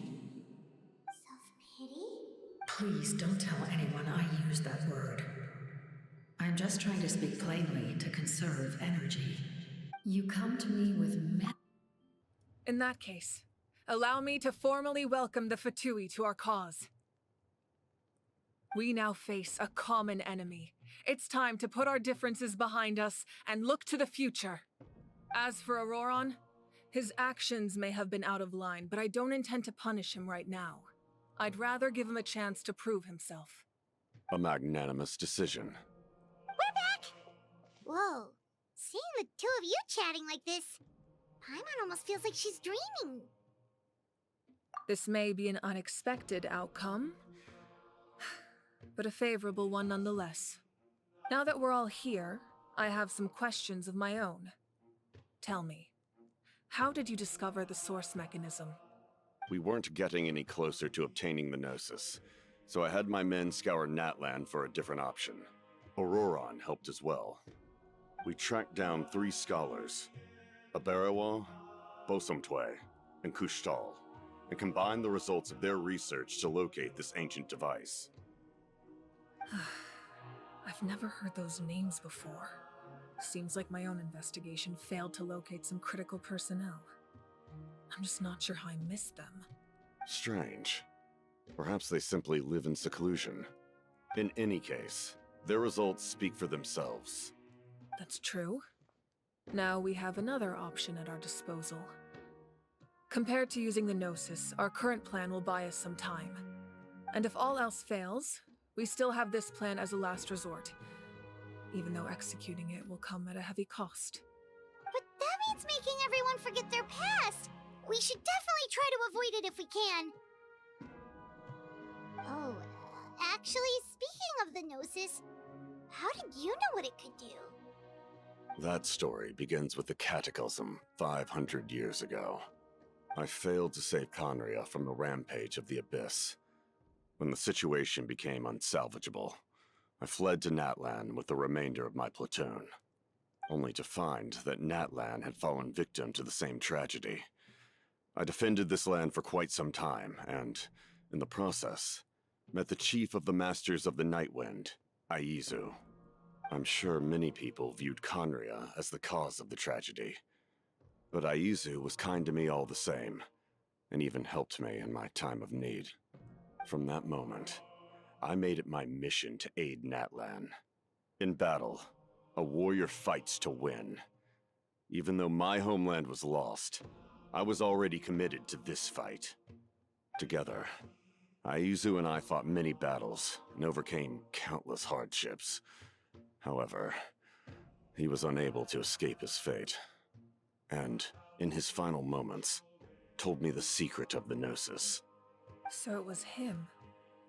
He recommended using the Gnosis on several occasions, even before the tragedy. But I turned him down each time. You knew him, and you fought for Natlan all those years ago. Why don't I recognize you? It must be the mask. Even without the mask, my past appearance is long gone. Even with the curse of immortality, the flesh still rots. Wait, do you know someone named Dainsleif? That problem doesn't seem quite so extreme for him. You've met him already? Yeah, a bunch of times. Sounds like you know him too. During the age of Conria, all I knew was his name. The last time I saw him in person, he was traveling with the prince. He carries a degree of pain and hatred that far surpasses my own. Yes, you're the sister of the prince. Given the role I held in Conria, I would prefer not to harm you. Although, this is likely a self-imposed burden. If the prince saw me now, I doubt he would even recognize me. As for your question, I don't know how Dane managed to slow the deterioration of his body. My appearance is much changed, and that's not the only thing. Even my physical strength is a shadow of what it once was. I would have never known. During our battle, it felt like I was fighting against the pinnacle of human strength. And I still lost. I deserve no praise for that outcome. Still, it's a shame we never faced off 500 years ago. You could have seen what I was truly capable of. I agree. Had we fought then, I'd also have been more motivated to go all out. So, all that commotion back at the stadium, and you're saying neither of you were using your full strength? I'd say we're evenly matched. If we face off again, victory will come down to who wants it more. I imagine you held back since there were spectators around that could have gotten hurt.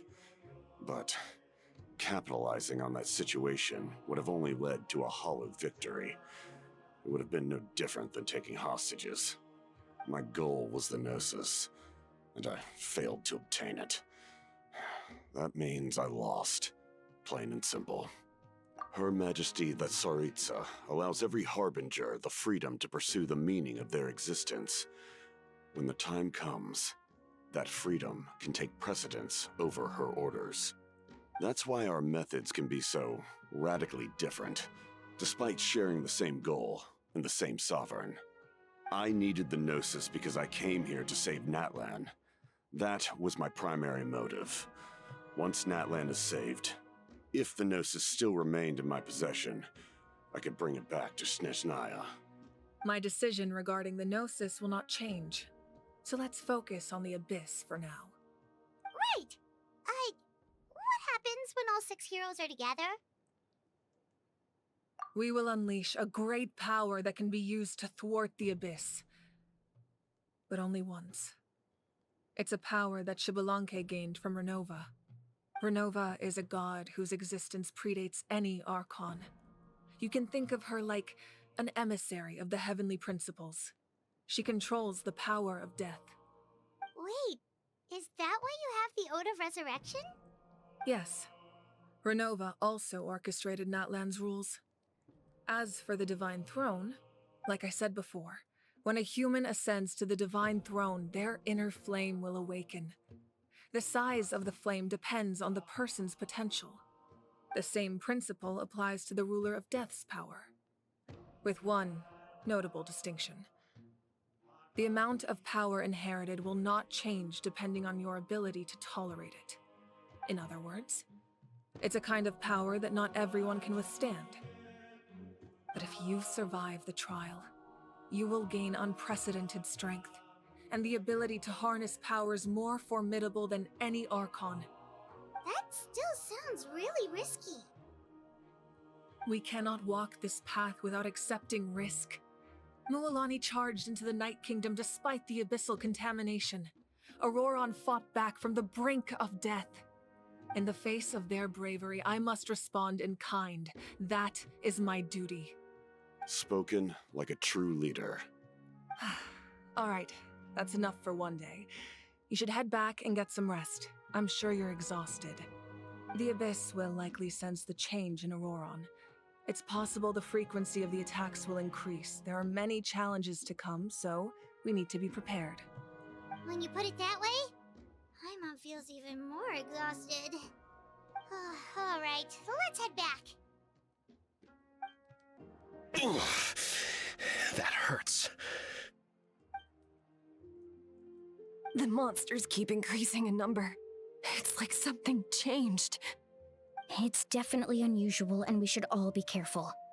But don't worry too much. You have us by your side. If there's one thing the Abyss fears, it's strength. If they think we're easy prey, they've got another thing coming. Oh, someone's calling us.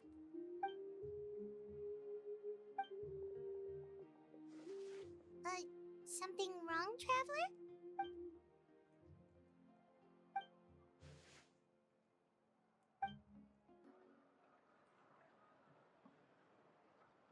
Kanich, you made it back in one piece! Oh, these must be friends of yours. Well, I'll head out then. See you later.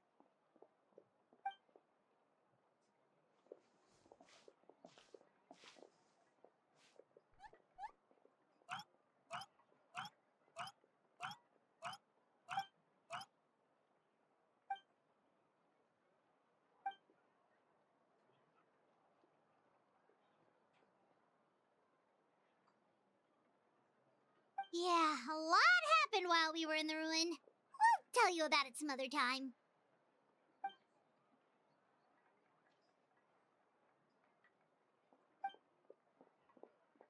We won't keep you then. Let's talk later.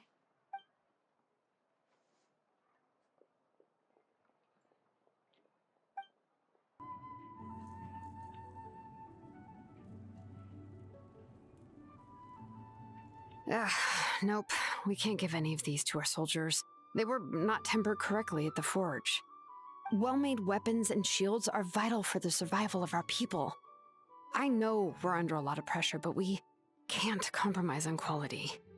Listen, I'm not blaming you. I know this isn't your usual standard of work. Why don't you all just take a break and I'll take care of the pieces.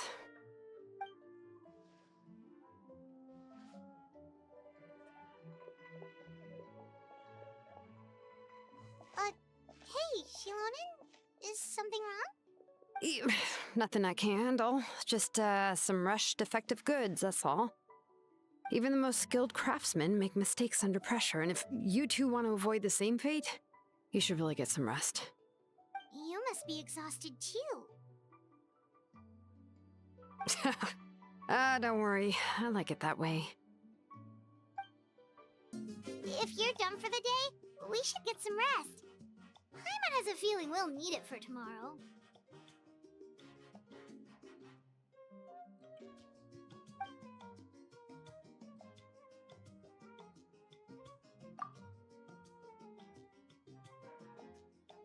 You ready? Yep. Let's go meet the Lord of the Night. So, this is where you heard the Lord of the Night? Guess that means she really has awakened. Hopefully we made it before she falls asleep again. Fret not. I'm still here. For a weak life form, falling asleep is no less taxing an exercise than staying awake.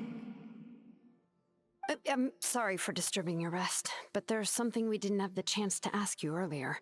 We need to forge a new ancient name for the Traveler. But we ran into a problem. She's not from Natlan, so there are no records of her in the Night Kingdom. I see. Mawika must hold her in high regard.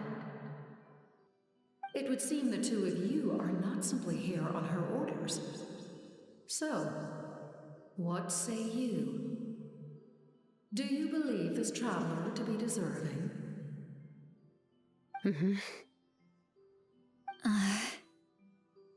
Speak your mind. There are no others here. You are both my children, both children of Natlan.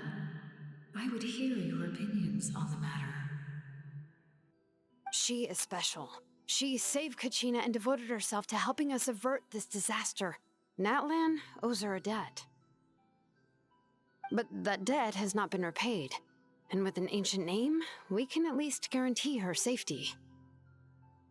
Even though that guarantee will come at the cost of your own life? Yes. So, it's true. Forging an ancient name consumes the life of the craftsman. Forging an ancient name is an act of creation. It involves taking disparate concepts throughout the Night Kingdom and condensing them into a heroic epic. But it takes time for the new concept to be integrated into that realm. If the ancient name is like a seed, then the life of the craftsman is the outer shell, serving as its protection. Once that process is complete, the seed will sprout, and having served its purpose, the outer shell will gradually disappear. Forging an ancient name is no easy task, and creating one for an outlander makes it even more challenging. Still, if you're here, that means your mind is set. Yes, because I believe forging this name will be well worth it. We don't know how long we'll be able to hold back the Abyss or what the final price of averting this disaster will be. If giving up my life means that all the people of Natlan can have a future, then the sacrifice is practically negligible. Even when I'm staring death in the face, I don't think I'll regret this decision. I bear the name Baraka. This is a part of my duty. I understand. The chance may be exceedingly slim, but you still want to seize it, because this could be the final step to victory. And you, Sidlali? The anxiety you feel. It's because you saw something, yes? Something you were not meant to see. So, you know about that too. What is she talking about? I've had concerns for a long time. Mawika's plan needs too much time, and too many things can go wrong. The Masters of the Night Wind have a ceremony that can be used to glimpse the future. It's just... using this power on the Pyro Archon has always been seen as a taboo. And you did it anyway? What did you see? Death. A key part of Mawika's plan is using the 6 heroes to release the power Xbalanque obtained from the ruler of death. Considering its origins, the price of using that power is death. You're saying Mawika is going to die in this war against the Abyss? Yes. I can't just ignore what I saw. That's why I need the Traveler's power. I need the power of a Descender. Don't forget, Sidlali. Even if it may seem like someone is fated to die, the nature of death and fate are different. Fate indicates what will happen in the future. The time, manner, and place are all predetermined. But death is different. Death is a rule. The ruler of Death's power will allow Mawika to triumph over the Abyss. But she must offer her own life in the process. The ruler of Death cares little for the time and manner of a death. She simply guarantees that it will occur. Fate may be able to influence the timing, but that is all the Traveler can change. Wait, you're saying we might be able to change when she dies, but not the outcome? I cannot help you with this, I'm afraid. It's beyond my capabilities. Mawika knows about all this, doesn't she? Yes. I imagine she has long accepted this eventuality. Well, I can't. She's so strong. She never gives up, never rests until a problem is solved. She's not the type of person to just quietly accept her death. The Traveler shares that quality. That's why I think this gamble is worth it. Together, I know they can overcome the impossible.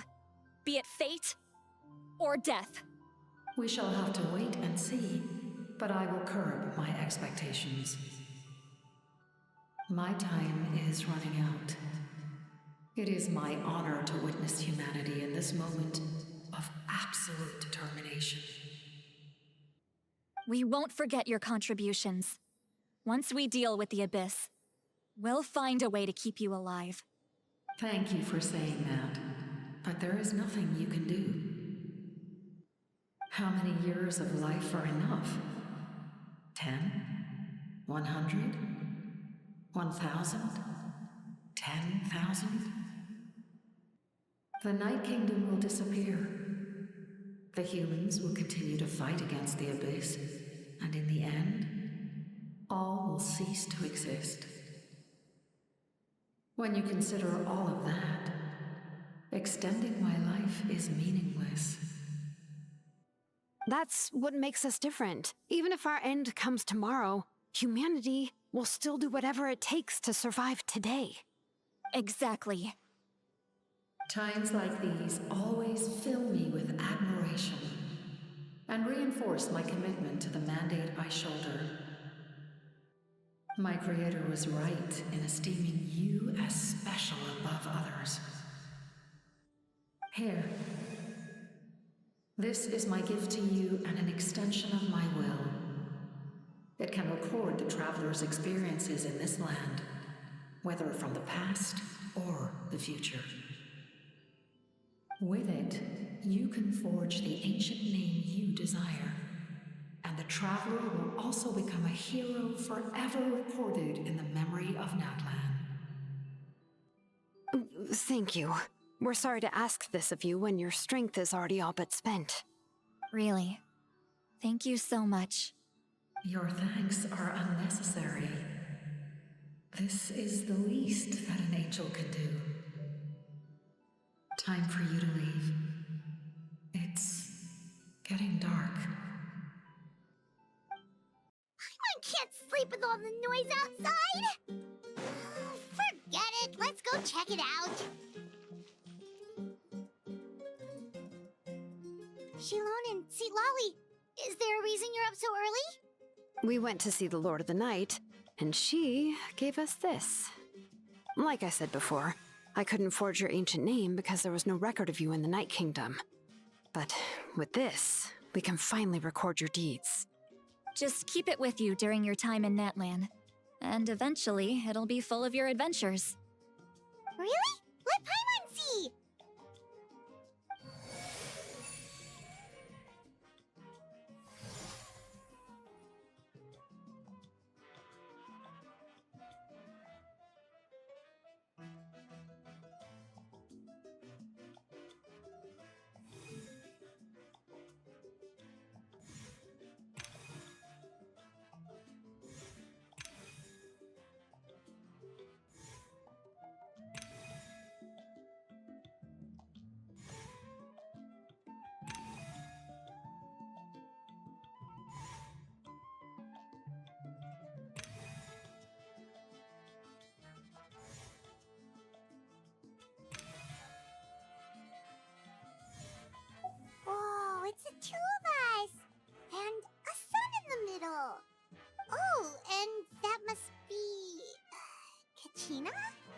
It's not a concrete medium.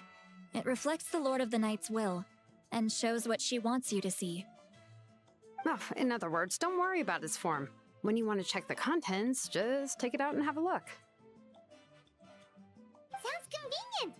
It's also super light and doesn't take up too much space. This is a really awesome gift.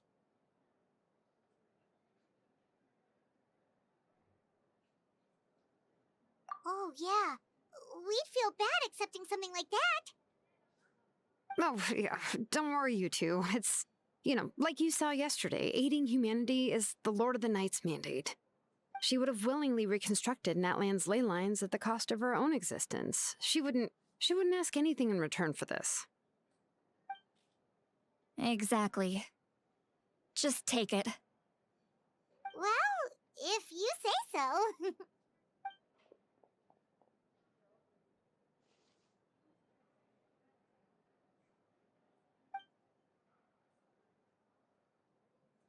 So soon?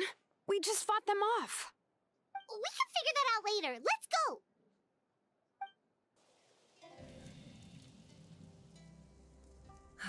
I see. I'll send reinforcements to those 2 locations. This other one is too dangerous. I'll handle it myself. The remaining locations are remote with no inhabitants. Let's bring our warriors back and make sure they're careful on the retreat. Understood. I'll spread the word.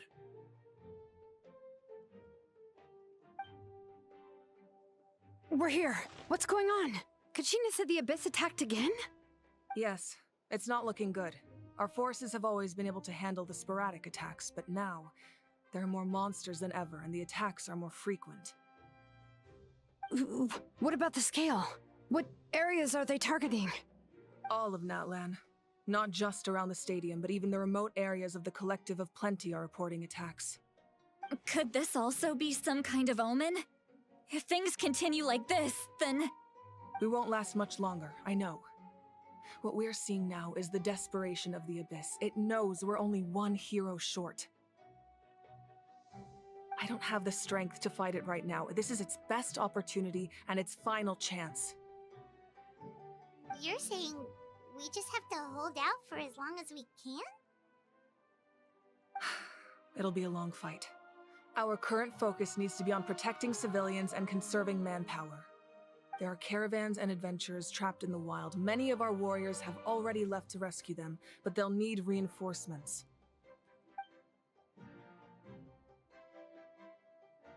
All right. Shilonen, Kachina, head to the camp near the Children of Echoes. Lali, you're needed in the Masters of the Nightwind. As an important figure in the plan, Auroron will stay here. Your tribe is too far from the stadium. Understood. I'll leave right away. I prepared a hot air balloon to take you where you're needed. Messengers from the Scions of the Canopy are traveling all around Natlan. Update them once you've completed your mission, and they'll compile the information into a battle report. As I receive intel from the various regions, I'll plan your next move. All right, no time to lose. Let's go!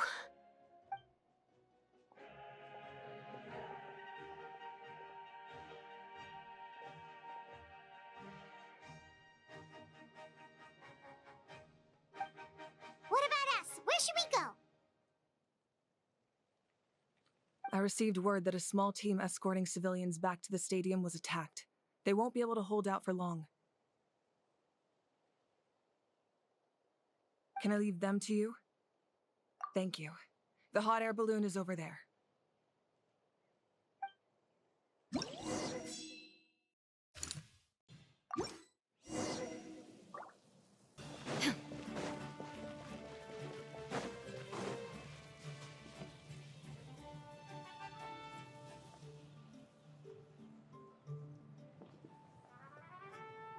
And off!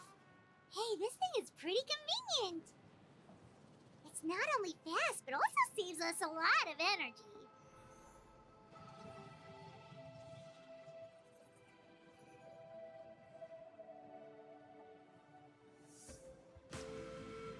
Oh, there are warriors fighting everywhere.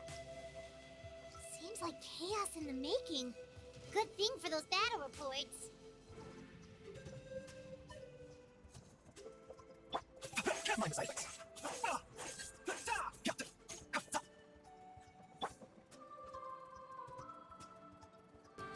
Look, they must be trapped! Let's go help! Reinforcements! Thank goodness!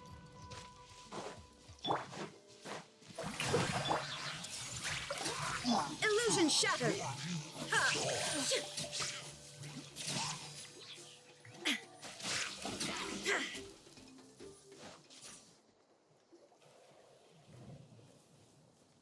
Thank you for coming. We were almost at the breaking point. Oh, there were just too many monsters. They just kept coming, wave after wave. I've never seen it this bad. At least we got here in time. You all should get going. I know, but it's not that easy. A lot of people were hurt in the battle just now. Our cart was also attacked, and now our supplies are scattered everywhere. That's not important right now. We need to focus on getting out of here alive. I know, but these were medical supplies. What if they need them back at the stadium? It's them! Over here!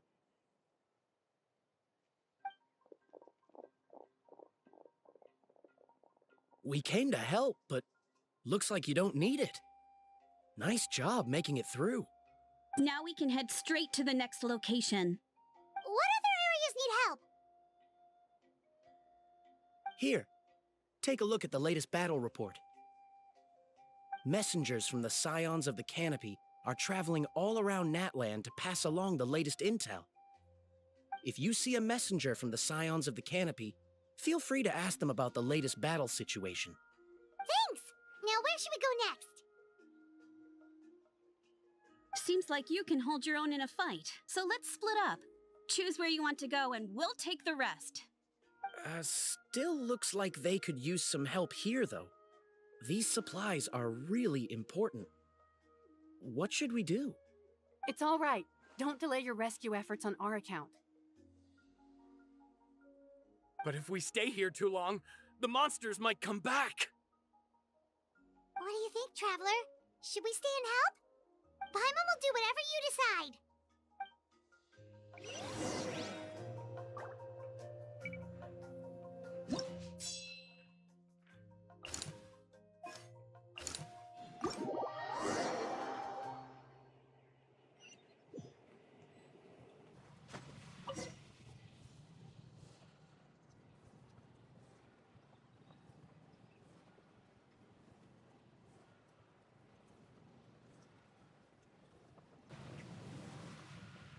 Hey, Kanish just ran past. He must be busy delivering messages. At least he didn't look hurt. This is it! Looks like the battle is in progress. Let's go help them! How much longer are these things gonna keep coming? We're reaching the breaking point!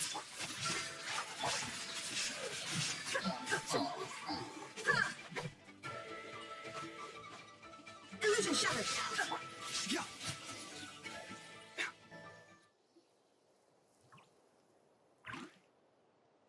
Oh, thank you so much. You came just in time. What's going on? Were other places hit? Yeah, seems like it. The Pyro Archon told us to be ready to evacuate. She warned us something like this could happen. But I never thought there would be this many monsters. You got here just in time. But what should we do about the wounded? The wounded? This area was hit bad.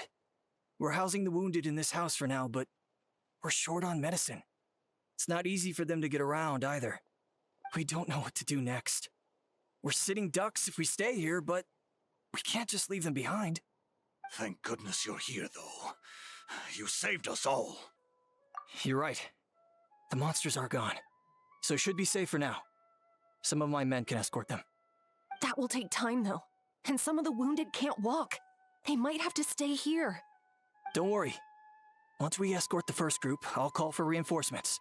That way, everyone can evacuate. Let's help them out here for now. Then we can head to the next area. Oh, there's a messenger over there. Don't forget, we can get the latest intel from them.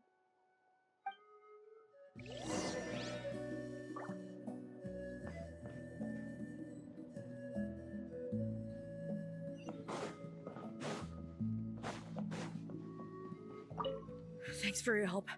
I've updated the intel on this area. I'll start spreading the word. Hang in there, you two. A lot of places still need your help.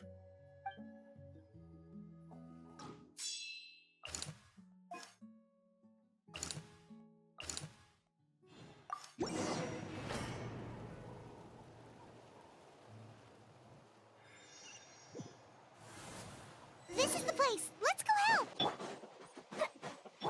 Off we go! Let's light it up, young group! You ready?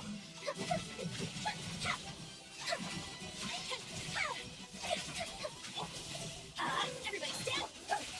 Time to shine!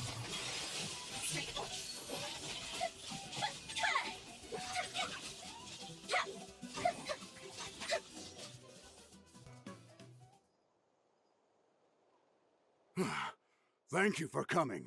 We finally have time to catch our breath. Fairly stable for now.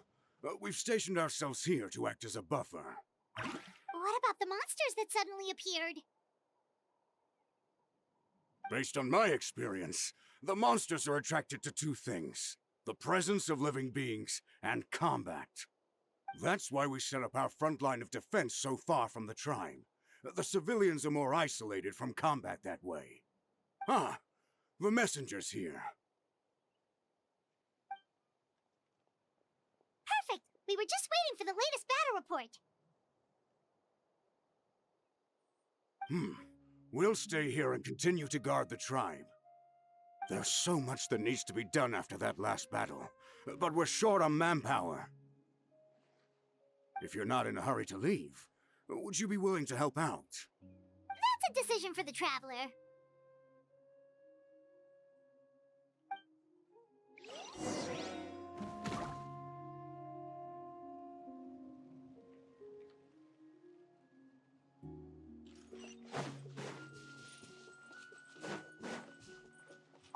Here's the current situation. People from all over Natlan are trying to make their way to the stadium, but they're being targeted by the Abyss. If you have the strength, they could really use some help.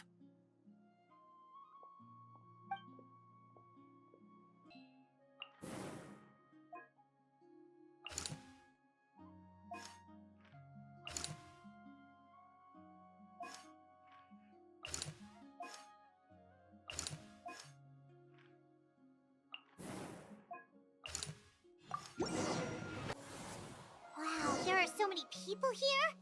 Looks like it really is getting too dangerous for people to stay out in the wild. Guess that means the situation isn't getting any better. Well, we'll just have to keep fighting. Fire hazard!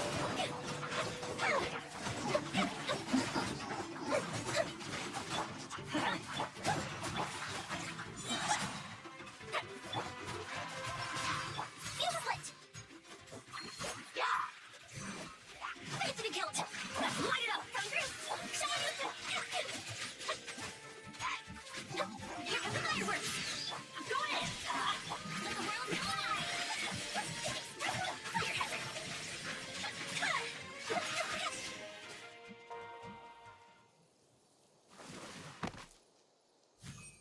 Oh, Kenichi, you're back!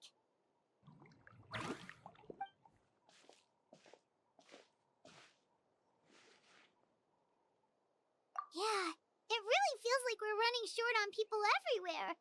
It's so dangerous out there. Just when we think everything's under control, another thing goes off the deep end. Not that Paimon's complaining, it's just...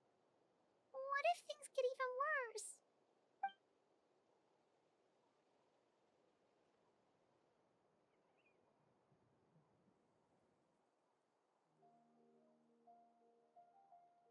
Okay, that's enough out of you!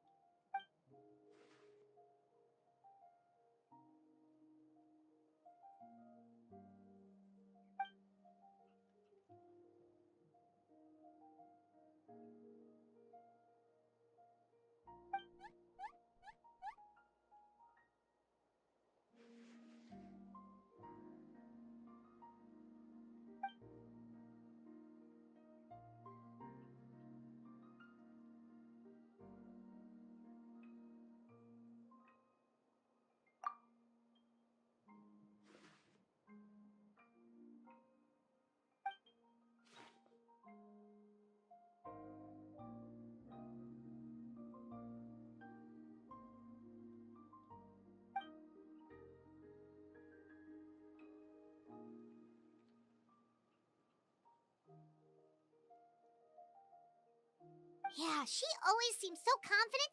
Plus, she told us you can only become the Archon by proving your strength.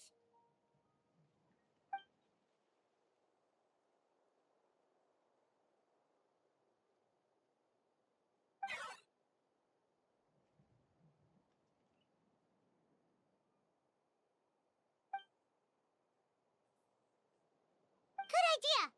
Maybe we can see if the people around here need anything in the meantime.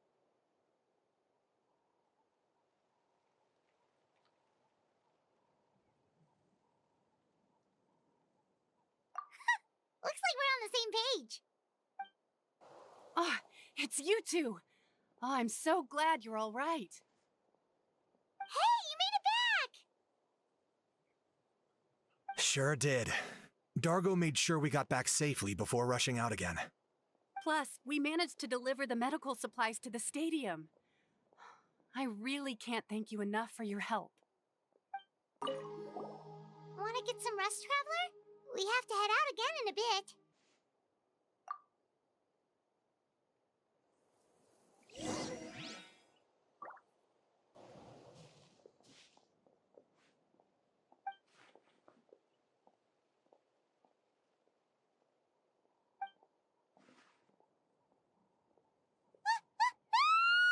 What's going on?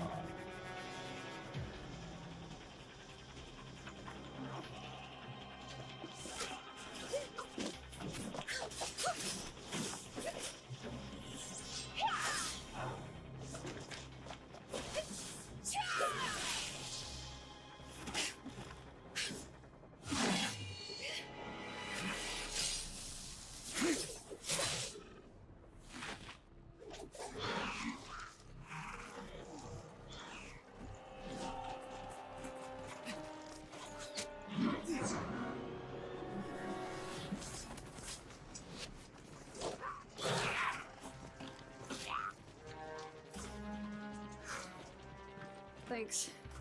The situation is grave. Hold this position. Keep the people safe.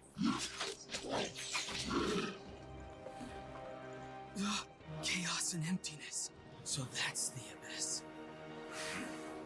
And it knows that now is its best chance. But the sacred flame! Archon's on the case.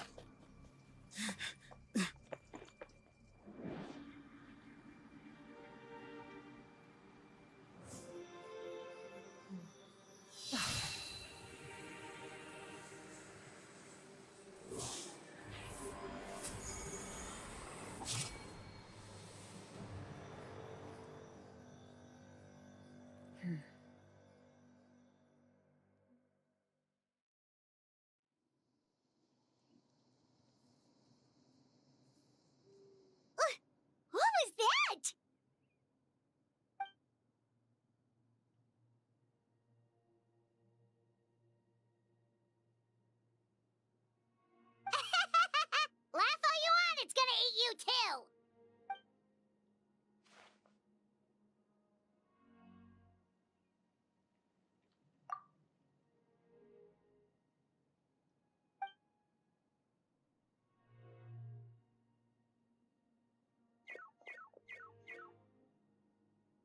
The fact that Deadpan Kanich is this nervous just goes to show how serious this really is.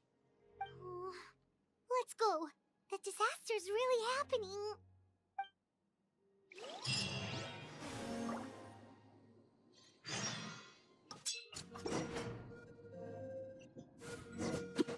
Whoa, let's look at each other. We'll wait for these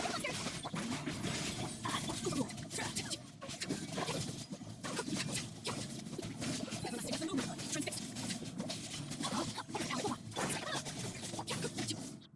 Over here! Come on, quick! Hey, wake up! And you, wake up! They're all dead. Oh no! Were we too late?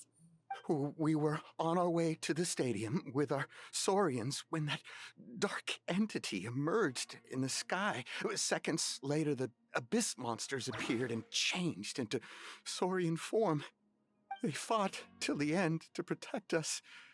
And now... Right. You need to get to the stadium. Come on, we'll take you. I guess. Thank you. Oh, I'm so sorry. Truly, I am. May the Wyab watch over your souls, now and forever. Huh?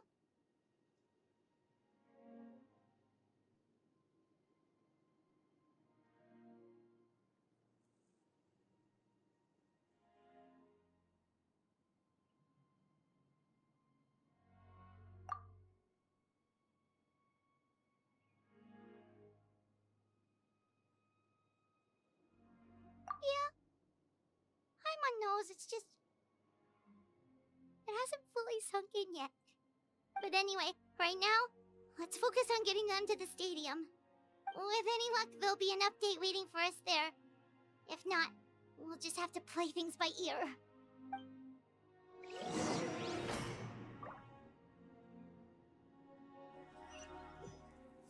Need the latest battle report? We don't have too much information since so few messengers are making it back here. But as I understand, the folks at the Scions of the Canopy Outpost suffered a large-scale abyss attack as they were trying to evacuate civilians to the stadium. If you're free, please head there immediately.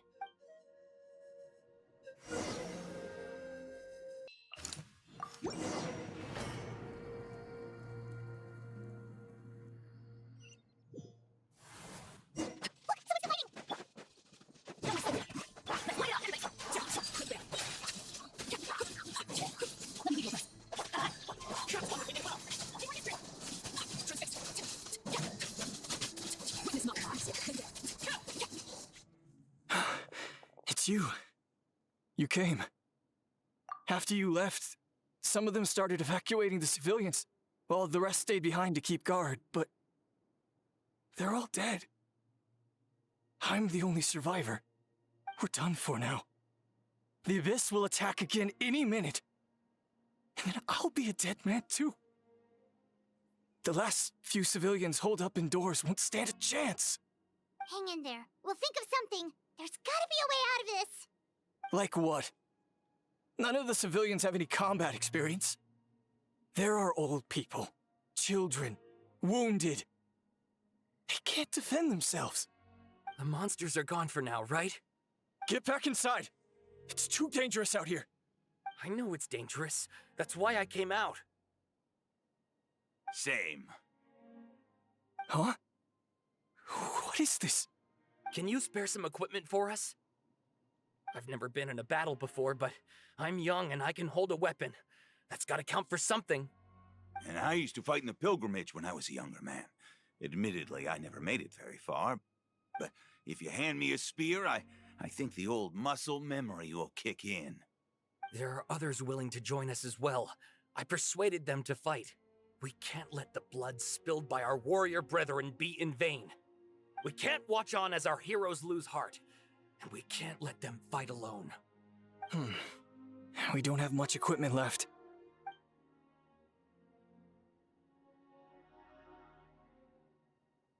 Okay, take these. With a few extra fighters, we should just about be able to hold our own. It'll be a slow advance, but that's better than being stuck here. Everyone who's fighting, be prepared to follow my orders to the letter. Yes, sir! Got it. Take our hot air balloon. You can use it to get to the stadium. No need. You'll have other people to save. We're taking up arms so that you can focus on more important things. You're the heroes, after all. Okay, well, try going that way. That's the route we came from, and there weren't too many monsters. Thank you, both. You've been a huge help. I am devastated by the deaths of my brothers in arms. But if their sacrifice means anything, I have to live on. We're not going down without a fight.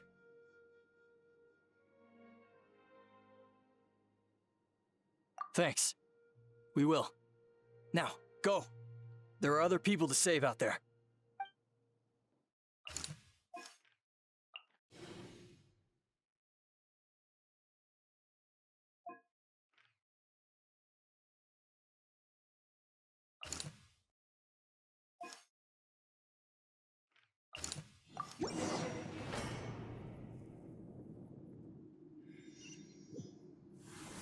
Doesn't look like we'll be able to find anyone here.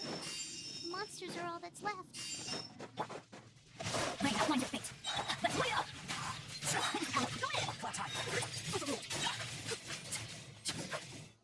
Nope. Nobody here. The latest intel said the Children of Echoes need support too. Let's head over.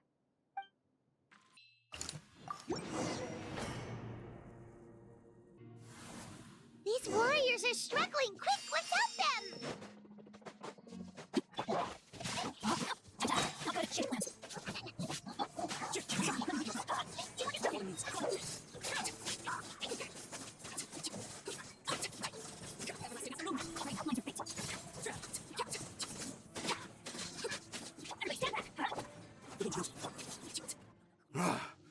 This is the second time you've had to come to our rescue. I'm a little ashamed. Thanks to your efforts last time, we managed to fend off the abyss here, even after whatever that was appeared in the sky. But at this point, I think we're gonna have to cut our losses. This base is as good as gone. Yeah, everyone needs to stick together. Best to regroup somewhere else. All right, time to evacuate. There's a volunteer unit here too. So first I need to ask them what they want to do next. For anyone who still wants to fight on the front lines, the Children of Echo's front is the closest to here. Anyone who wants to leave will likely also see action as they evacuate, but will be afforded safety at the stadium. Those are the options. We're abandoning this base, and you're free to stay with the group or leave. As of this moment, the Children of Echoes are reasonably well defended. So please, weigh the risks and consider your family's safety before you make a decision. Now then, anyone who wishes to keep fighting, show me how serious you are.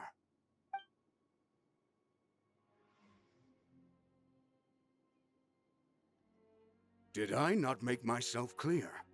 But if Natlan is destroyed, will there still be a home for us to return to? If anyone wants a future, it's on them to go out there and grab it. Period. No one wants to be that person who sat back and hoped for the best while other people were giving their blood for our nation. Very well. For Natlan. For Natlan. You heard them. This means we'll all be going to support the Children of Echo's garrison. Great! Well, you all seem in good spirits, so that's encouraging.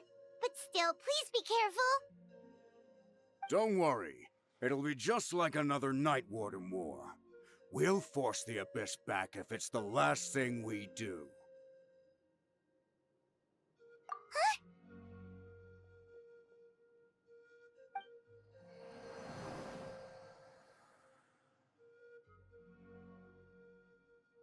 Shoot! That creepy Abyss thing is raining down a dangerous-looking substance again! That's over towards people of the Springs territory.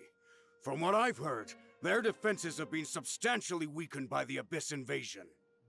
Then let's head over and check on them!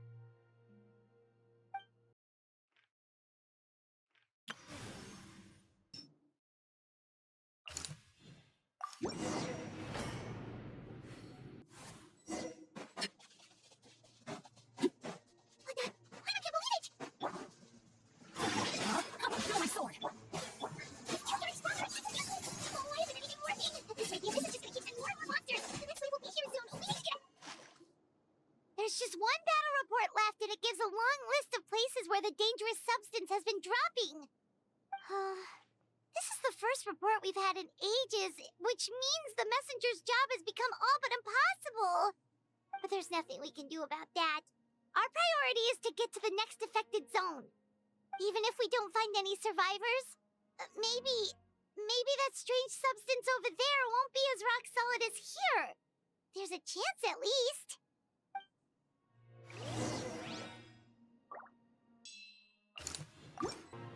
There are too many monsters. There are just too many. It's beyond anything we've seen before. Traveler, this war is getting too much for Paimon to take.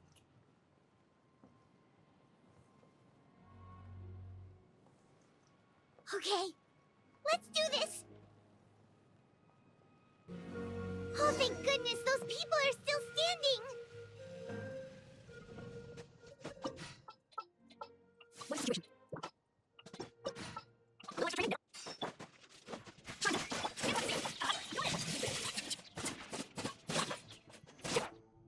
Move out! You've got to get out of here!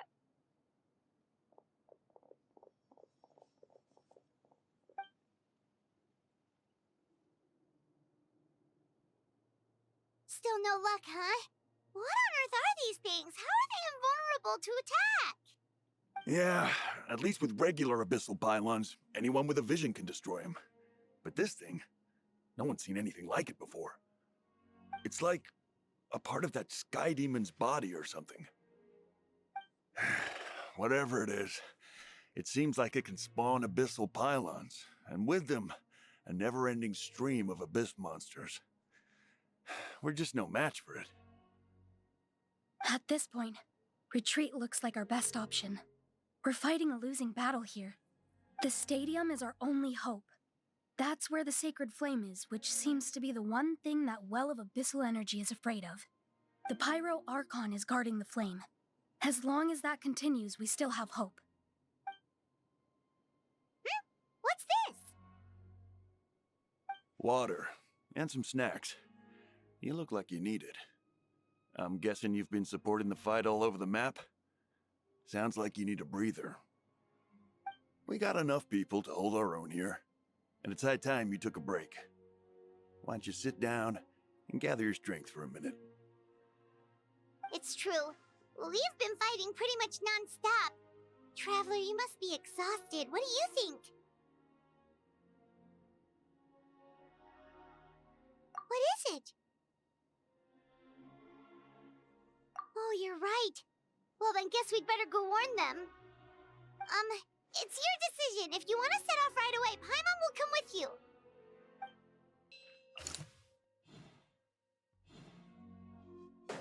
Oh no, the monsters have already stormed in.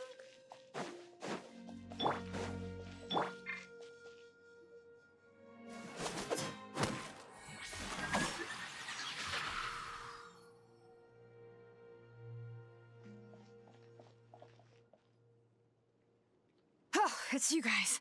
Things are bad here. Something fell out of the sky that's impervious to our attacks.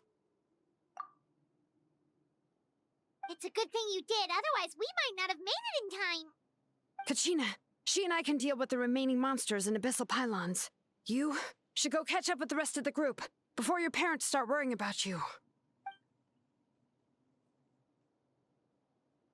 Stay safe, Kachina. Come on, let's get this done.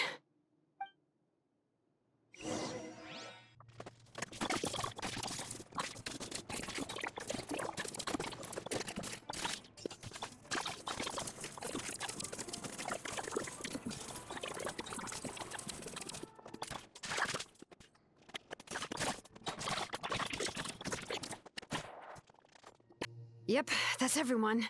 And no more casualties by the look of things. Yeah, this is, good. We can evacuate shortly. I appreciate your help. How are things out there? Pretty dire, I bet. Some of the things I've seen, I don't know if I'll ever be able to get them out of my mind. Are we in Natlan doomed to this fate? I've never witnessed a full-scale abyss invasion before. I mean, I'd heard stories about the sky being painted black, but I always thought that was an exaggeration. Mawika has witnessed this all before, so she knew better than anyone the terror and despair an abyss evasion would bring. Yeah, and despite that, she's still facing it head-on. We've had to abandon our homes and chase the dying light of day. And maybe the only time we'll see the dawn again is in our dreams. But as long as there's even a sliver of hope, I am not gonna give up. We should catch up with the group. Let's go!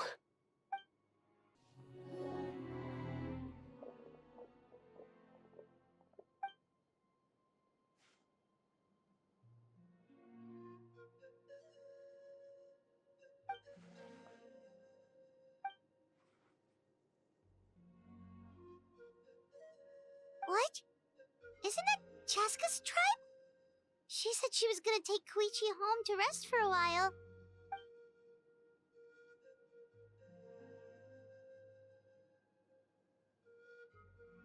But how, right? Everyone's struggling just to defend themselves. There is no spare manpower. At this rate, it won't be long before even the stadium is indefensible. And with everyone congregating at the stadium, the Abyss forces will start converging there, too. Then there'll be a battle on a scale much larger than anything we've seen so far. On the bright side, at least my old injuries aren't playing up at the moment. Means I can actually join in with the fighting. The crux of the issue is that the heart of the Abyss itself has joined the invasion. That's a power we just can't match. I have every faith in the courage of our people. The Natlanese will never give in to despair. But still, the fact is, our lives are more fragile than our spirits. Traveler Paimon knows what you're about to say. Yeah, Paimon sure is getting tired from all this flying, but it doesn't matter. Wherever you go, Paimon's going too.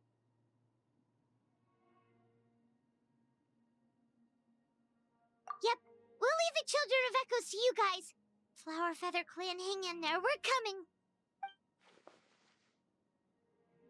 If there was ever a time to push ourselves to the limit, that time is now!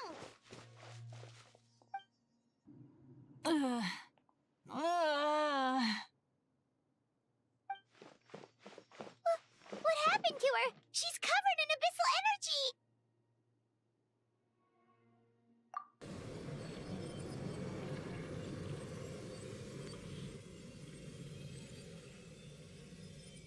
Please, save her.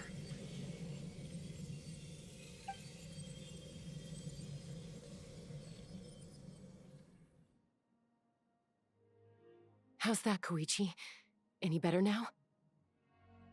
Koichi! Koichi! Chaska, I used to think Mom and Dad were crazy for adopting you. I was the younger sibling, but I always felt like it was my job to help Mom and Dad take care of you. I thought I could set you free from the abyssal energy you struggled with. I guess I was pretty full of myself, huh?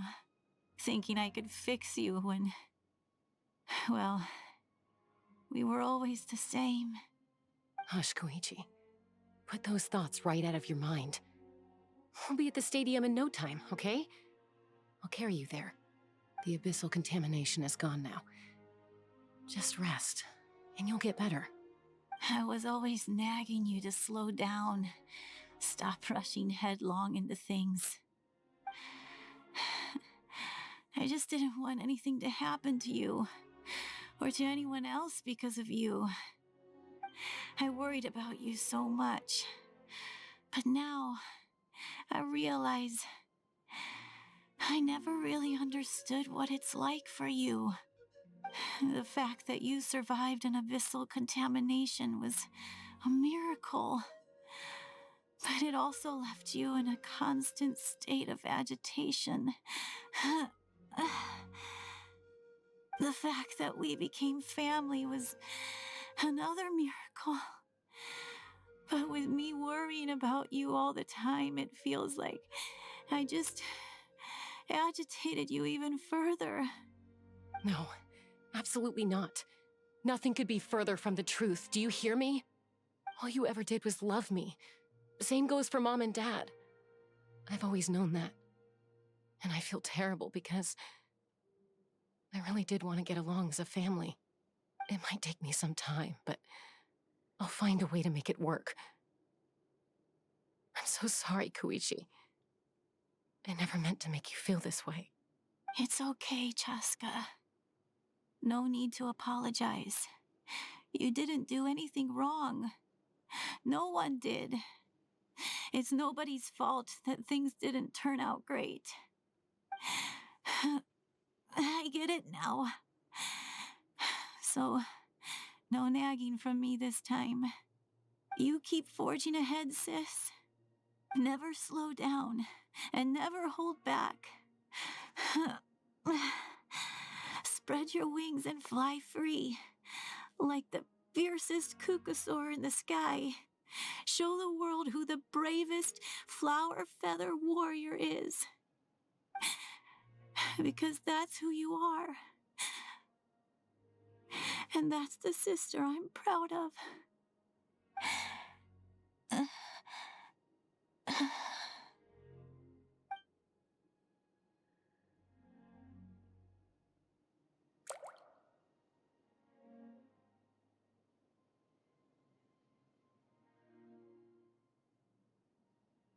Koichi!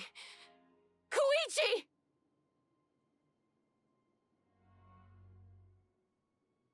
Koichi?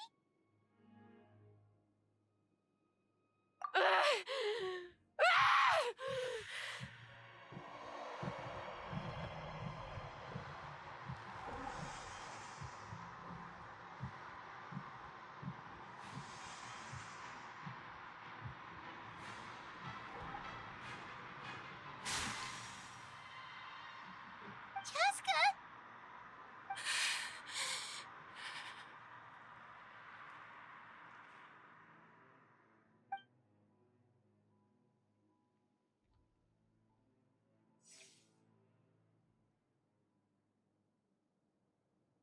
What happened?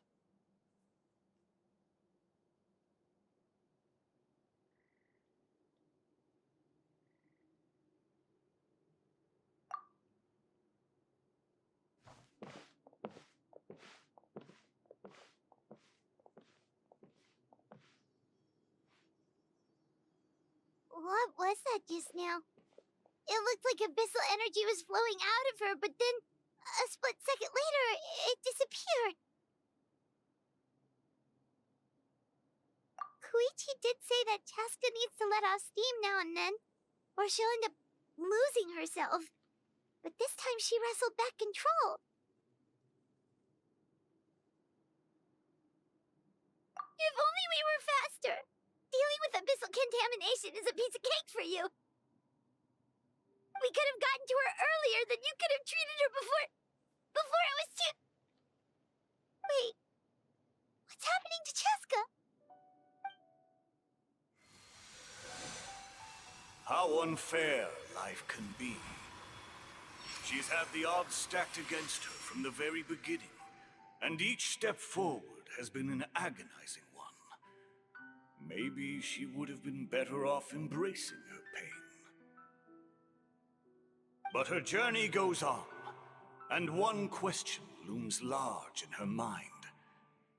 If she could rise above the layers of pain and ascend over the dark clouds of her mind, what then would she find? Maybe the glorious light of the sun, or maybe a dark, empty void. There is only one way to find out.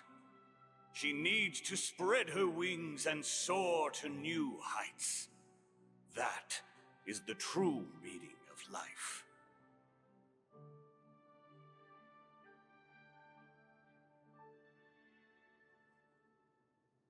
My life's suffering shall be my epitaph.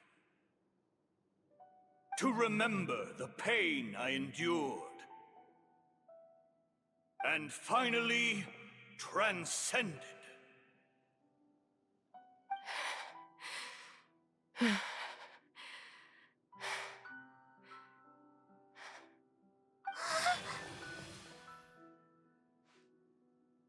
Let's take Koichi somewhere safer.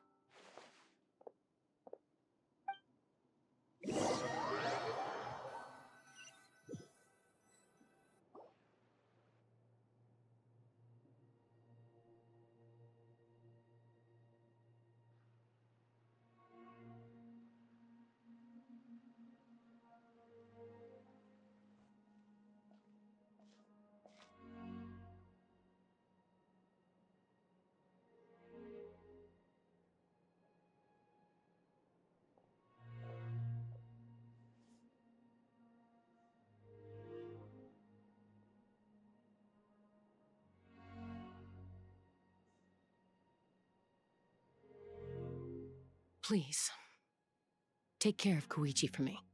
I still have more important things to do. Of course. We are grateful for her service. Yes. She served selflessly. I'm sorry, Chaska.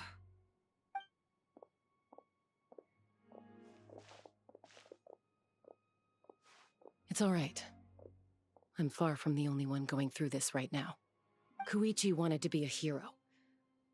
And in my heart, she always will be. If we want to honor what she stood for, not to mention her sacrifice.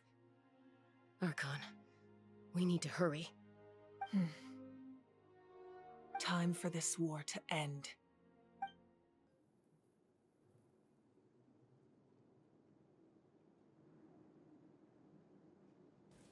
Everyone, are you ready? A bitter war lies ahead. Our victory begins in each of your minds. So ignite the spirit of victory for me. May no further lives be lost, and no one else may to suffer the loss of their loved ones. As long as blood still runs through your veins, even the tiniest spark of steel against stone can ignite a flame.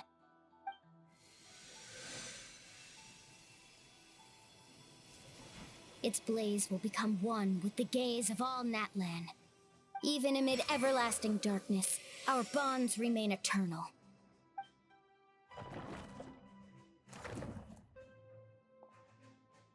Stone engraved in echoing peaks. Converge, disperse, and ashes be reborn. For flames born anew, and the blazing dawn. A hero scaled the volcano to seize the sun. Anointed with flames, she shone with the light of 1,000 stars. Now, guide me in my first step. Having foretold his own death, the omniscient man holds a feast in celebration. Let us raise our cups in honor of his heroism and send him off with this final tribute. For at last, his wish is now fulfilled.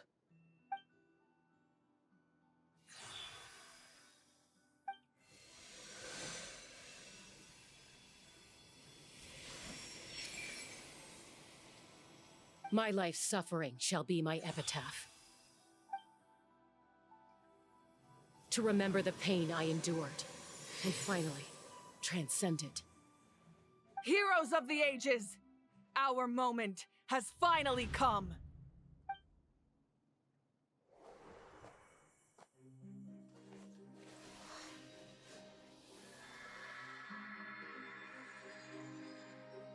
We unite as one!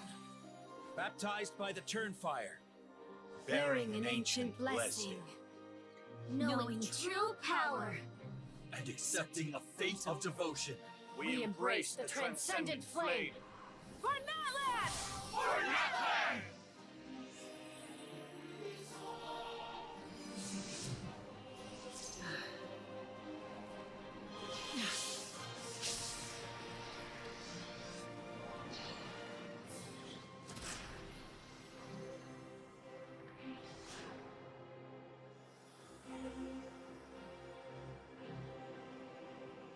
In the name of the Pyro Archon Halloran, I declare the Night Wars underway! The Ode of Resurrection will guard all life till the war is over!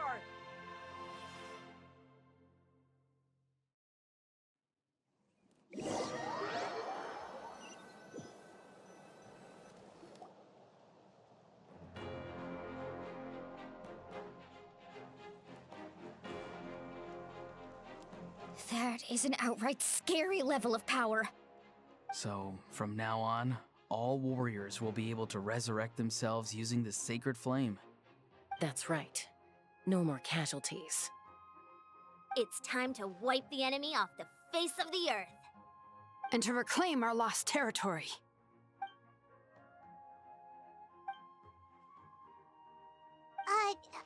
We'll come with you. Paimon, traveler.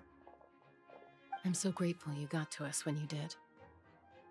You gave Koichi the chance to say those words to me before the end. If I'd lost control out there in the wild, this counterattack might never have been possible. Probably best not to think about that. More importantly, how are you feeling now? Any better? Not really. But now's not the time to deal with it. In the spirit of VUCA, I have to rise above it. The conflict and suffering in me are there to test my character. My struggle will make me stronger, and make me the person Koichi believed I can be. All right, let's go show the Abyss what human beings are made of. They'll be sorry they messed with Natlan after we're through with them.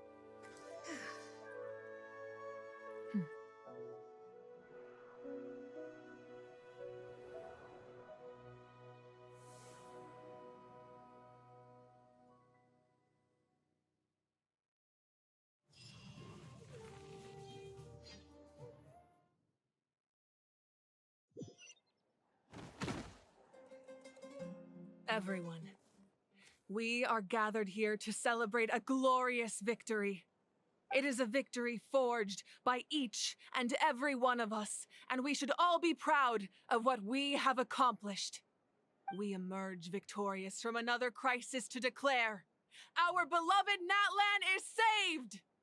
Woo! All right! I must caution that this war is not yet over. We have not destroyed our enemy, merely driven them further into the depths of the Night Kingdom. But the Abyss underestimated Natlan's forces, and they have suffered a devastating defeat. It will be a long time before they are able to pose a threat to us again. After making some preparations, I will launch my final counterattack. I shall strike them in their lair and wipe them out for good. Oh, man. Wait, Archon, are you saying you're going alone? Yes. The abyssal energy there is too strong. Contact with it would be instantly lethal to anyone else. I'm sure you're all still fired up, and you must be eager to take the fight home to the enemy. But I must ask you to temper your ambitions. I will return victorious, for all of us. It's kind of a shame that we can't join him with a final showdown. Please, look at the bigger picture. Thanks to every one of you, we have already secured an enormous victory. Tonight, we should celebrate to our heart's content. I guess if our lives are no longer at risk, things can basically go back to normal, right? That's good enough for me. Beats having monsters everywhere. When the time comes, I will gather everyone here again. Now, let us also remember those who gave their lives fighting for our nation. Once the last dregs of the Abyss are wiped out, I intend to give them the grand funeral they deserve. An ancient name could never record the many who we lost. But no hero of Natlan should be forgotten. If I may, let's have a moment of silence for the fallen.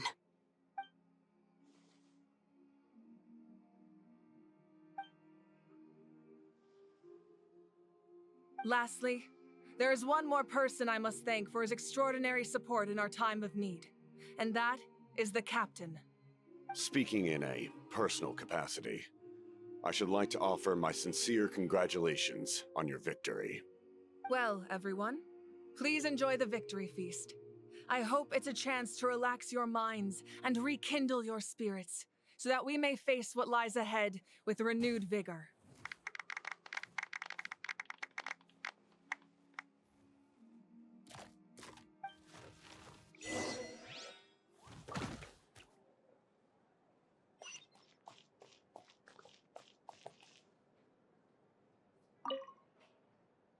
I must congratulate you on your efforts during this war. I'm told you have proven yourself to be an outstanding adventurer and warrior. You remind me of the Prince. The similarities in your approach are striking, especially when you told me you wanted to win. I hope you will see him soon. Hey, Auroron! How are the Masters of the Nightwind doing? Granny Sealolly's been there the whole time, and she's a tough one. I think we should be fine. I'm sure there'll be some patching up to do, though. That's a job for the young folks. I should probably head back so I can pitch in. Do you need support from the Fatui? Probably not. There are a lot of older folks in our tribe, and I suspect they would find your comrade's presence a little distressing. Right, because often they look like a bunch of intimidating thugs. Well, also in my tribe, excessive use of elemental energy is bad for your eyesight. Oh, right. Okay.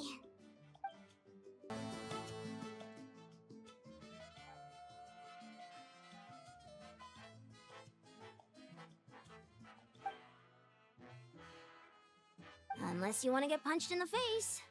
What is it with you, Ahau? Why are you so incapable of being nice?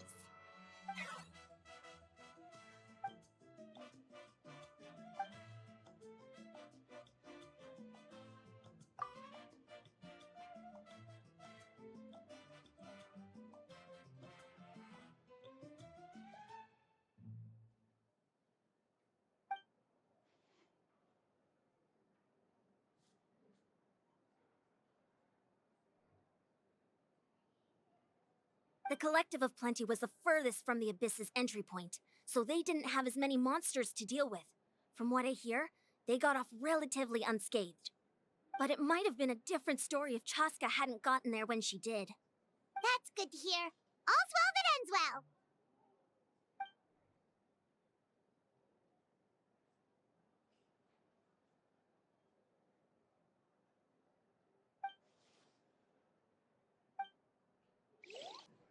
You did a great job, Kachina.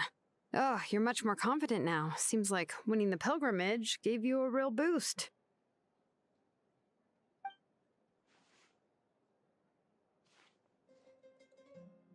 I spoke to your mom and dad. They were singing your praises. They said the world's your oyster now. How are things at the People of the Springs base? There are some casualties, but the overall mood is very positive. I reckon they'll start rebuilding pretty soon. Same situation for the Children of Echoes.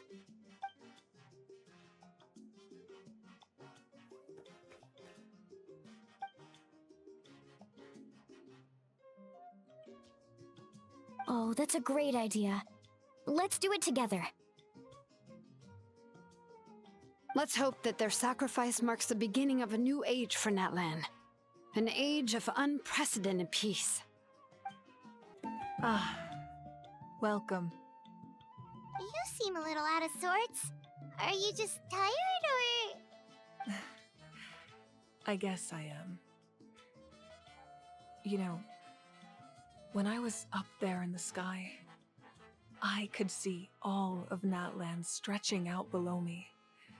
People everywhere, giving everything they had for a chance at victory. If only I'd been quicker. Maybe they wouldn't have... And Koichi. Maybe she'd still... I'm sorry.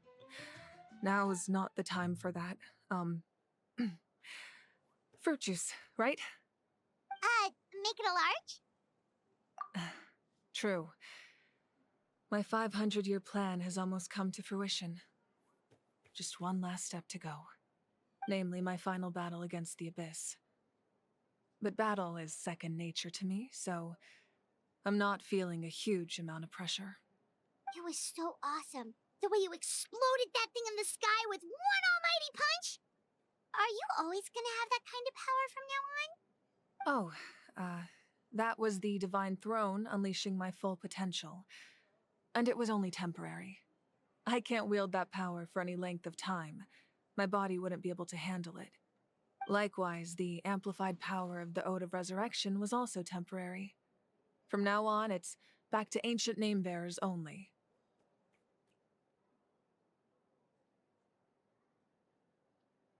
Correct. We dealt the Abyss a critical blow. So for the time being, it's too weak to sustain regular invasions. I hope the people will be able to enjoy this period of peace. Or rather, assuming all goes to plan, eternal peace. We've had centuries of war with the Abyss, and it's high time we brought that chapter to a close. Anyway, there's something I've been wondering about. I know you've been at the center of some major events in other nations too, and fought many powerful foes. In this war, you were in the thick of it once again, dashing around tirelessly, supporting the fighting on all fronts. So tell me, what drives you to do this as a mere traveler passing through? Why risk life and limb for a cause that's not your own? A clear conscience. Great answer. That's how life should be lived, to the fullest, with no regrets. What I'm really trying to say is, I would love for you, with your extraordinary talent and your sense of justice, to join me in this final step. You and I together, finally putting an end to the ever-looming threat of the Abyss. But I also don't want to take advantage of your good nature and readiness to help others.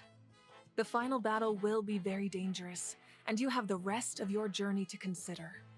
I'm sure you must be weary. Sleep well tonight. Let's talk again tomorrow in the speaker's chamber. I'll give you more details on the final battle, and then I hope to hear your verdict.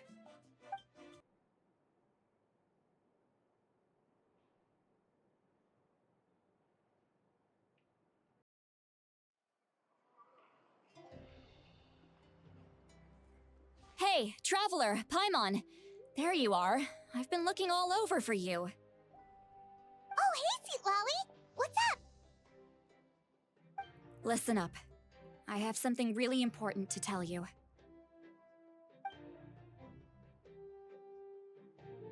What? Are you serious? Natlan must pay the price for Mawika's use of the Ruler of Death's power. That price is death. And only Mawika's death can clear the debt. I had thought that the Ruler of Death might have a change of heart after seeing the people of Natlan come together and fight so bravely, but... Even now that the war's over and the threat to Natlan is gone, it looks like that death is still set in stone. I had to know your thoughts. I want to save her, but I can't do it alone.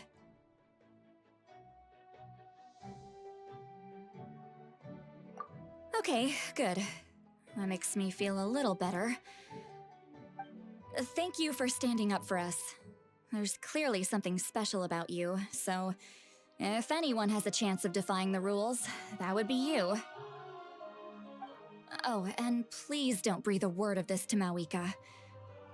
I'm sure she's well aware of the cost of using the Divine Throne's power, but if she finds out that anyone else knows, it could ruin our chances to help. Got it.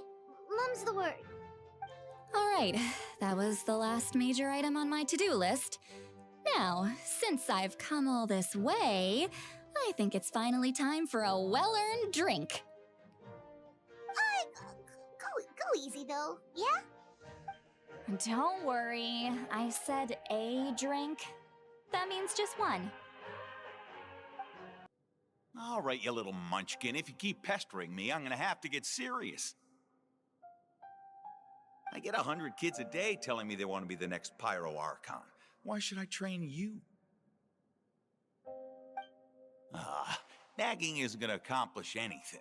No one can predict the future, and unless you have some exceptional jaw-dropping talent I'm unaware of. I can shoot those cornflakes in your kitchen from right here. Don't be ridiculous. You couldn't make that shot from all the way over here? Wait, hold on. You could hurt someone with that. Well, I'll be. You made the shot. The science of the canopy rays him tough. That's some real skill you got there, little lady. Maybe you really will be Pyro Archon one day.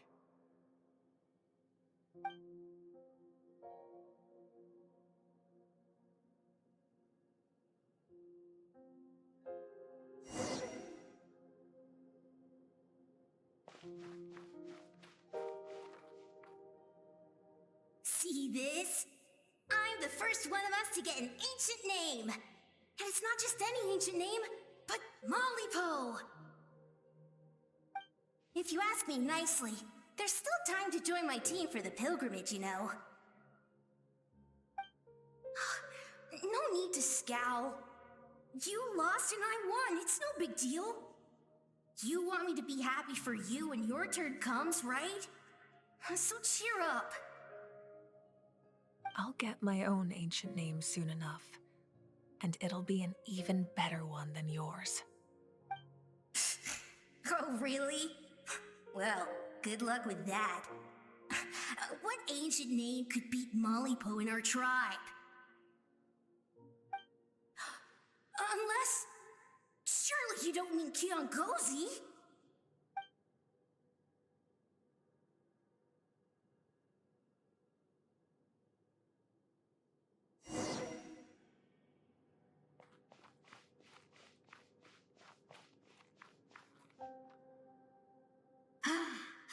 That was fantastic. Can't believe I beat you in a wrestling match for once. Can't be more than a few days now until you're officially made the Pyro Archon. Imagine me trying to schedule a wrestling session with you after that. Excuse me, Pyro Archon, but would you be able to take a day off from running the nation to wrestle with me?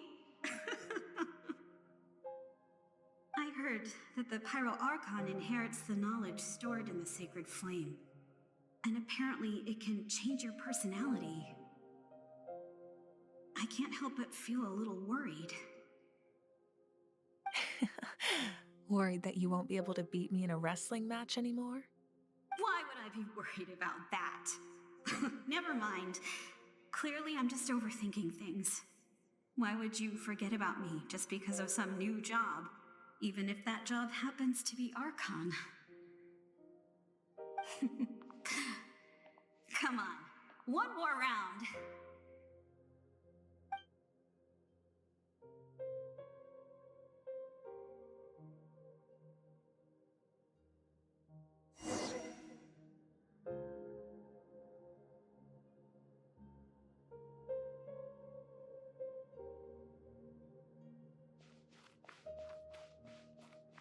After the darkness will come the dawn.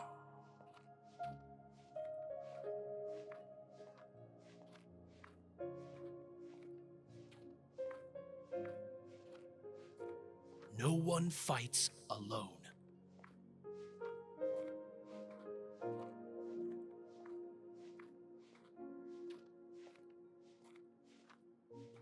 For Natlan!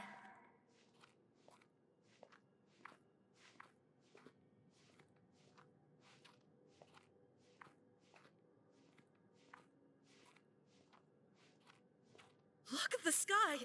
It's getting brighter at last!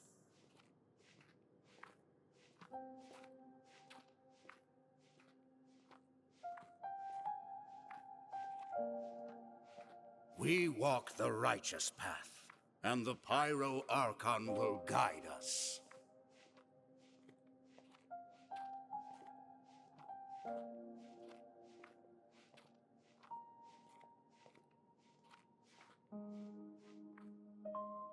The victors shall burn bright, while the losers must turn to ash.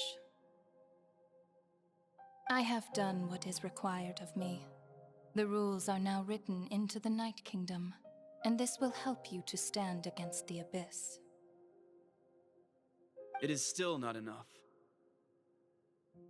All this can do is give my people courage. It will not see us through a true catastrophe. If you are to make the Natlanese alone bear the consequences of a broken world, you will have to bring more to the bargaining table. You are the greediest human I have ever met, and the fiercest negotiator. No other would seriously ask to borrow my power. My domain is death, and its power comes at a great price. The question is, are you prepared to pay? I need that power. Only a hero can truly wield it, and heroes are not afraid of dying. No, a fear of death is ingrained in all living things.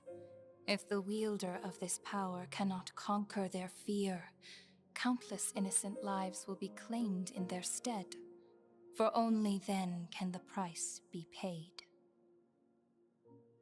Those are the rules. Mine is a nation that will not yield to the Abyss, and it will certainly not yield to your rules. As their culture and civilization is transmitted through the generations and their faith grows, the people will go from strength to strength and reach heights that even I cannot dream of. Very well. I shall agree to help you. But I am merely a shade, and I do not have as much freedom to do as I please as you might think. Then what do you propose? Keep this a secret. If I am questioned about it, I will deny all involvement and claim that treacherous Xbalanque stole my power. That will not be a problem. Thank you. I am glad we could reach an agreement.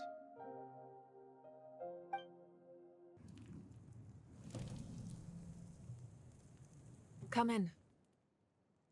As you know, I've asked you to come here to discuss the task of wiping out the Abyss. Oh, but first, any progress on the ancient name? I'm surprised she was willing to help you.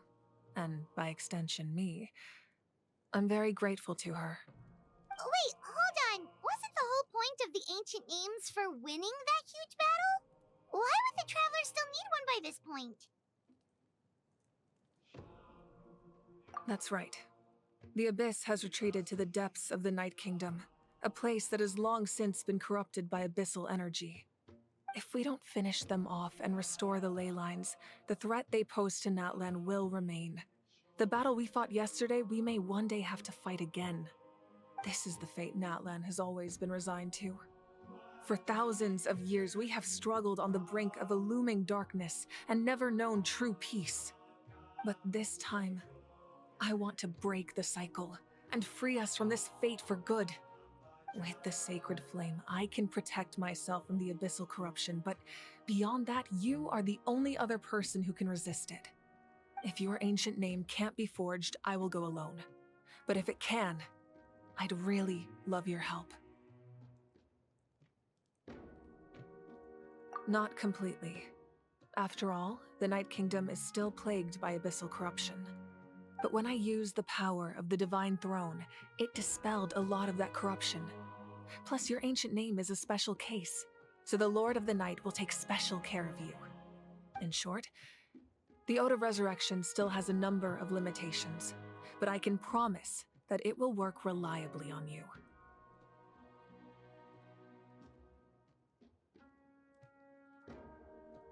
Whoa. Are we forgetting something here? What about Paimon? What's her place in all this? What? You mean we'll be separated? The Abyss is extremely devious.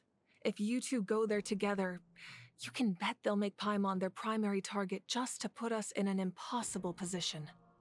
Paimon wasn't that worried, but now she's petrified. What will you do without me?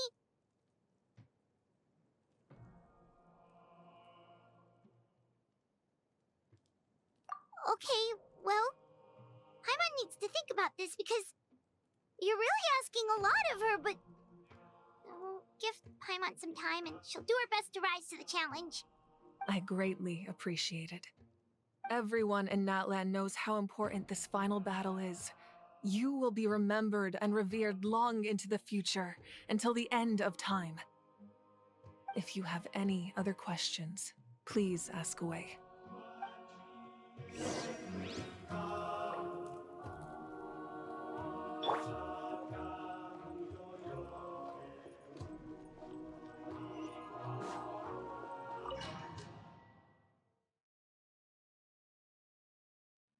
The Outlander with deep ties to this land returns.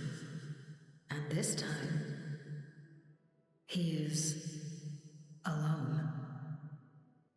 The power that the Pyro Archon used to strike back at the Abyss came from the Ruler of Death. From what I know of her rules, she will demand death in return. How do you know this? I see. So, the Ruler of Death sent you on your long journey. Natlan still has a final battle to fight, and I too have a final foe to face. For the sake of those countless lost souls, and a hope for Natlan's future, I need your help.